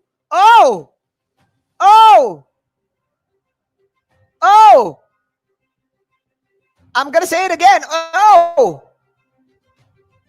This is the first time I'm seeing this, ladies and gentlemen, and we are back to season 4. A 1-1 and Harriet combo. This is 2 hyper carries for Signal Ultra. Hades Harriet. Oh my. Wait, let me check. Hades is your main core.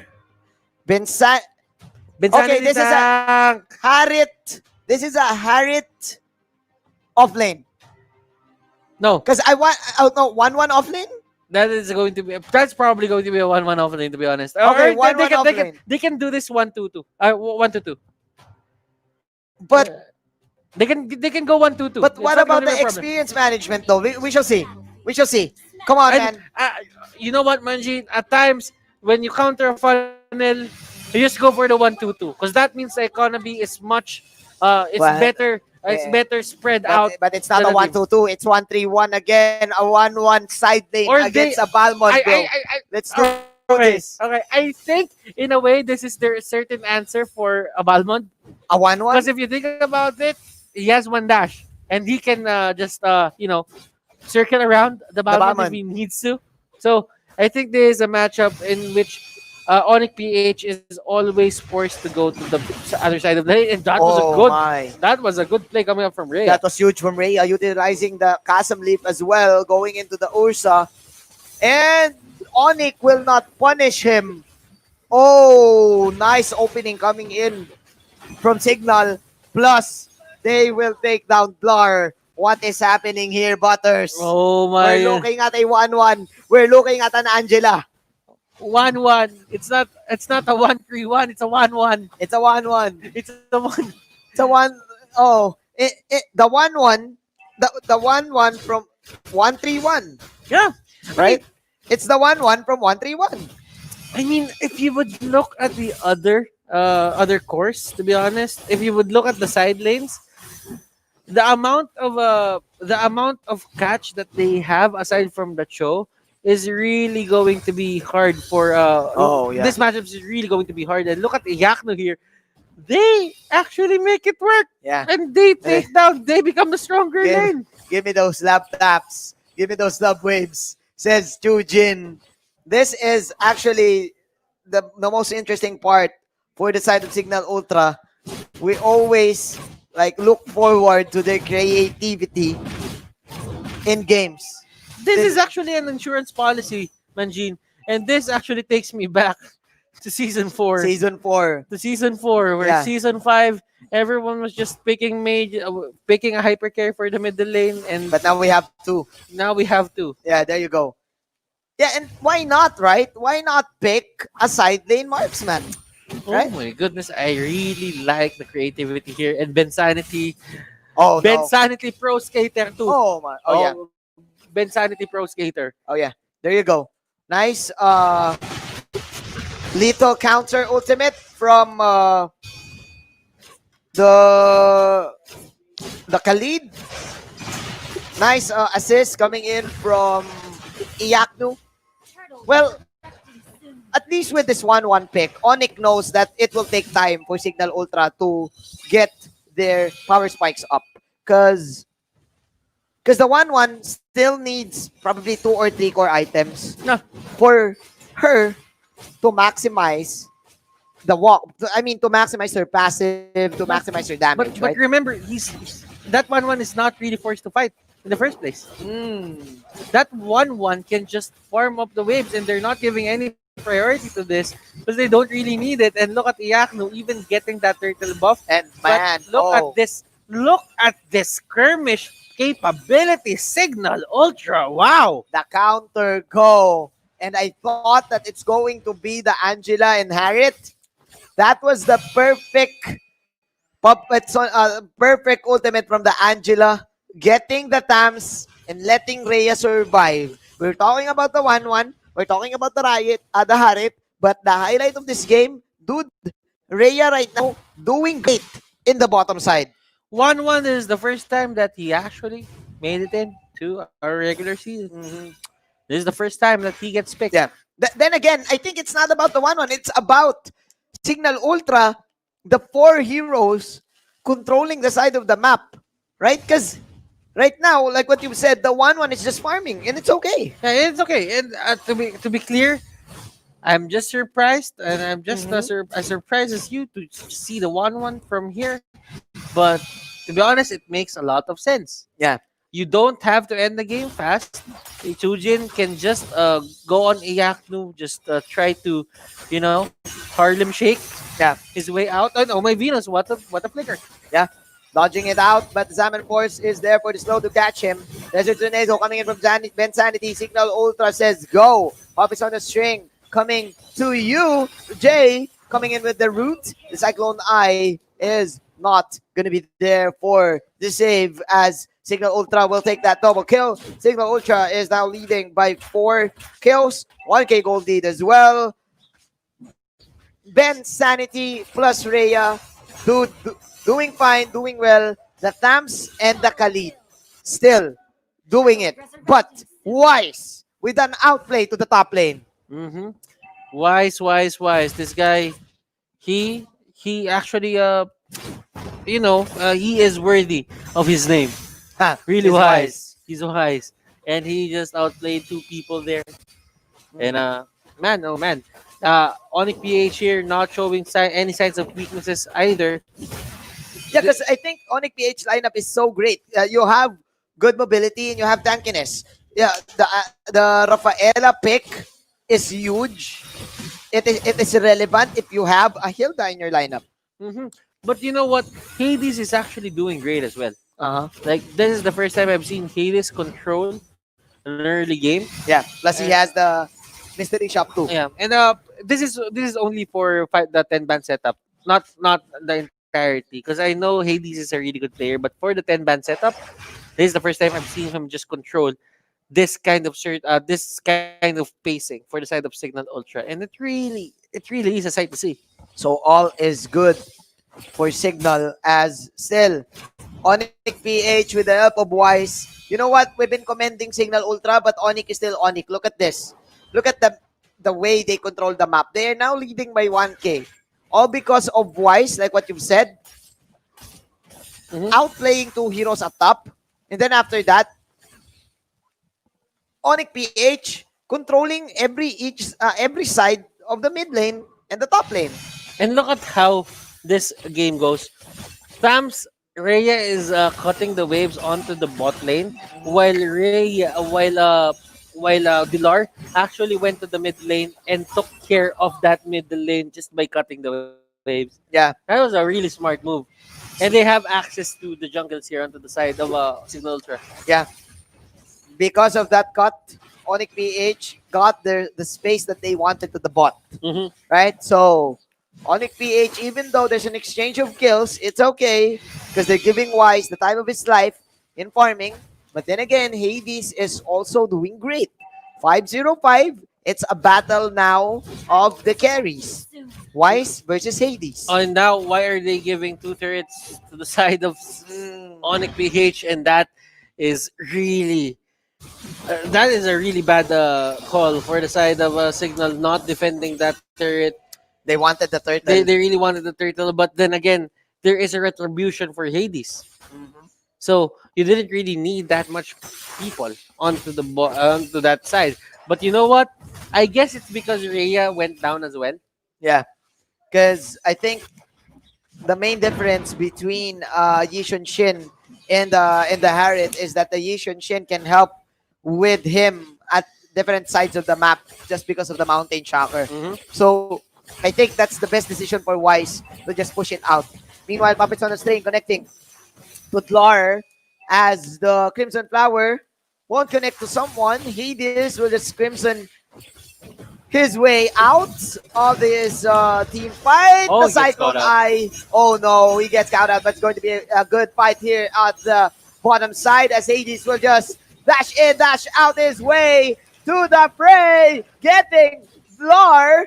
But man, Wise with an outplay as well, going for the Mountain Shocker. Iyakno chasing, killing spree for this kid. And Wise says, no way, Jose. No way, Hades. It's my game. ONIC, they are setting themselves up to just win the mid game. They want to snowball and they want to win as hard as possible. And look at this fight that was perfectly set up. Hades there didn't really get to do anything with the Zaman force. He was forced back. But you know what? Sujin is just farming to the top lane. Yeah, and thank you so much for the Gillette instant replay. And yeah, I get your point with Chujin. That he's farming because at late game, ONIC PH only has 1 damage output. and that's with Wise. But Cignal Ultra, they have two. Chujin inherit. So that means they cannot take this to the late game. This is going to be hard for Cignal for ONIC-PH if they take this to the late game. But they're doing a really great job just ending it right now. They know that they're on a timer.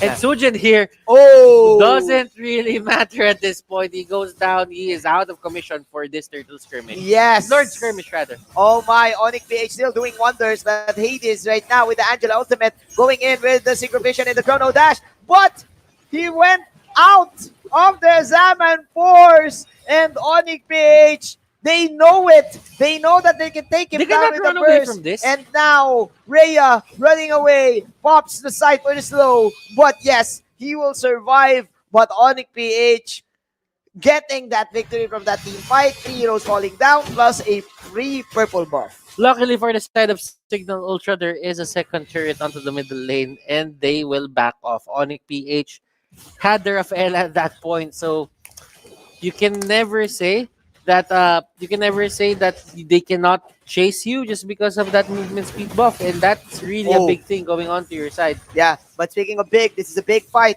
for both of the teams, and Cignal Ultra, they want this fight right now. Nice ultimate with a cross tangle bows coming in from the 1-1 Chujin, and they will now neglect ONIC-PH from taking this free Lord. We're now seeing the Lord dance, Butters.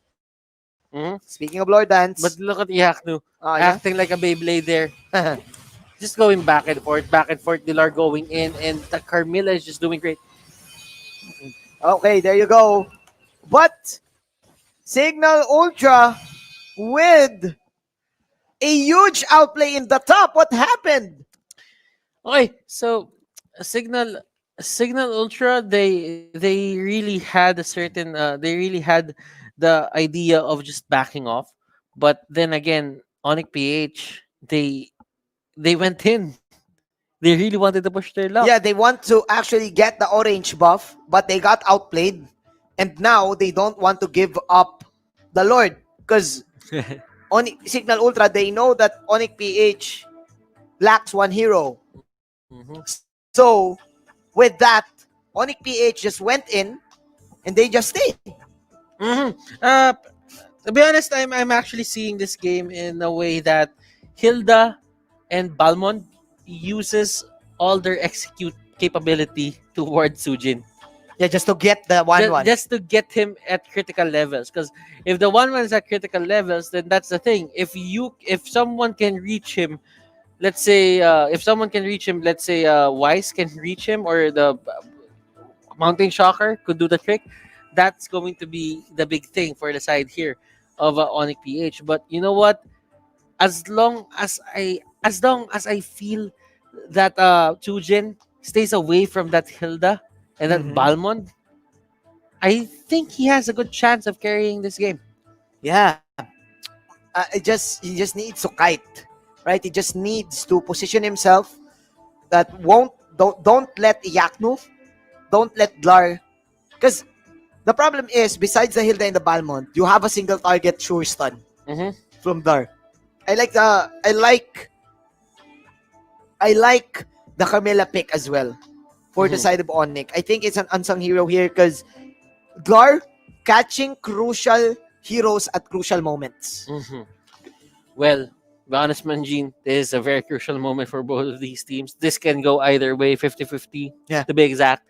Whoever takes the Lord here will get that extra 10% on their side. That is going to be a big lead. Yeah, considering how tight knit this game is. It's 4-on-5, ladies and gentlemen. Ben Sanity now falling low. That is, of course, the knockoff coming in from the Lord. Jay charging in, content porno pop by Rhea. Jay charging into Chujin, but that is the ultimate of the Angela, saving the 1-1. Crossbow of thanks to everyone. There you go. 4 heroes will fall. Make that 5. Outplay is the real deal. Cignal Ultra, can they end this now? Iaknu, he's the only one alive. Oh, little counter. No more. Iaknu wasn't able to pop the ultimate. They can end wow. Cignal Ultra, They can end this. the well-known comeback kings. Ladies and gentlemen, 5 seconds to the death timer. There are indeed minions. Cignal Ultra taking game number 1. Wasting no time, they make the 1-1 play. Look at Imba DJ, the face of confidence coming out from Cignal Ultra. Man, oh man, that is the first time we've seen a marksman side lane. And Yes. it is surprising and it worked. That's the main thing. It worked. Clutch save from Chujin. You've been emphasizing this, Butters, that ONIC-PH, they've been targeting them. They really want to get 1-1. They really want to get Chujin. But that's what you get if you have an Angela in your lineup. The save from the ultimate, and with it, it worked. The marksman strategy worked. It is never a thing about who Angela targets first. Yeah. Because the thing about Angela is there is your main funnel or there is your main carry into the middle lane. But if ever he deems that the other hero from the side lane is stronger, then whatever it is a great call coming out for her. Because the thing is, at that point, he can 1-1 can just carry the fight. Yeah. The best call that there is for Cignal Ultra, they know that ONIC-PH is still preparing for that Lord take, and that was clear. That Cignal Ultra. First game curse. Yeah, first game curse again for ONIC-PH. Once again, guys, ONIC-PH, they know this position. They always lose at game number 1 ever since week 1. And now, we shall see. Horakart, please dissect that game for us. Pakitang kayang-kaya lang sumabay against the consistent runner-ups, ONIC-PH. Ako si Rockhart, resident taga-Suri at inyong MPL professor, and we will go into this matchup between Cignal and ONIC. So, let's look at the item build muna at makita nyo na talagang si Wise was on road to road to hyper carry na to sa totoo lang. Almost completed items, and they were doing pretty good until that Lord take sa totoo lang. And surprisingly, D-Lar was actually pretty good on the Carmilla as well. I would give him a good star there. And I would say Iaknu, tama si Wolf. Nagplateau nga talaga si Iaknu dito on this Balmond. I would say after a few minutes, after like the 7-minute mark, 8-minute mark, ramdam mo na bumabagal na siya. But man, napagana ni Hades yung kanyang Harith and Sujin. Napaka-difficult pala talagang habulin ito. It's silver. Look at that. It's 4-2 and 3. But it gave the necessary adjustments. And yung matchup natin, yung star matchup natin, Imba DJ versus Oh My Venus, they were not the focus in this game at all. Hindi sila yung naging focus at hindi din sila yung nagpa-star. It is definitely their carries. And the double carry setup from Cignal, nagulat lahat nung nag-pick bigla yung ating 1-1, and somehow they made it work. Hindi nagkaagawan ng resources. And to be honest, I would say ONIC was actually quite ahead until that Lord take. One wrong decision led to a very disastrous result. And I think we can have a look at that later on. Pero first, on the post-match data, you can really tell that Wise was doing his very, very damnedest to make sure that we will get wins and towers. And the gold was actually pretty good on his favor on this season shit.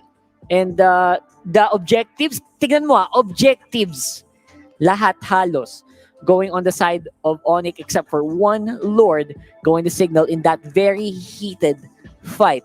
And I would say that Cignal Ultra really did their homework. They knew that hindi basta-bastang makakapush si D-Lar kahit okay naman yung performance niya on the Carmilla. It's not a side lane na kayang pumush ng mabilisan. Same with Iaknu. They capitalized on that by trying to challenge ONIC-PH over and over again. Paulit-ulit na laban ang sinubukan lang gawin, and medyo nakakapagod nga naman kalaban ang isang Harit at isang 1-1. Good luck habulin ang mga yan. So, let's go into the smart highlights and hopefully we can get a good look at what happened here on that last fight. And this is one of those examples where Signal Ultra were very happy to take fights. You can really tell they wanted to go and get as many kills as possible using the Harit Zaman force. Gamit na gamit si Hades, and chase is real each and every time. They were winning a lot of those fights. And the limitations of the Rafaela is sobrang obvious, di ba? And even Jay, hirap na hirap gumalaw with this Imba DJ Angela. Very smart drafting. This is a fourth pick Angela, by the way, if you did not notice. Such a mobile lineup by Cignal Ultra. Hindi siya makunat. Hindi siya super strong hitting. Pero it was mobile and they made full use of that over and over again. But Wise definitely was fighting back for a lot of those times. Feeling ko, oh my Venus na underutilized sa laban na ito. Because I feel like he was just doing his very best to stay alive while he was being chased down. And the rest of ONIC-PH, medyo mahirap ding i-take down. Puro shield, puro heal, puro regen, di ba, for Cignal. And it was a coin toss for me. It was a 50-50. Pero the big thing here is nung last one. And you could tell here, let's just pause this for a moment. Man, Cignal Ultra looked like they were very low and parang okay na si Jay, di ba? Okay na okay si Jay dito. Pero, if we look at the, let's play it right away. Tanggalin natin yan. If we play this right away, you will notice, man, they really weren't, after mamatay ni Jay, wala na silang front. Hindi na alam nila Wise kung saan sila pupwesto. D-Lar was on the back. He was looking for targets. Pero the shields from Hades, yun yung nakakalinlang. Nakakalinlang tong Harit na to. And after that, alam nyo na nangyari. It's the non-stop show for Cignal Ultra in that matchup. Hades 6-1-7 on that Harit. Very solid performance, I would say. And although medyo nahirapan sila kay Wise, they showed that they could utilize the 1-1 in very certain situations, especially in the time where everyone was very low. And I think that's what happened there in that matchup. So congratulations to Cignal. I am very impressed by the turnaround that they made in that one. ONIC really looked like they were winning. I know, alam nyo to, di ba? Nakita nyo to. They were really winning for a majority of that. They were losing fights, but they were winning. Giveaway code habang nagpapaliwanag ako, by the way. So, I still think this is a 50-50 matchup.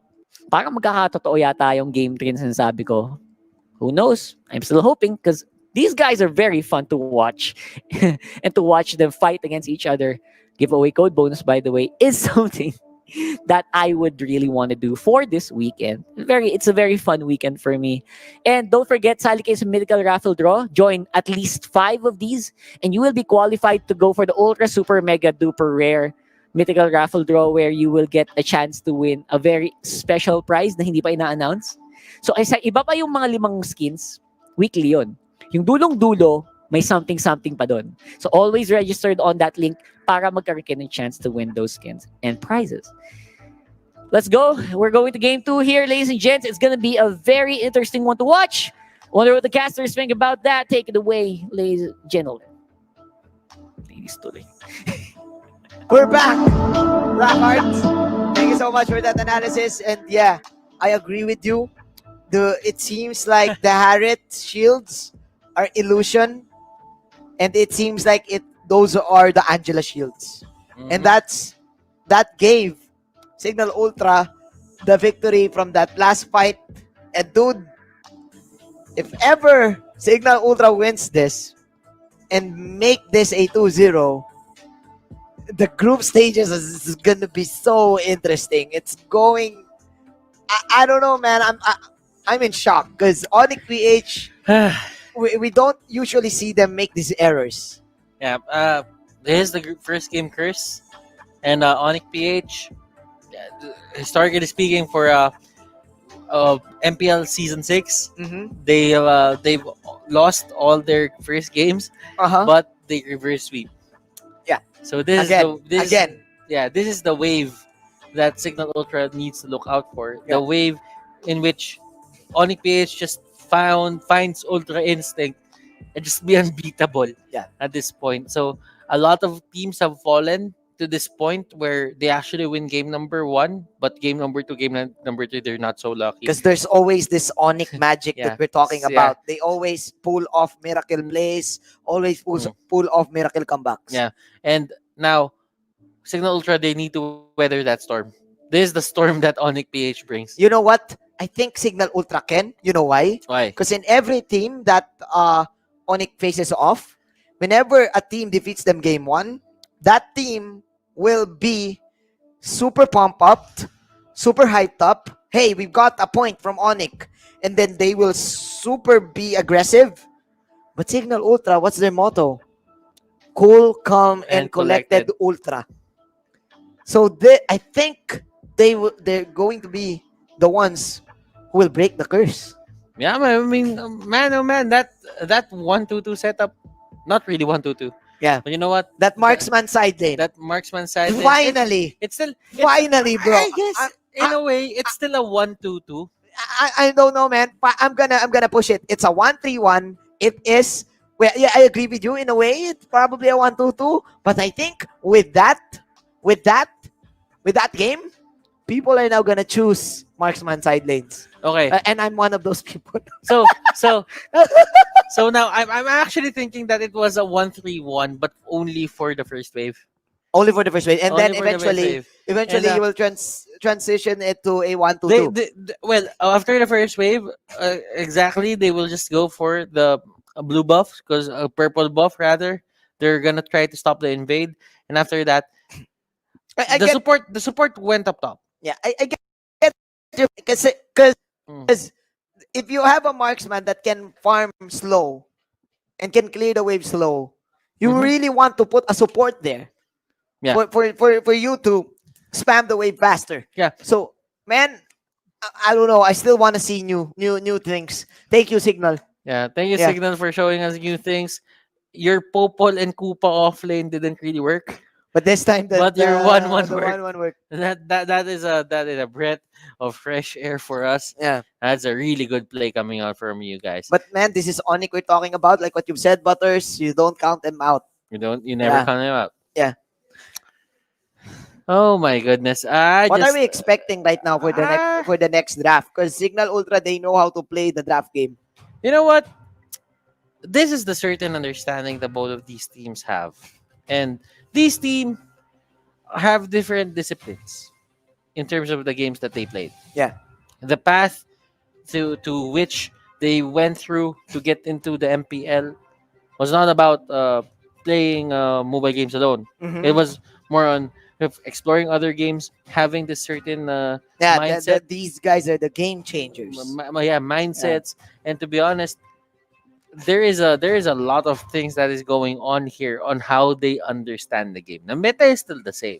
Yeah. But how they execute it, how they tackle it, and how they formulate their strategies, that is going to be the main thing that you need to look at Cignal Ultra and ONIC-PH. Because ONIC-PH, this is not their rookie season. They've been here since season 4. Yeah. They made this their home. Yeah. They had 2 grand finals appearances. Yeah. And for Cignal Ultra, this is the rookie season. Yeah. So, now, I agree with you, man. Because Cignal Ultra showing us that even though this is the rookie season, they can still put up a punch. So now, looking at the picks and bans, there's a high priority of Cignal Ultra now targeting-wise on the Asian Shin. They want to eliminate the vision game. So now, they're taking their time. What is their opening? I think they're consulting Rhea on the opening. They are consulting the offlane option. Oh, there you go. Because it's open. And no Esmeralda in the pool. Yuzhong and Cho. Yuzhong and Cho. Yeah. Cho for Iakno probably. Yeah. It could Yuzhong for Jay. And Dlar Yuzhong. Kufra Yuzhong. It could be a possibility. Yeah. Kufra Yuzhong. Cho. There you go. Yeah, And Cho Yuzhong. There you go. All You know right. what? It's always the Cho, right? At the second pick. No, because the thing about it is, the first pick and the first 2 picks are usually the easiest to adjust to, because you could see the bans, and if the other heroes don't get banned, then that's a certain pathway that these players take. Yeah. In terms of drafting. But right now, for the side of Cignal Ultra, probably a Chango, probably a Chang'o and I think this is going to be a support a now. Chang'o Yeah. and a Khalid. A Chang'o and a Khalid. Khalid, yeah. They don't play the Balmond too much, right? Cignal Ultra.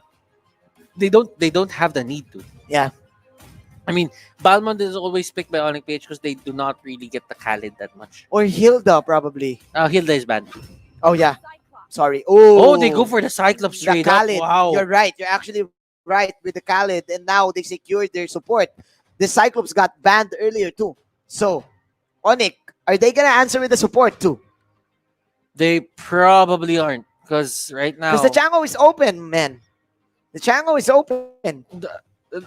Yeah, but I just feel that it's Venus doesn't really put priority on the Chango, right? On the Chango or the support pick in terms of drafting.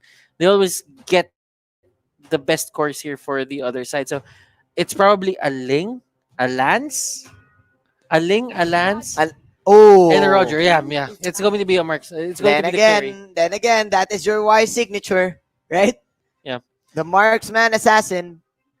So, but one of the things here that you really have to notice is if Wise doesn't burst down that Cyclops when you jump on him, Planet's attack is going to destroy his HP bar. Yeah. It is the same for that usual. It's the same for that show. Same from everyone. It's same for everyone. Because that Cyclops is just such a good late game. Planet's attack. Yeah. Your Roger. I actually like the Roger. It gives ONIC PH this certain dive capability. Yep. But the question here is the support pick. Because Iyakno 02 is gone. The Balmond. So, dude, these are so strong side laners. Okay. From Cignal Ultra, right? Manjin, I'm actually seeing it this way. Cignal Ultra, they banned out the Balmond. Yes. So right now, Iyakno doesn't really have his hero. Yeah. And that only means that the plan could have been tank Cho on Jay. But right now, Iyakno doesn't have a hero because Balmond got banned. Yep. And it's in a way, it was the perfect pick here for the side of ONIC PH if we could have get their hands on that. But Uranus and Khaled, it's just a way too good of a combination to just give up. So I just feel that Iyakno will be forced to use the show right now. Yeah, and they will pick a new tank and a support. Yeah. And man, there are no more counters for the Uranus and the Khalid. Only the Roger. Because the Yuzong, the Uranus, the Khalid, those are 50-50. Yeah. You know what? I'm actually seeing this in a way that probably ONIC PH has their mindset on J Cho. Oh. Because they banned out the Kufra. And when you ban out the Kufra, that means you don't have any priority. You're saving the tank. Yeah. You're saving the Cho tank. You're saving and the Cho Chango tank. is also banned. Like what we've said, the Chango is open. So, ONIC PH, these are two crucial picks. I'm actually thinking, okay, this is really great. This is really good. Like Bensanity, their picks, Hades here, the Khalid, and the Uranus, it will put them in a very tight spot. But yeah, I love the Alice. Should I say that a Rafaela could be nice for the side of ONIC PH? I think not. They need another burst damage. I mean, if it's a battle of sustain and mobility and endurance, it makes a lot of sense. Probably.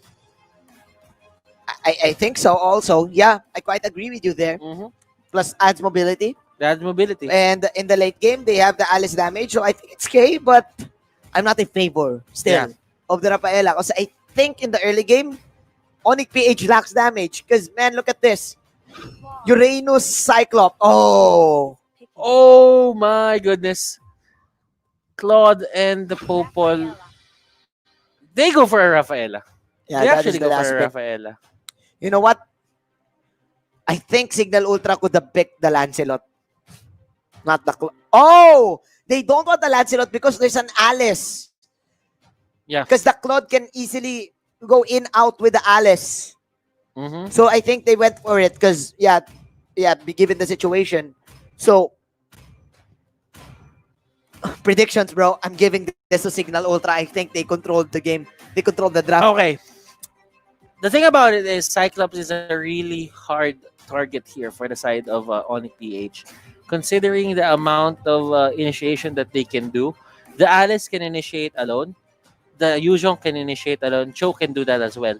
But if you think about it, Manjin, you can never jump alone in front of a Cyclops. Yeah. Because a Cyclops will just shred you down.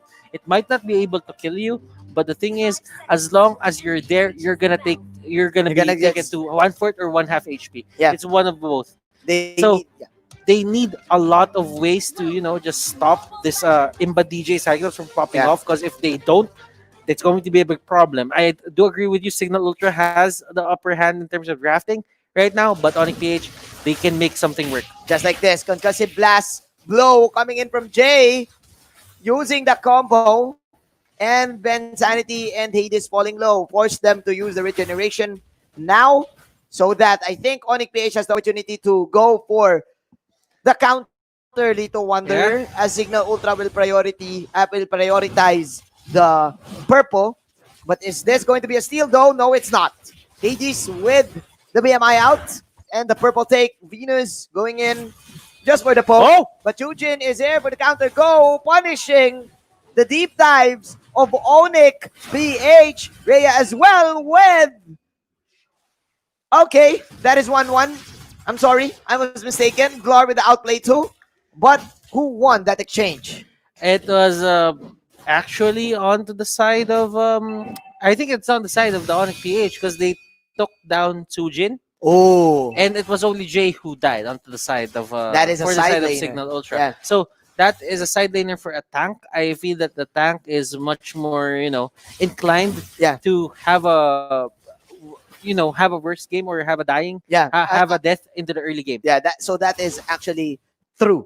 Yeah, you're definitely right, Butters. So let's actually, I'm looking at Wise and Hades right now on how they play this, because playing the marksman role, playing the carry role, usually when you pick a Roger, you would go for early ganks. You would utilize that early pounce, that dodge mechanic.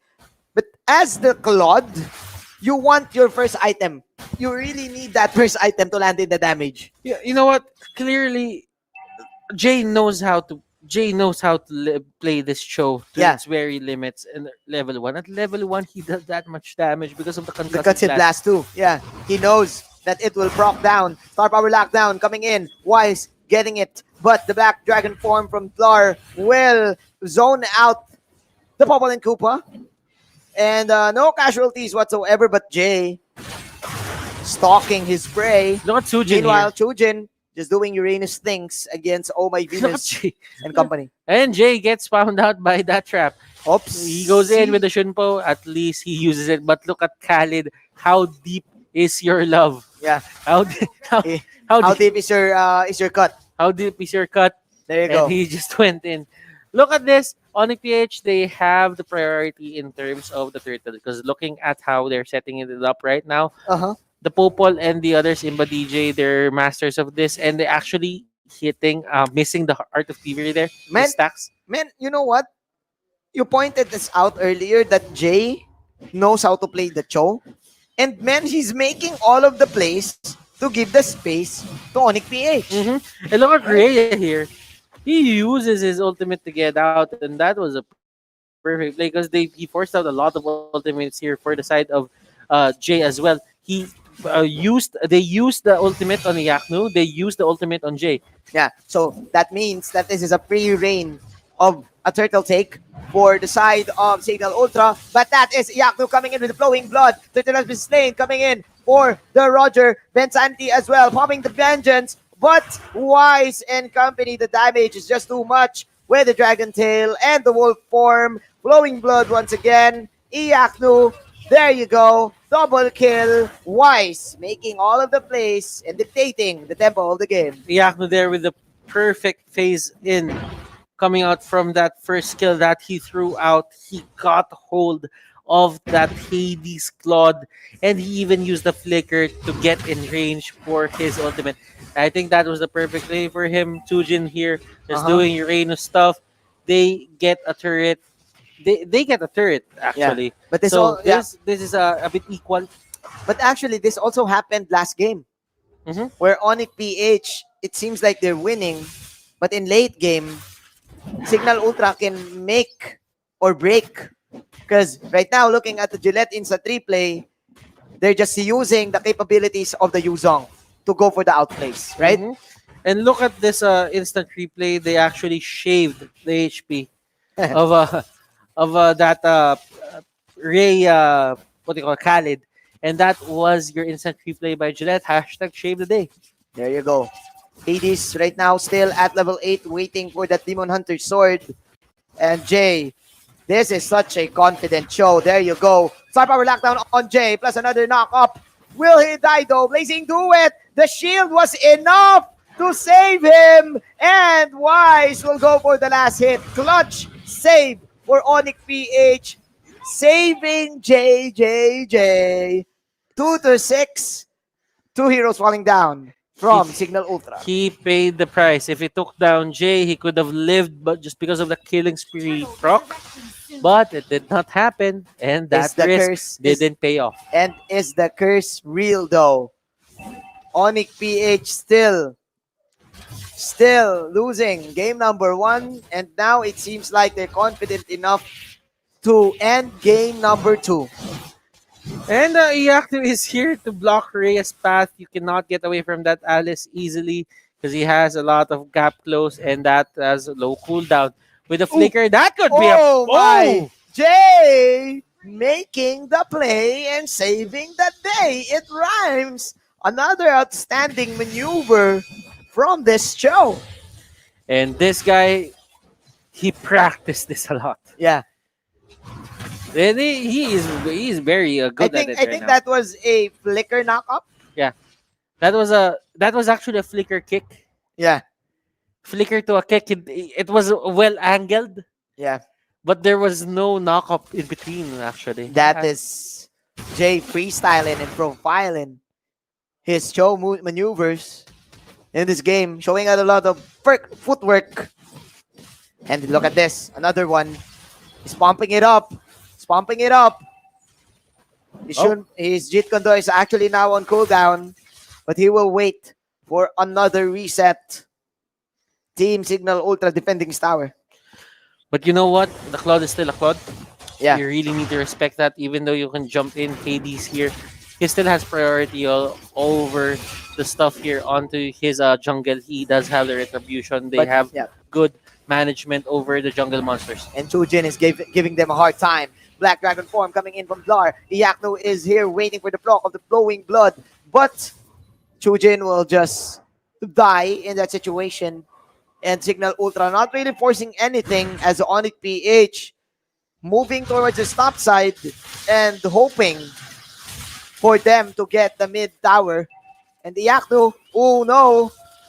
Oh no, that was clutch from Hades. That was a bit that was an unnecessary pickoff. Yeah. For Iacno. He really tried to go for that, but that was shut down gold. That was the first kill of Hades. And that will give him a certain amount of momentum. And look at Hades here. Yeah. He's just pushing the waves. Heart of Fury on that the Claude. Yeah. And he's just getting all those stacks. Look at Jay. And now they're chasing him. They know that he's here.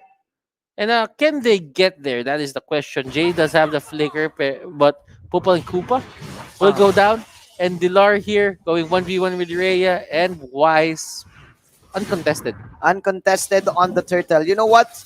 Even though it is a unfortunate pickoff, ONIC PH made the right adjustment.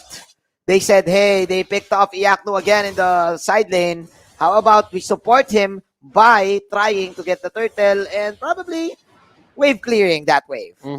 It is, and the thing about the top lane is, yes, it is pushed up to the tier 3 turret, but they're not giving it up that easily. Chujin here not really backing down from a challenge.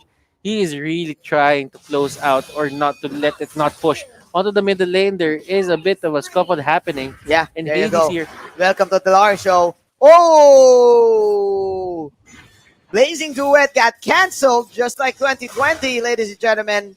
From Jay. Jay saying, hey, not in my house. And that was almost a kill going on for Hades, and that was a perfect setup for Jay. Right moment, he had the Jit Kondo. He was anticipating that, and he just went ham on it when he saw that the Blazing Duet was up. Yeah. So now, Cignal Ultra, there's no Angela, there are no shields. Can they can they make another miracle comeback? Wise is unfazed right now on this Yuzong. They really like the marksman setup. Cignal Ultra, they could go for the Harith, but you know what? If they can go for a marksman, they would go for a marksman. Yeah. And I have this feeling that the Hayabusa didn't work for them a lot. So Yeah. right now they're just sticking to their guns, their big guns, and they're using the Claude. And right now there is a fight happening, and look at that. Oh no. Another unfortunate pick off. And Hades got the shutdown gold. Make that 2 kills. That is 1 for 2. Yeah, for Team Cignal. And Rhea popping that passive. He's trying to initiate here. No tanks right now for the side of ONIC PH. No ultimate also from Iyaknu. And this is this another free Lord? Is this another one? This is not the right time for Cignal Ultra to take down the Lord. Yes. The retribution is down. Now, this is the right time to go for it. Yet. But the timers are down for the side of ONIC in terms of respawn, so they will just back off. Yeah. I like this patience. I like the patience. Patience from both of the teams. Respecting the damage. And they know that the Claude's ulti is not yet up. It's just big. It's now online yet. It's now online. But with that pick up, man, ONIC PH, they could probably lose this fight. And DJ. Nice flicker coming in from Iba DJ to outplay. And the Alice died in the hands of Hades, but double kill coming in from Wise. BMI out from the Claude. Here comes the big dragon. Rhea running for his life. Run away with your sandwalk. He ain't gonna make it. And Hades with his forces out. Another outplay. Mega kill from Hades. And the top lane. Look at Chujin with the cut. Chujin! He knows that they have the capability to push, and he wasn't really aiming to help his carry because he knows his carry is actually out of the fight already. Yes. So what he did, he just cut the wave so that they cannot turn that fight win into a win. Into another push. Gillette instant replay. Look at the dragon, but look at Hades here. Just went 1v1 with Wise. Look at that. A bit of a slow motion, BMI out in the proper time, and he almost died. But the thing is, killing spree is a factor. Killing spree factor for the lifesteal. We're waiting for Wise here. Iyaknu coming in with flowing blood. But Hades, the king of the Underlord, bow down to your Underlord. But still, Blur, the dragon, is also here, getting the procs from that dragon tail. We all thought that Cignal Ultra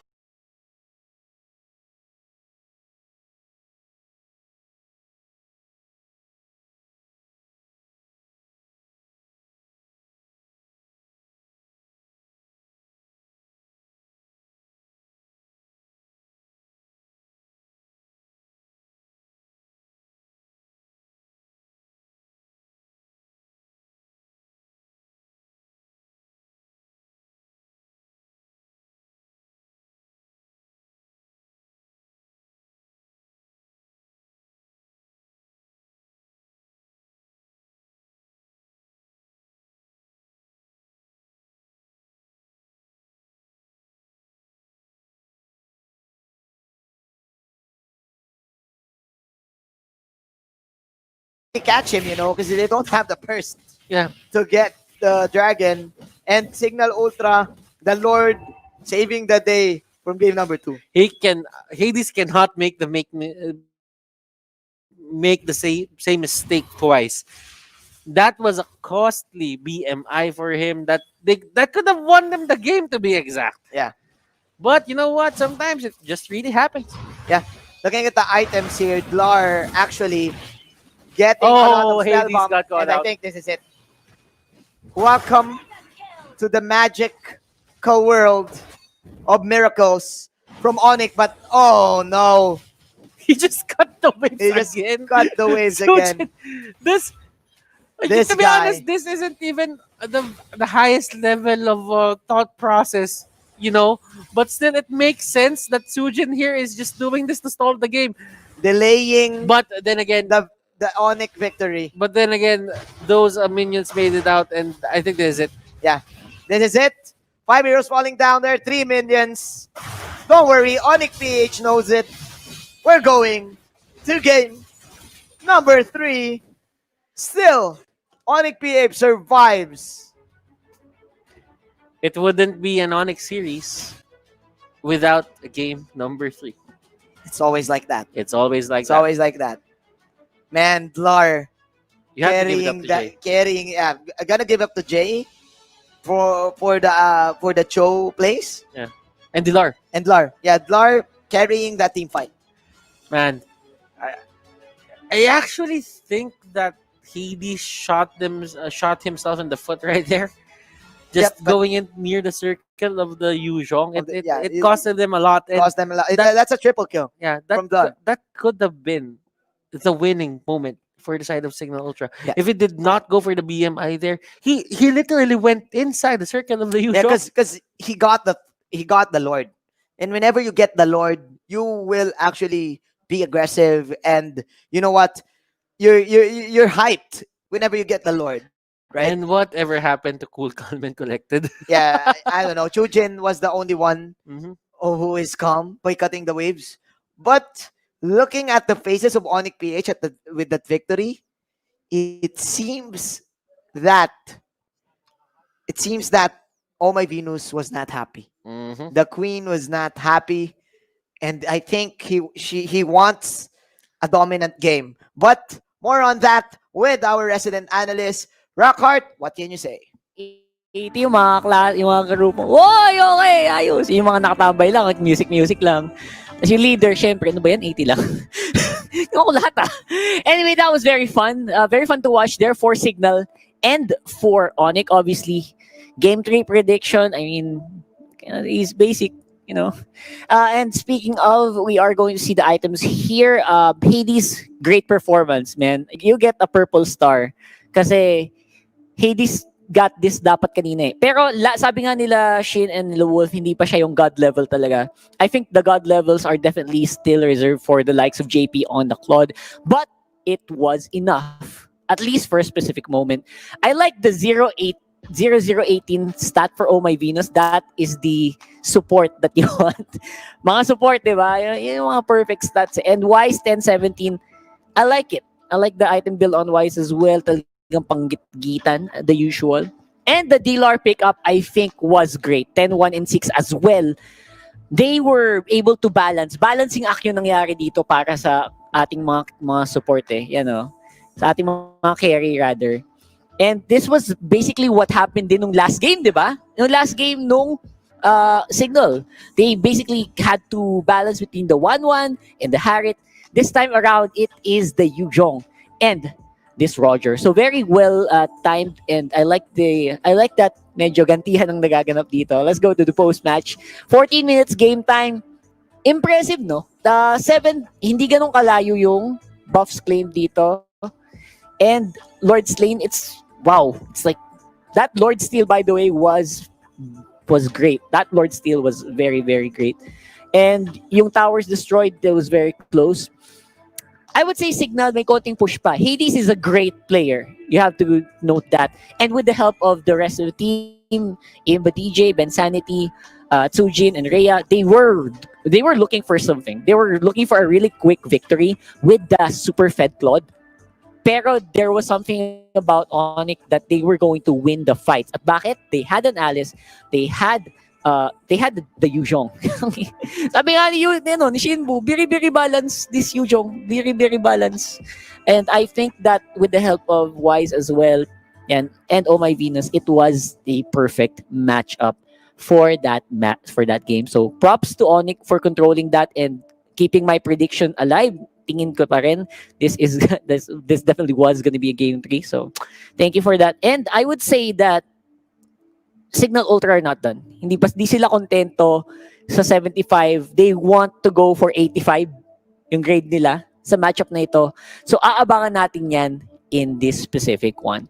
And let's move on to the highlights because I think we can get even more on these highlights because it is action-packed. mga kaibigan. ONIC looked like they were ready to roll for the majority of that. And hirap na hirap si Rhea na mag-keep up. If you'll notice, Rhea actually is always being bullied by at least 3 carries here. All the time. Paulit-ulit to. Yung Raging Sandstorm niya, usually pangtakas lang talaga yan. All around. Pero hindi siya tinatantanan for this whole game. And I like that they were keeping that as a trend. Kasi that's exactly what you need to do. Especially when you're fighting off against Khalid. Wag mong bibigyan ng opportunity yan na makahinga. And look at this. Beautiful plays here coming from Jay na ginulo niya yung lineup na yon, which was supposed to go for the push. Pero they were forced to go back in. And I think yung mga team fights talaga ng ONIC yung nagpapanalo. I think overall the lineup was designed to always have Hades start first. And then everyone was gonna follow up. Pero pag hindi nangyari yun, kita niyo si Rhea. Sabi ko kanina magbug sarado na naman and wasak with the Yuzhong. These are the guys who will always take you out. And Yuzhong is very balanced, as Mr. Shinbu always keeps saying. Overall, you have to take note of what keeps on happening. Ito, I like the play from Hades. First of all, smart to keep your comp under pressure.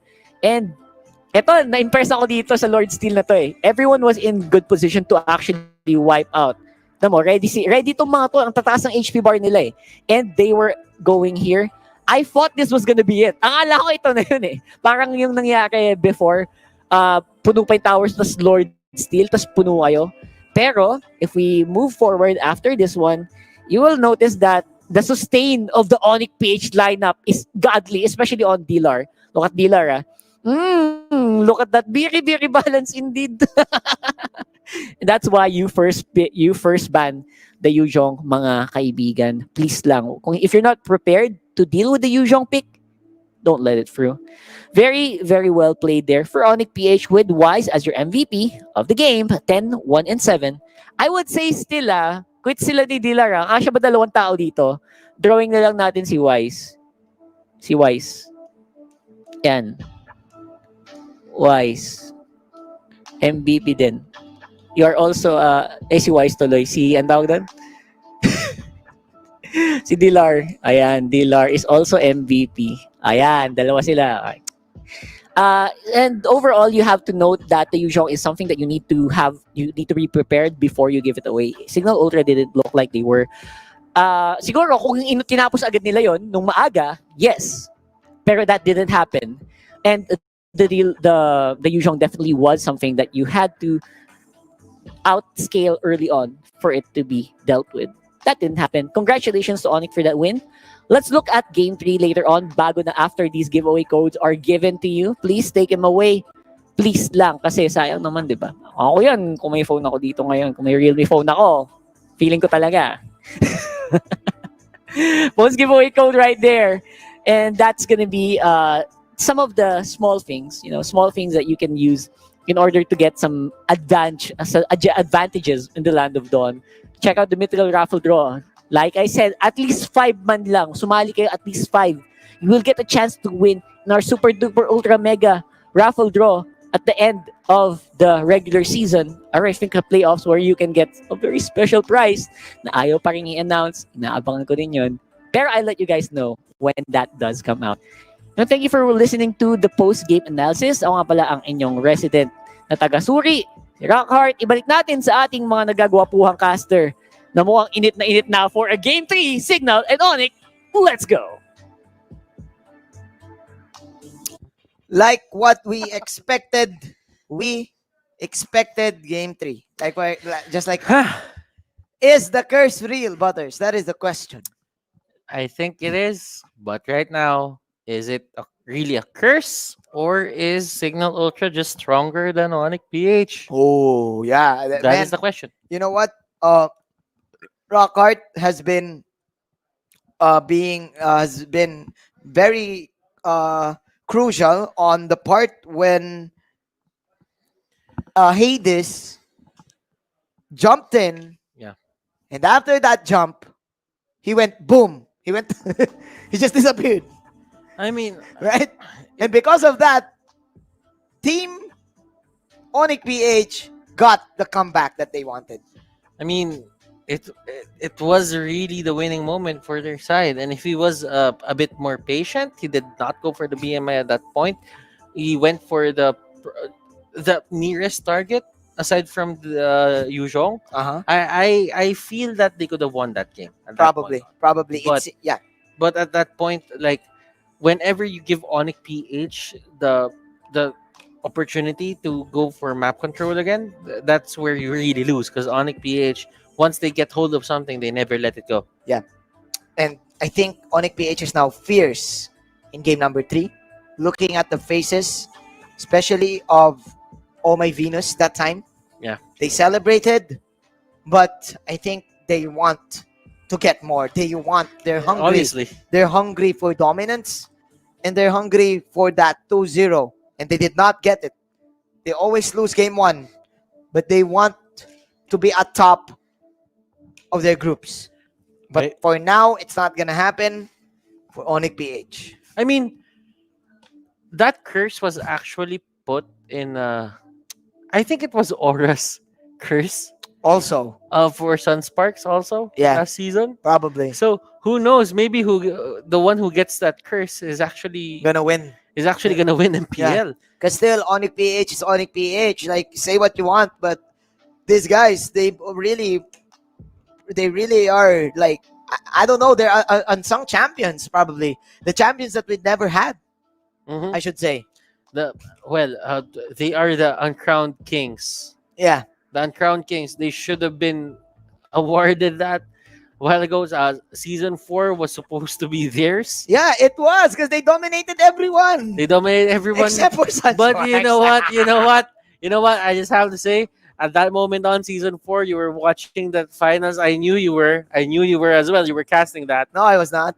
You were. Okay. You were. You were. Your that voice was not was me. used for everything. That was not me. But on TikTok, right? But but then again, if you look at it, it wasn't really because ONIC They should have PH won that, man. But you know what? It was the damage reduction that came out from the arrival that just screwed them over. Yeah, but that was their game. I mean, it was part of the game. It was part of the game at that point. But if it wasn't for that arrival, if the arrival wasn't available for those two heroes or those two players that respond, then probably ONIC PH wouldn't be uncrowned. Yeah. Oh my. You know what? Game number 3 is going in, and I think we need to kind of have a discussion on how will the draft go, because Rockhart said that I think Cignal Ultra did not come prepared for the Yuzhong, because it seems like the Yuzhong had the time of its life. Dlar had the time of his life. That is a free reigning Yuzhong all throughout the map. Are we gonna see the Yuzhong ban? Probably. I mean, ONIC PH, I think they have this certain understanding that Cignal Ultra doesn't really go for Yuzhong that much. Yeah. So they're just gonna make this pattern where Cignal Ultra could get the Uranus, then ONIC PH could get their hands on Yuzhong.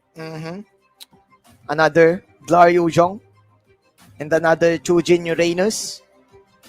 What if that wasn't a Claude? What if probably that was a Lancelot? Do you think that they can actually pull it off to Cignal Ultra? I think that could have been more disastrous if that was a Claude, that was a Lancelot. Yeah, that was Could a have been. Lancelot, because the thing is they didn't really win their game. Yeah. They just got a bit of a tempo. Yeah. When it came to the mid game, and they won from that. But they lost it.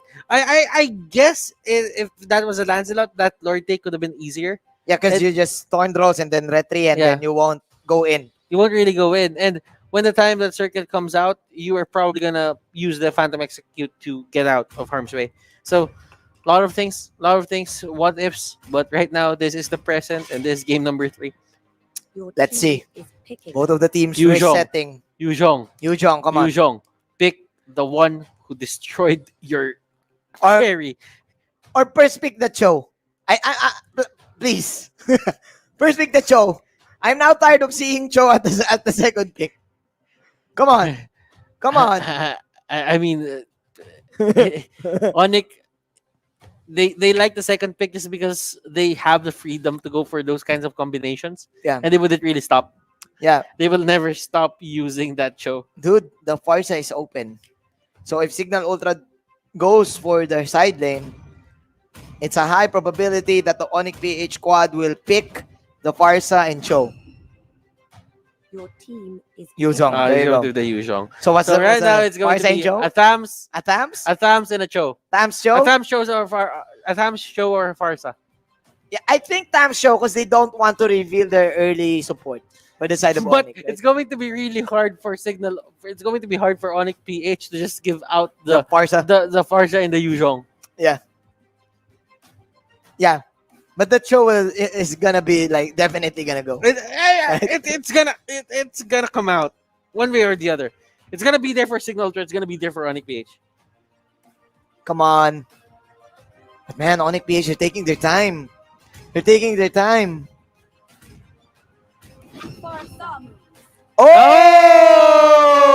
Oh! We were right, except for that show.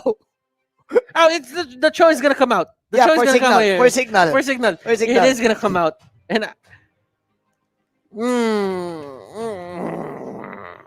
are they gonna go for it? That's the question.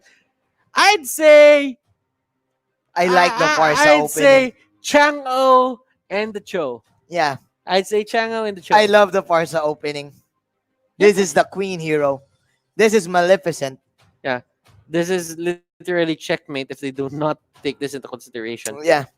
I mean, Cignal Ultra, they could go for another Cyclops, but that will mean that they don't have a reach On the Farsa. on the Farsa. So Chango is good. Yeah, Chang'o is really good. Roger. But there you Oh, go. no, okay. Okay. Still the show is there. Still the Cho is there. At least we never drop the Cho. Mhm. At least we never drop the Cho. You know what? They've been saving their support because the Roger can also reach the Farsa from the back. Yeah, but I mean, yeah. So it's okay. That is a good point. Mm. They get the link. Mm. It's time for Wise to prove us wrong. It's right. I'm just saying, this is since since the Roger can jump on the Farsa, there's a gap closer. I'd say a Cyclops is going to be a safe pick for Cignal Ultra. Yeah. It's because Link cannot burst down a Cyclops unskated. Yeah. It's a possibility, but Planet's attack will take down your HP. Yeah. And the Cyclops is good with Farsa too because the lockdown can, lock you down. That's why it's a lockdown. That's why it's a lockdown. The star power lockdown. But the question here, what is the side lane hero of Iaknu? Another Balmond, probably? But yeah, Cignal Ultra just banned the Alice. Yeah, just take it. They want the Balmond to come out. Because in terms of late game, you don't really want a Balmond in your team because the damage expires. I'm actually surprised that Khalid isn't making waves here. Like, they could go for the Khalid if they wanted to. I think ONIC PH would go for it. Yeah. Khalid on Iaknu. Khalid on Dilar. And Tams on Iaknu. Yeah. Probably. We're waiting for the J Hero too. So, Atlas, maybe? Atlas is good. Like, I mean, it goes hand in hand with Wise as well. And it could be the perfect setup for Khalid Atlas combination. And Wow. the Alice. Wow. Huge respect from ONIC PH to Cignal Ultra. They seen it from a mile, man. And it seems like that was the plan for Cignal Ultra. Because look at the faces of Cignal Ultra after the Angela ban. Mm-hmm. That's true. You know what? Thinking about it, they actually might have lobbied for that Angela in the first place. Yep. And they banned out the Khalid. So they're left with the Balmond. They're left with the Balmond. Cignal Ultra wants to play with the Balmond. But then again, there is no Balmond-worthy counter here on the side of Cignal Ultra. Yeah. So what's gonna pick? What's gonna be the pick? What's gonna be the Iaknu hero? What's going to be the Dilar hero? That's one of the things that. Oh yeah, because actually Dilar is good with the TAMs too. Yeah, and actually they're both very proficient in terms of using the. Yeah, TAMs. so it's a flex TAMs It's right a flex now TAMs. It with could the go teams. either way.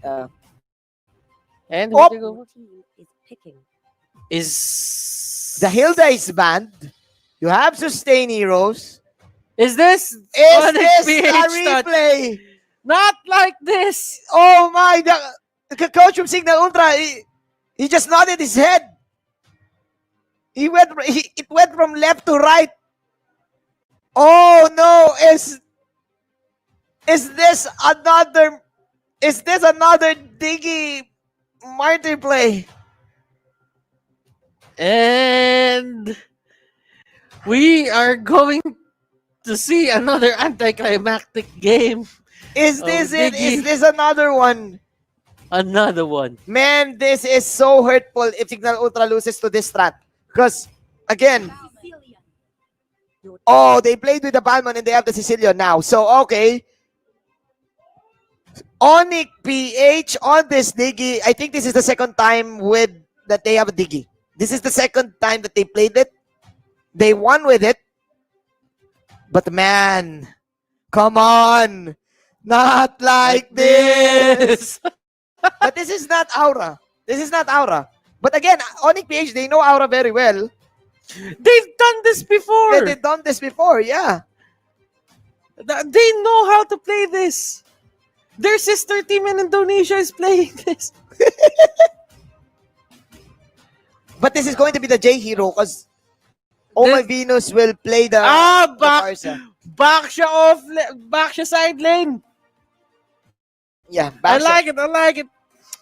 Oh my god. It makes sense. So much for the strats for Cignal Ultra. Another Diggy pick for ONIC PH. You know what? They knew it makes sense right now for ONIC PH that they go for that Baksha pick. Why? Looking at the lineup here for the side of Cignal Ultra, they're actually expecting a Festival of Blood to come out of these guys. So that means Superior Sustain is going to come The out. Poisons will burn through the spell bump. Yeah, so you know what? spell bump. Butters, you have a good point. I like the Baksha pick as well. So what I don't like is the Diggy pick. is another make it or break it. Oh my.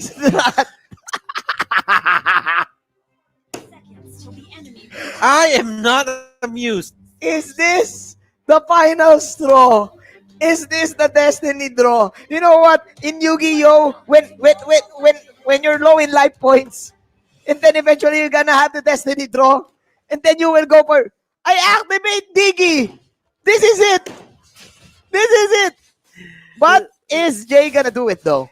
Sicilian has been picked 3 times. Well, actually 4 times now. Oh, there you for go. the MPL. There you go. There you go. And yeah, he has a high win rate, 67%. I think, yeah, Sicilian, but you need manas for Sicilian. So now, okay. Jay is doing it. It's time for the Diggy. The Diggy strategy. Diggy. Diggy.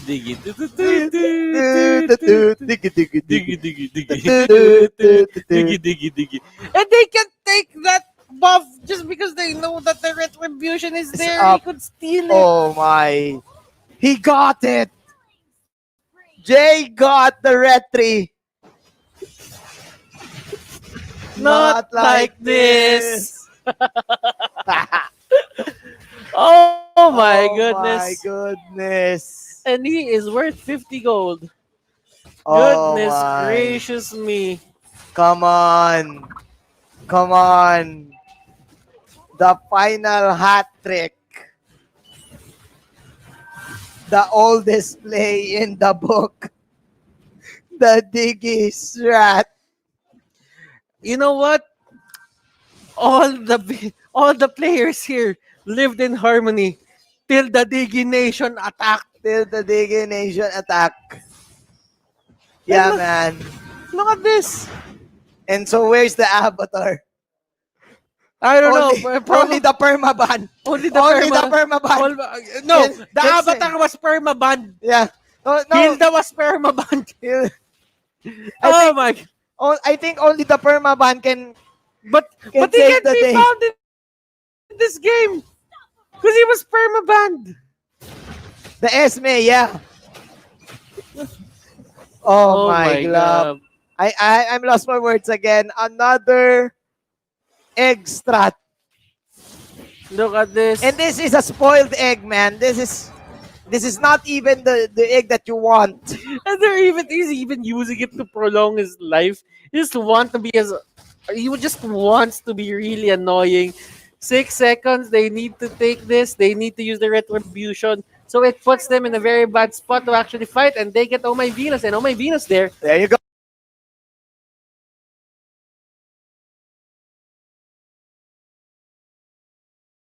Oh, okay.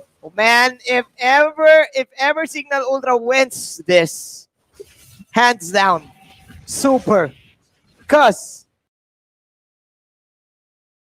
the Tigi strat only lose once. And that is a lineup that is not sustainable for the Tigi strat.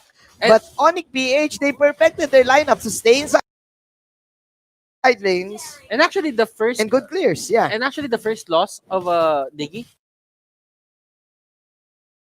actually happened with Cignal as well. Yeah. So they can do this. They can do this. Oh, they got the link. That's the thing. They got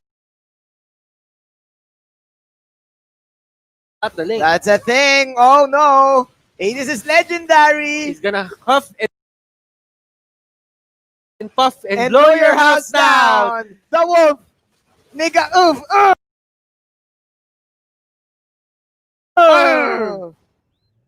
That is, of course, Hades. And right now, Hades, it's not working on their side. High KDA, boys. High Let's KDA. go. Low KDA, high KDA.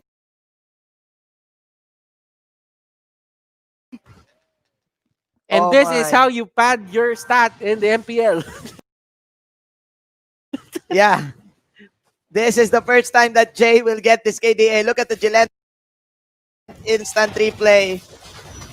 Hades with the legendary plays. And you know what? If you're watching a Diggy strat, you know what? The kills doesn't matter. The kills doesn't matter. What matters is how they can control the map, right? Yeah. As long as there are no turrets going down their side, they're really safe. And look at this. They're actually just pushing their luck. And Ben Sanity and Hades aren't really going out. Oh, okay. So that was a kick. Dilar here. There you Really go. tanky. Yeah. But man, Cignal Ultra is winning. They've been getting towers. ONIC PH. You know what? They don't really like go for pushes. The lead is an illusion. The lead is an illusion. Don't get fooled. But man, this is 2K lead. Yeah, This is 2K lead. yeah, it's still there. And as annoying as it is, the Diggy strat isn't really working on the side of ONIC PH right now. Just because it's only the Diggy who is like giving them vision. Wise as well isn't really, that annoying. And you know what? Whenever they pick the Diggy, they get the Popol and Koopa, they get the Selena, just or because, the Natalia. just because there are surefire ways to get that kill and convert that Diggy. And why it isn't working right now is Oh My Venus isn't really playing aggressive. Yeah. That is correct.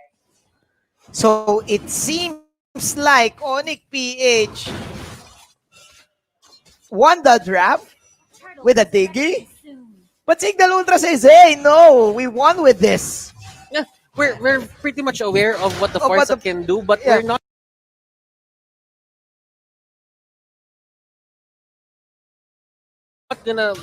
gonna overstep our boundaries here. Yeah. We know our limits. And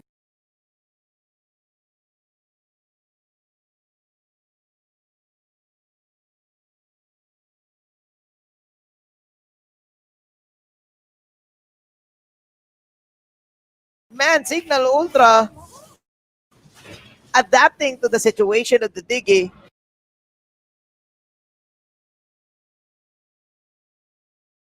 Up, Chujin.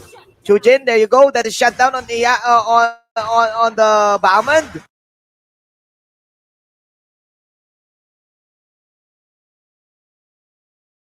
But the Diggy will also fall down, and oh my Venus, oh my!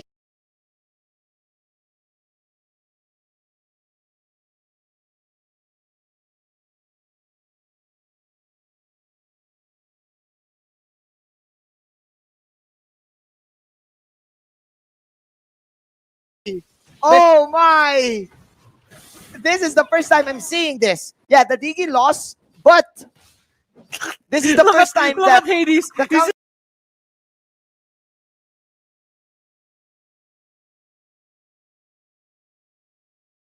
He's scratching. He's scratching. Yeah, the counter Diggy strat is working wonders for Cignal Ultra. Man, this is a Sicilian late game. Yeah. So if ever the game goes to the late game, the Sicilian still has the damage. So it's okay. It is never. It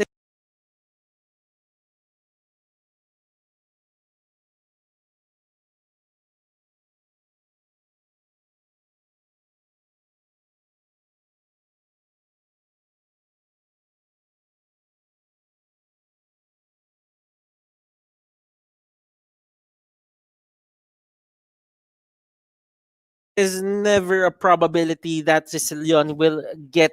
It was never been a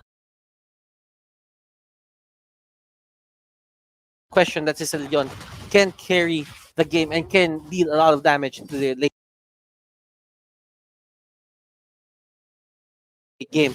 But then again, what can Jay do in the late game? Yeah.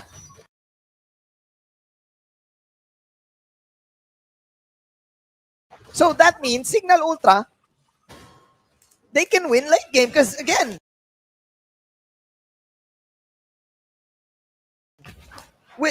they can go for core damage. They can go for this core support. Like for example, now Legendary coming in from the Roger.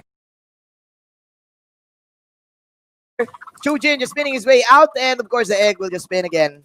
But then again, ONIC PH, they can't push anything, only the mid tower. They're not really getting a lot from this. They're not playing this aggressively. And what you have to know is whenever you have vision of the enemy, you need to go. You need to. It's go time. You need to be aggressive. You need to set your pace in this game. You need to have the tempo, and the bird gets bit by the dragon. Man, the bird.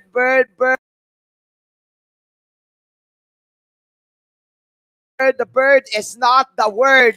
The dragon still bites the dust. 24-4. Is this the second time the Diggy will lose?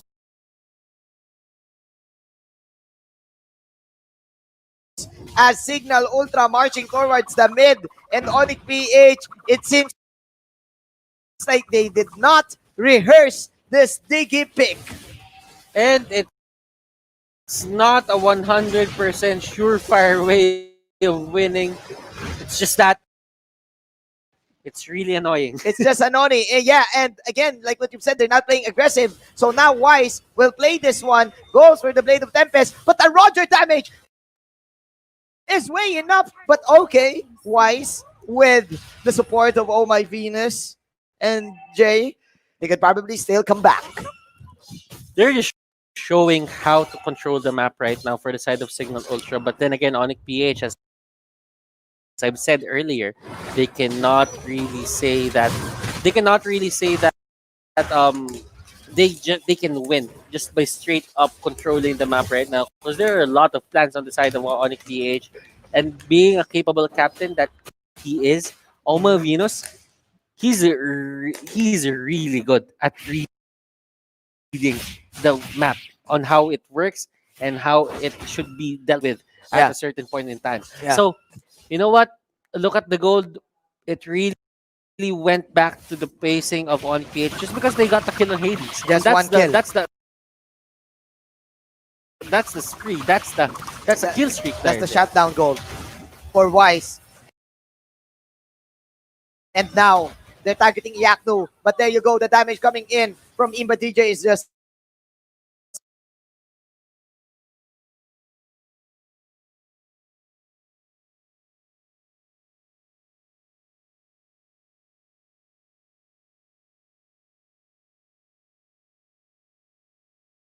too great for them to like go in with the backs out.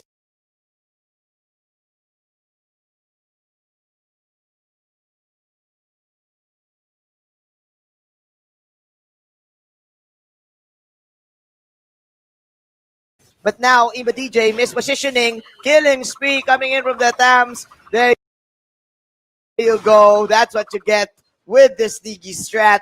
Coming to a late game.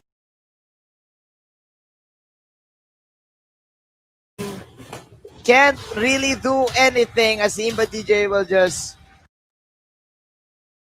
go away, disengage, dodging the Forza Ultimate, and the ONIC PH now closing this gap, closing this lead. And Tujin here securing that buff onto the middle, not the middle lane, but on that orange side. So that means Hades here won't have that certain buff, and they force it out on the wrong person here on the side of Cignal Ultra. That is a great move coming out from Dilar, and he knows that they need to get all the advantage that they can. Yeah. So now all of the advantage in the hands of ONIC. Rhea. Out of bounds. Going out of bounds. And now Butters, all of the lanes are now pushed out for the side of ONIC PH. We thought that Cignal Ultra had it, but now I think we can therefore say that's going to be hard. As I've said, ONIC PH, they know how to control the lane. Yeah. So you can never be too complacent when you're facing against ONIC PH, because one big mistake on your side and you lose that priority and the map control. ONIC PH is gonna take it, and ONIC PH isn't going to let go of that lead. Yeah. You know what? I think for Cignal Ultra, what they need to do is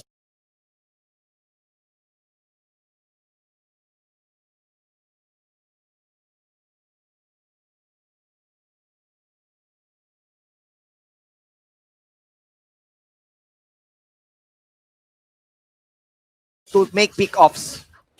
Yeah, Because if they're the ones getting picked off,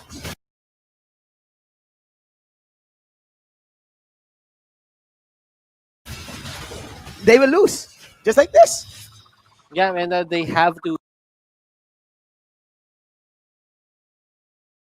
find a way to get those trades. Yeah. Because right now,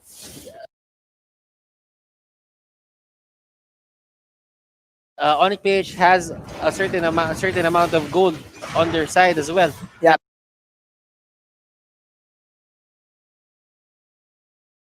They get a kill on Venus. Rhea trying his best though. There you go. That is the kick from Insanity Venus.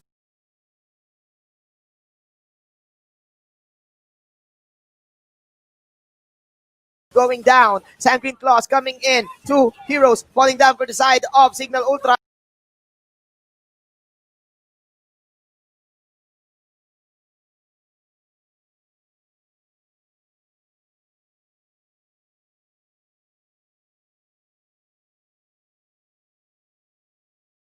And now ONIC PH, they're chasing Jay, the small bird, now targeting Insanity Wise, going in for the pokes, going in for the final blow, killing spree.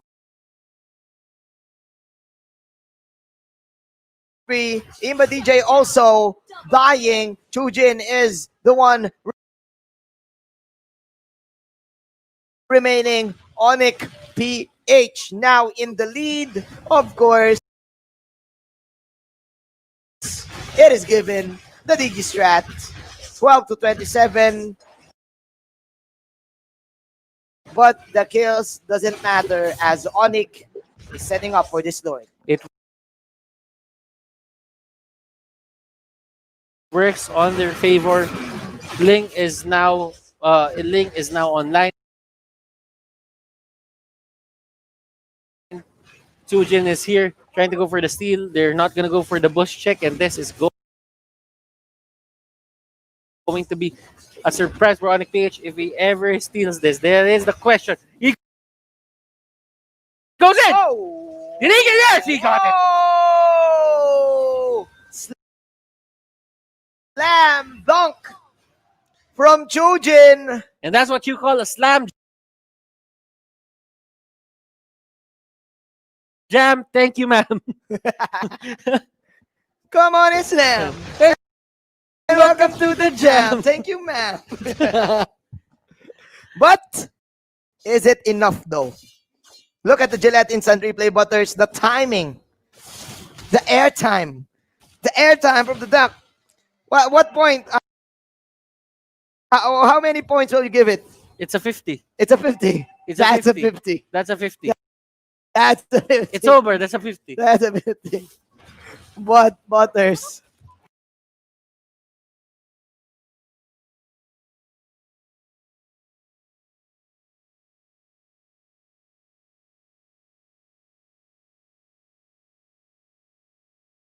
Time to pop that Digi Ultimate, the time journey. But Butters, how can Cignal Ultra win this? They need to make the most out of Bensanity here. Bensanity has to make the way of the dragon, the best way of the dragon of his life. The best way of the dragon. Oh, someone died here. Oh, Rhea. Speaking of dragon, ONIC-PH getting Rhea, and now Thams is same.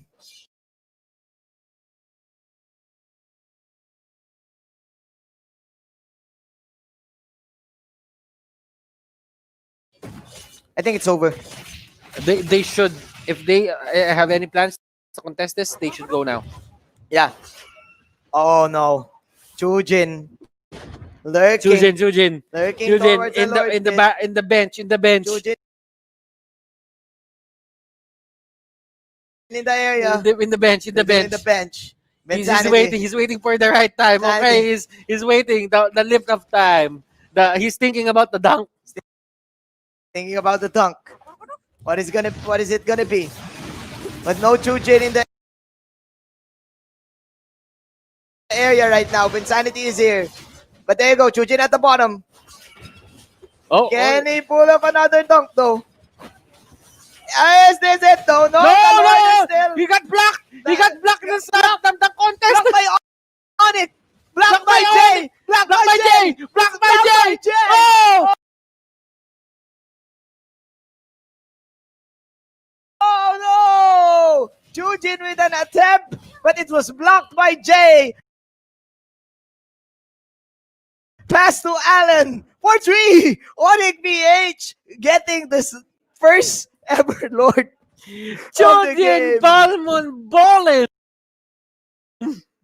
Chujin Balmon Ballin. This is the first time I've seen someone get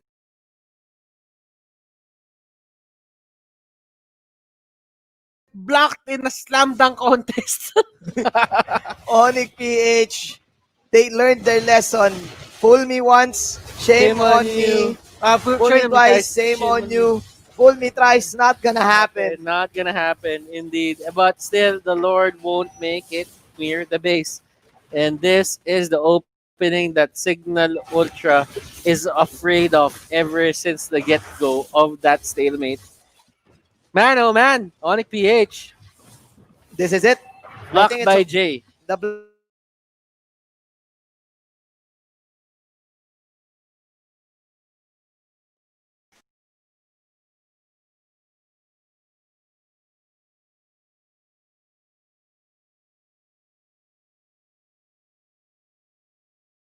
What? Rhea is just getting ready as well to bring out the dragon.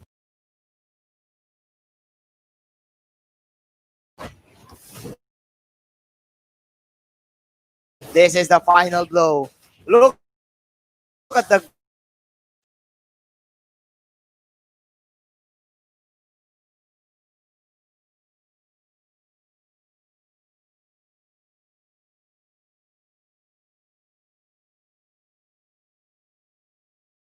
gold. 85k gold for both of the teams. We're looking at a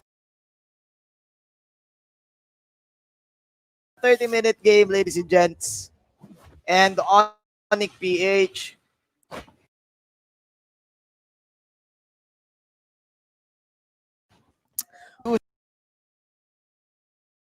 this, they could lose the game. It's gonna be one straight push for Cignal Ultra. You know what the problem for the lineup of Cignal Ultra What is the problem? Is that the Balmond, it's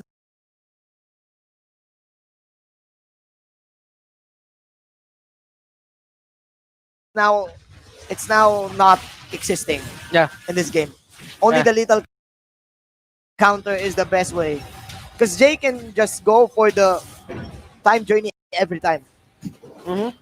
And right now, Jay cannot die. Jay cannot die at this point. Because if he does, that is still a 4v5. So he's being very careful on the things that he does. And he's not really going for those, cheeky plays. Oh, my Venus here. Not the best performance coming out from him. But you know what? He's been giving out the tactical positioning setup for his team. And he's doing it great. Yep.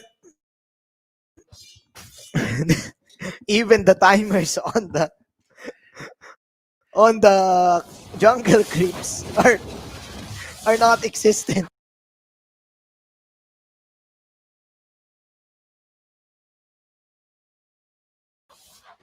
Are non-existent, I mean.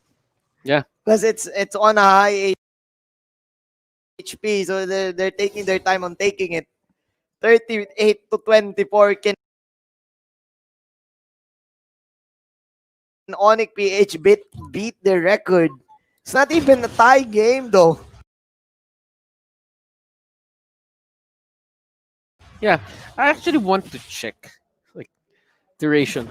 Okay, it's 33:52. The longest match duration for MPL-PH is 33:52. Right now. Right now. Right now. And this has the chance to beat that. Yeah.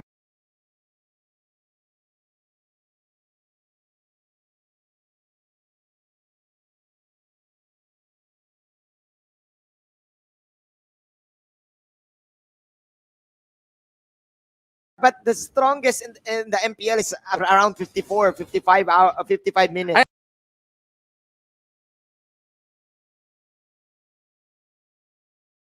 I remember, yeah. That was last season against Omega. That was ONIC versus Omega. Mm-hmm. Right now, they don't want to reach that point. 30 minutes has been breached. This is it! ONIC PH again with the Diggy strat, getting another 2-1 victory. They make it work even when the Lord got stolen twice. They made it their own, and ONIC PH, the first game curse, lives on. First game curse, but then again, what matters is what the result is the most important part of this one. 2-1, still they won, and they will get the points that they need to stay at the second place in Group B. Yeah, man, oh man, that was a very good series coming out here from these two teams. I mean, it could have gone both ways.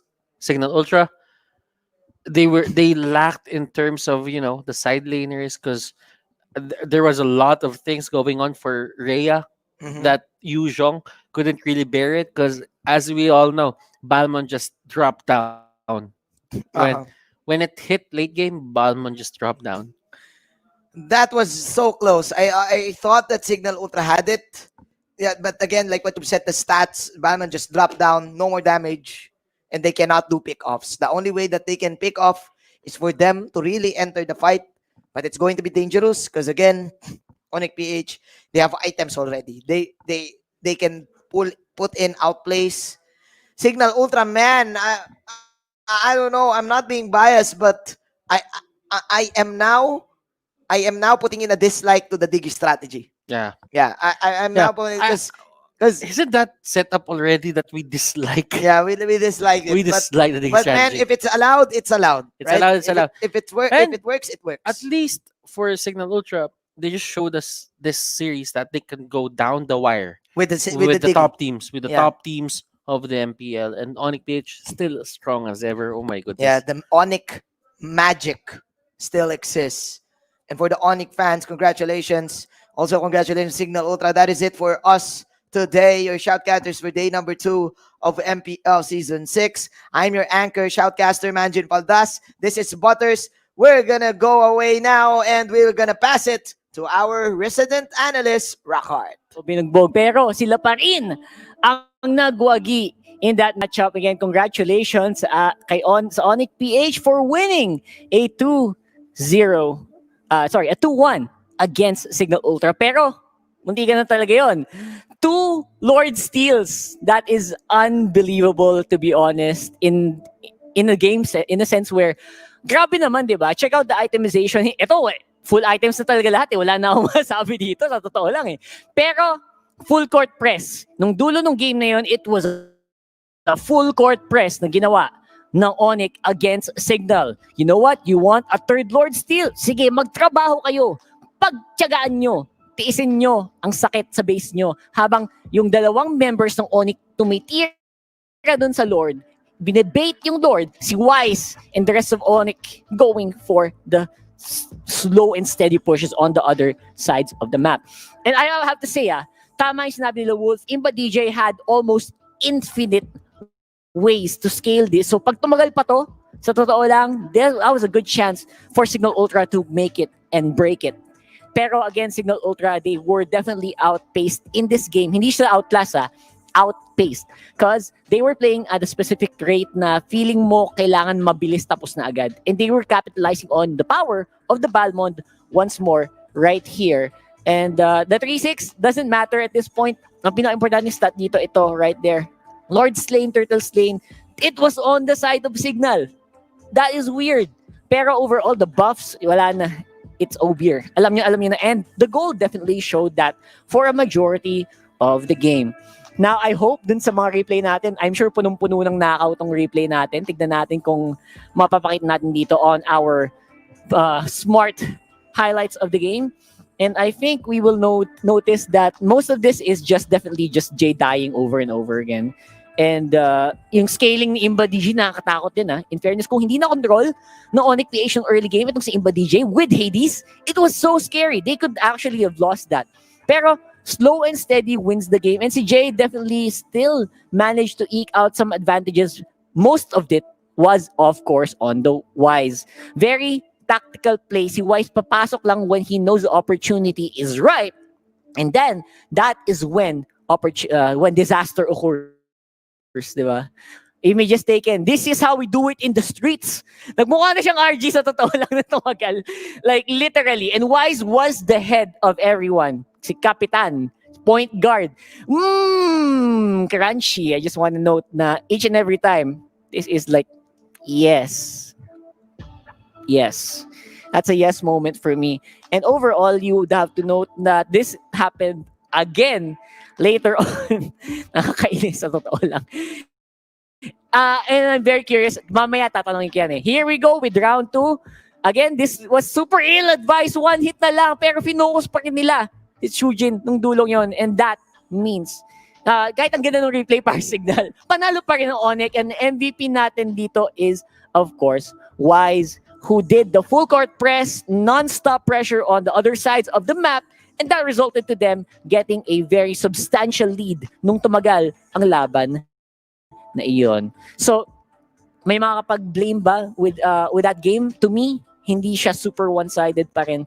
That was such a coin toss. tama si Shinbu, this day that had a lot of one-sided games, but ONIC and Cignal is not one of them. So congratulations to Cignal. To ONIC. We will be having an interview very shortly with one of our members from ONIC PH. Madami tayong tanong. That was a very hot battle. Let's go straight into the interview here. And sino ba interview natin? I think we will interview... Alright. They're not ready. Okay lang. Sige, chillan lang natin. Kasi ang dami akong tanong eh. First of all, yung unang tanong ko dito is, kamusta kaya, di ba? Ano kaya yung feeling na ganun kayo ng 2 times? Literal slam dunk. By the way, inulan yung cast na yun ng mga basketball reference. Feeling ko, sobrang proud ni Baldevolin doon. And that's going to be very interesting to watch. Let's go ahead and get into the interview here. It's going to be Iaknu. There you go. Iaknu, medyo nahirapan dito sa laban na to. Kamusta naman, Iaknu? ONIC PH with a 2-1 victory over ONIC. How does it feel? Sobrang Liwanag. Yan, ganyan. Yan. Ano Lighting muna, di ba? Kamusta naman ang feeling na with a victory over Cignal PH? And totoo ba na meron kayong first game curse? Anong tingin mo doon?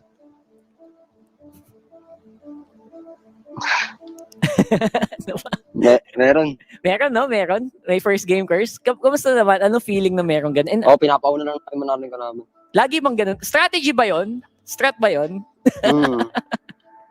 Okay, second question. Ano yung feeling ng na-stealan kayo ng Lord ng ganong kadalas? At ano yung counterplay? Ano yung counterplay nyo para sa mga ganong opportunities? Hirap. bawal kasi ata sabihin strategy no? Oo nga eh. Sorry kasi I'm sure napapasigaw na si Venus ulit. So anong ginawa nyo para after nung 2 beses kayo na-stealan? Ano yung plano nyo na after nun? Ang plano nyo ba mag-steal na lang? Or plano nyo pa talaga ilaban na lang yung Lord? Ilaban talaga namin. Laban nyo talaga yon. Kasi ang nangyari, di ba, Hindi namin inakasahan Oo. Makuha ng Balmond. Napangat kasi si Wise ang Lord. Oo. Kaya nakuha yung Lord. You know what? It's very impressive that you were able to do that. So, I think gusto nyo magpahinga ang haba ng laro nyo. Mag-100K na yung money nyo nun. Last shoutouts mula sa team nyo. Ikaw, yung shoutouts mo from your for your fans, something like that. Go ahead. Tsaka sa mga sumusuporta sa amin, sa ONIC PH. Yung sa mga magulang ko dyan. Yung sa mga kaibigan ko. Tsaka din sa Cebuanan Lugyo. Gogo Express. There you go. And thank you so much, Iaknu, for giving time. Magpahinga na kayo. That was a long game. You deserve to rest. Congratulations on the 2-1 victory. Thank you. Okay, that was Iaknu from ONIC PH. I think that was definitely a very, very well-fought match between Cignal and giveaway codes, by the way, check them out. These are going to be the last giveaway codes for the day. Go ahead and claim that right away on your browsers para mabilis. Type lang. Mahirap sa phone eh. Medyo mabagal yun, di ba? And again, that was how we do it on the street. Sa totoo lang, that was street Mobile Legends at its finest. with Balmond slam dunks nonstop. Pero again, slow and steady wins the game. Parang turtle. And those giveaway codes, definitely don't waste them. Visit this bit.ly link as well para makasali sa ating mythical raffle draw for a chance to win awesome sets of skins at makasali sa ating ultra mega super duper mythical raffle draw sa dulo ng season. And that's going to be it. And I think we will be, of course, thanking our sponsors before we go with Smart, our official telco partner. Witness your favorite teams battle it out and apply the gameplays with your squad as Smart powers up your game with free games for all. Get up to 14 gigabytes of games for Mobile Legends, Facebook Gaming for 7 days. Simply download the new Smart app and choose free games. That's Smart. And, of course, our official sponsor, Realme. For all your smartphone gaming needs, Realme has got you covered with the Realme 6 series. An ultra-smooth display, fast charging, and powerful processors pa. Our official sponsor, Gillette. Get free diamonds with purchase of Gillette's Mach-Free Razor, Vector-Free Razor, or Blue Free Simple Force Pack in select Pure Gold doors nationwide. Our partner in esports, PayMaya. Get 5% balik bayad when you purchase your gaming pins via PayMaya, the better way to pay. Promo runs until September 15. Partner in esports, TikTok. Search MLBB on TikTok Live. You're also live there, and mga kasama nyo yung mga naghahanap ng baby girl and baby boy dun sa chat sa TikTok natin. And nakita ko puro ganun sila dun eh. And search MLBB, you get the chance to win some awesome prizes there as well. And our official gaming headset partner, Logitech G, here like a pro. All this is powered by Moonton. Thank you so much, guys, for joining us here in Mobile Legends Bang Bang Professional League Season 4, Season 6, Week 4, Day 2. We'll have more for you tomorrow when we return. And of course, big thank you. See you guys tomorrow. Here are our Realme top 5 plays of the game. Ciao.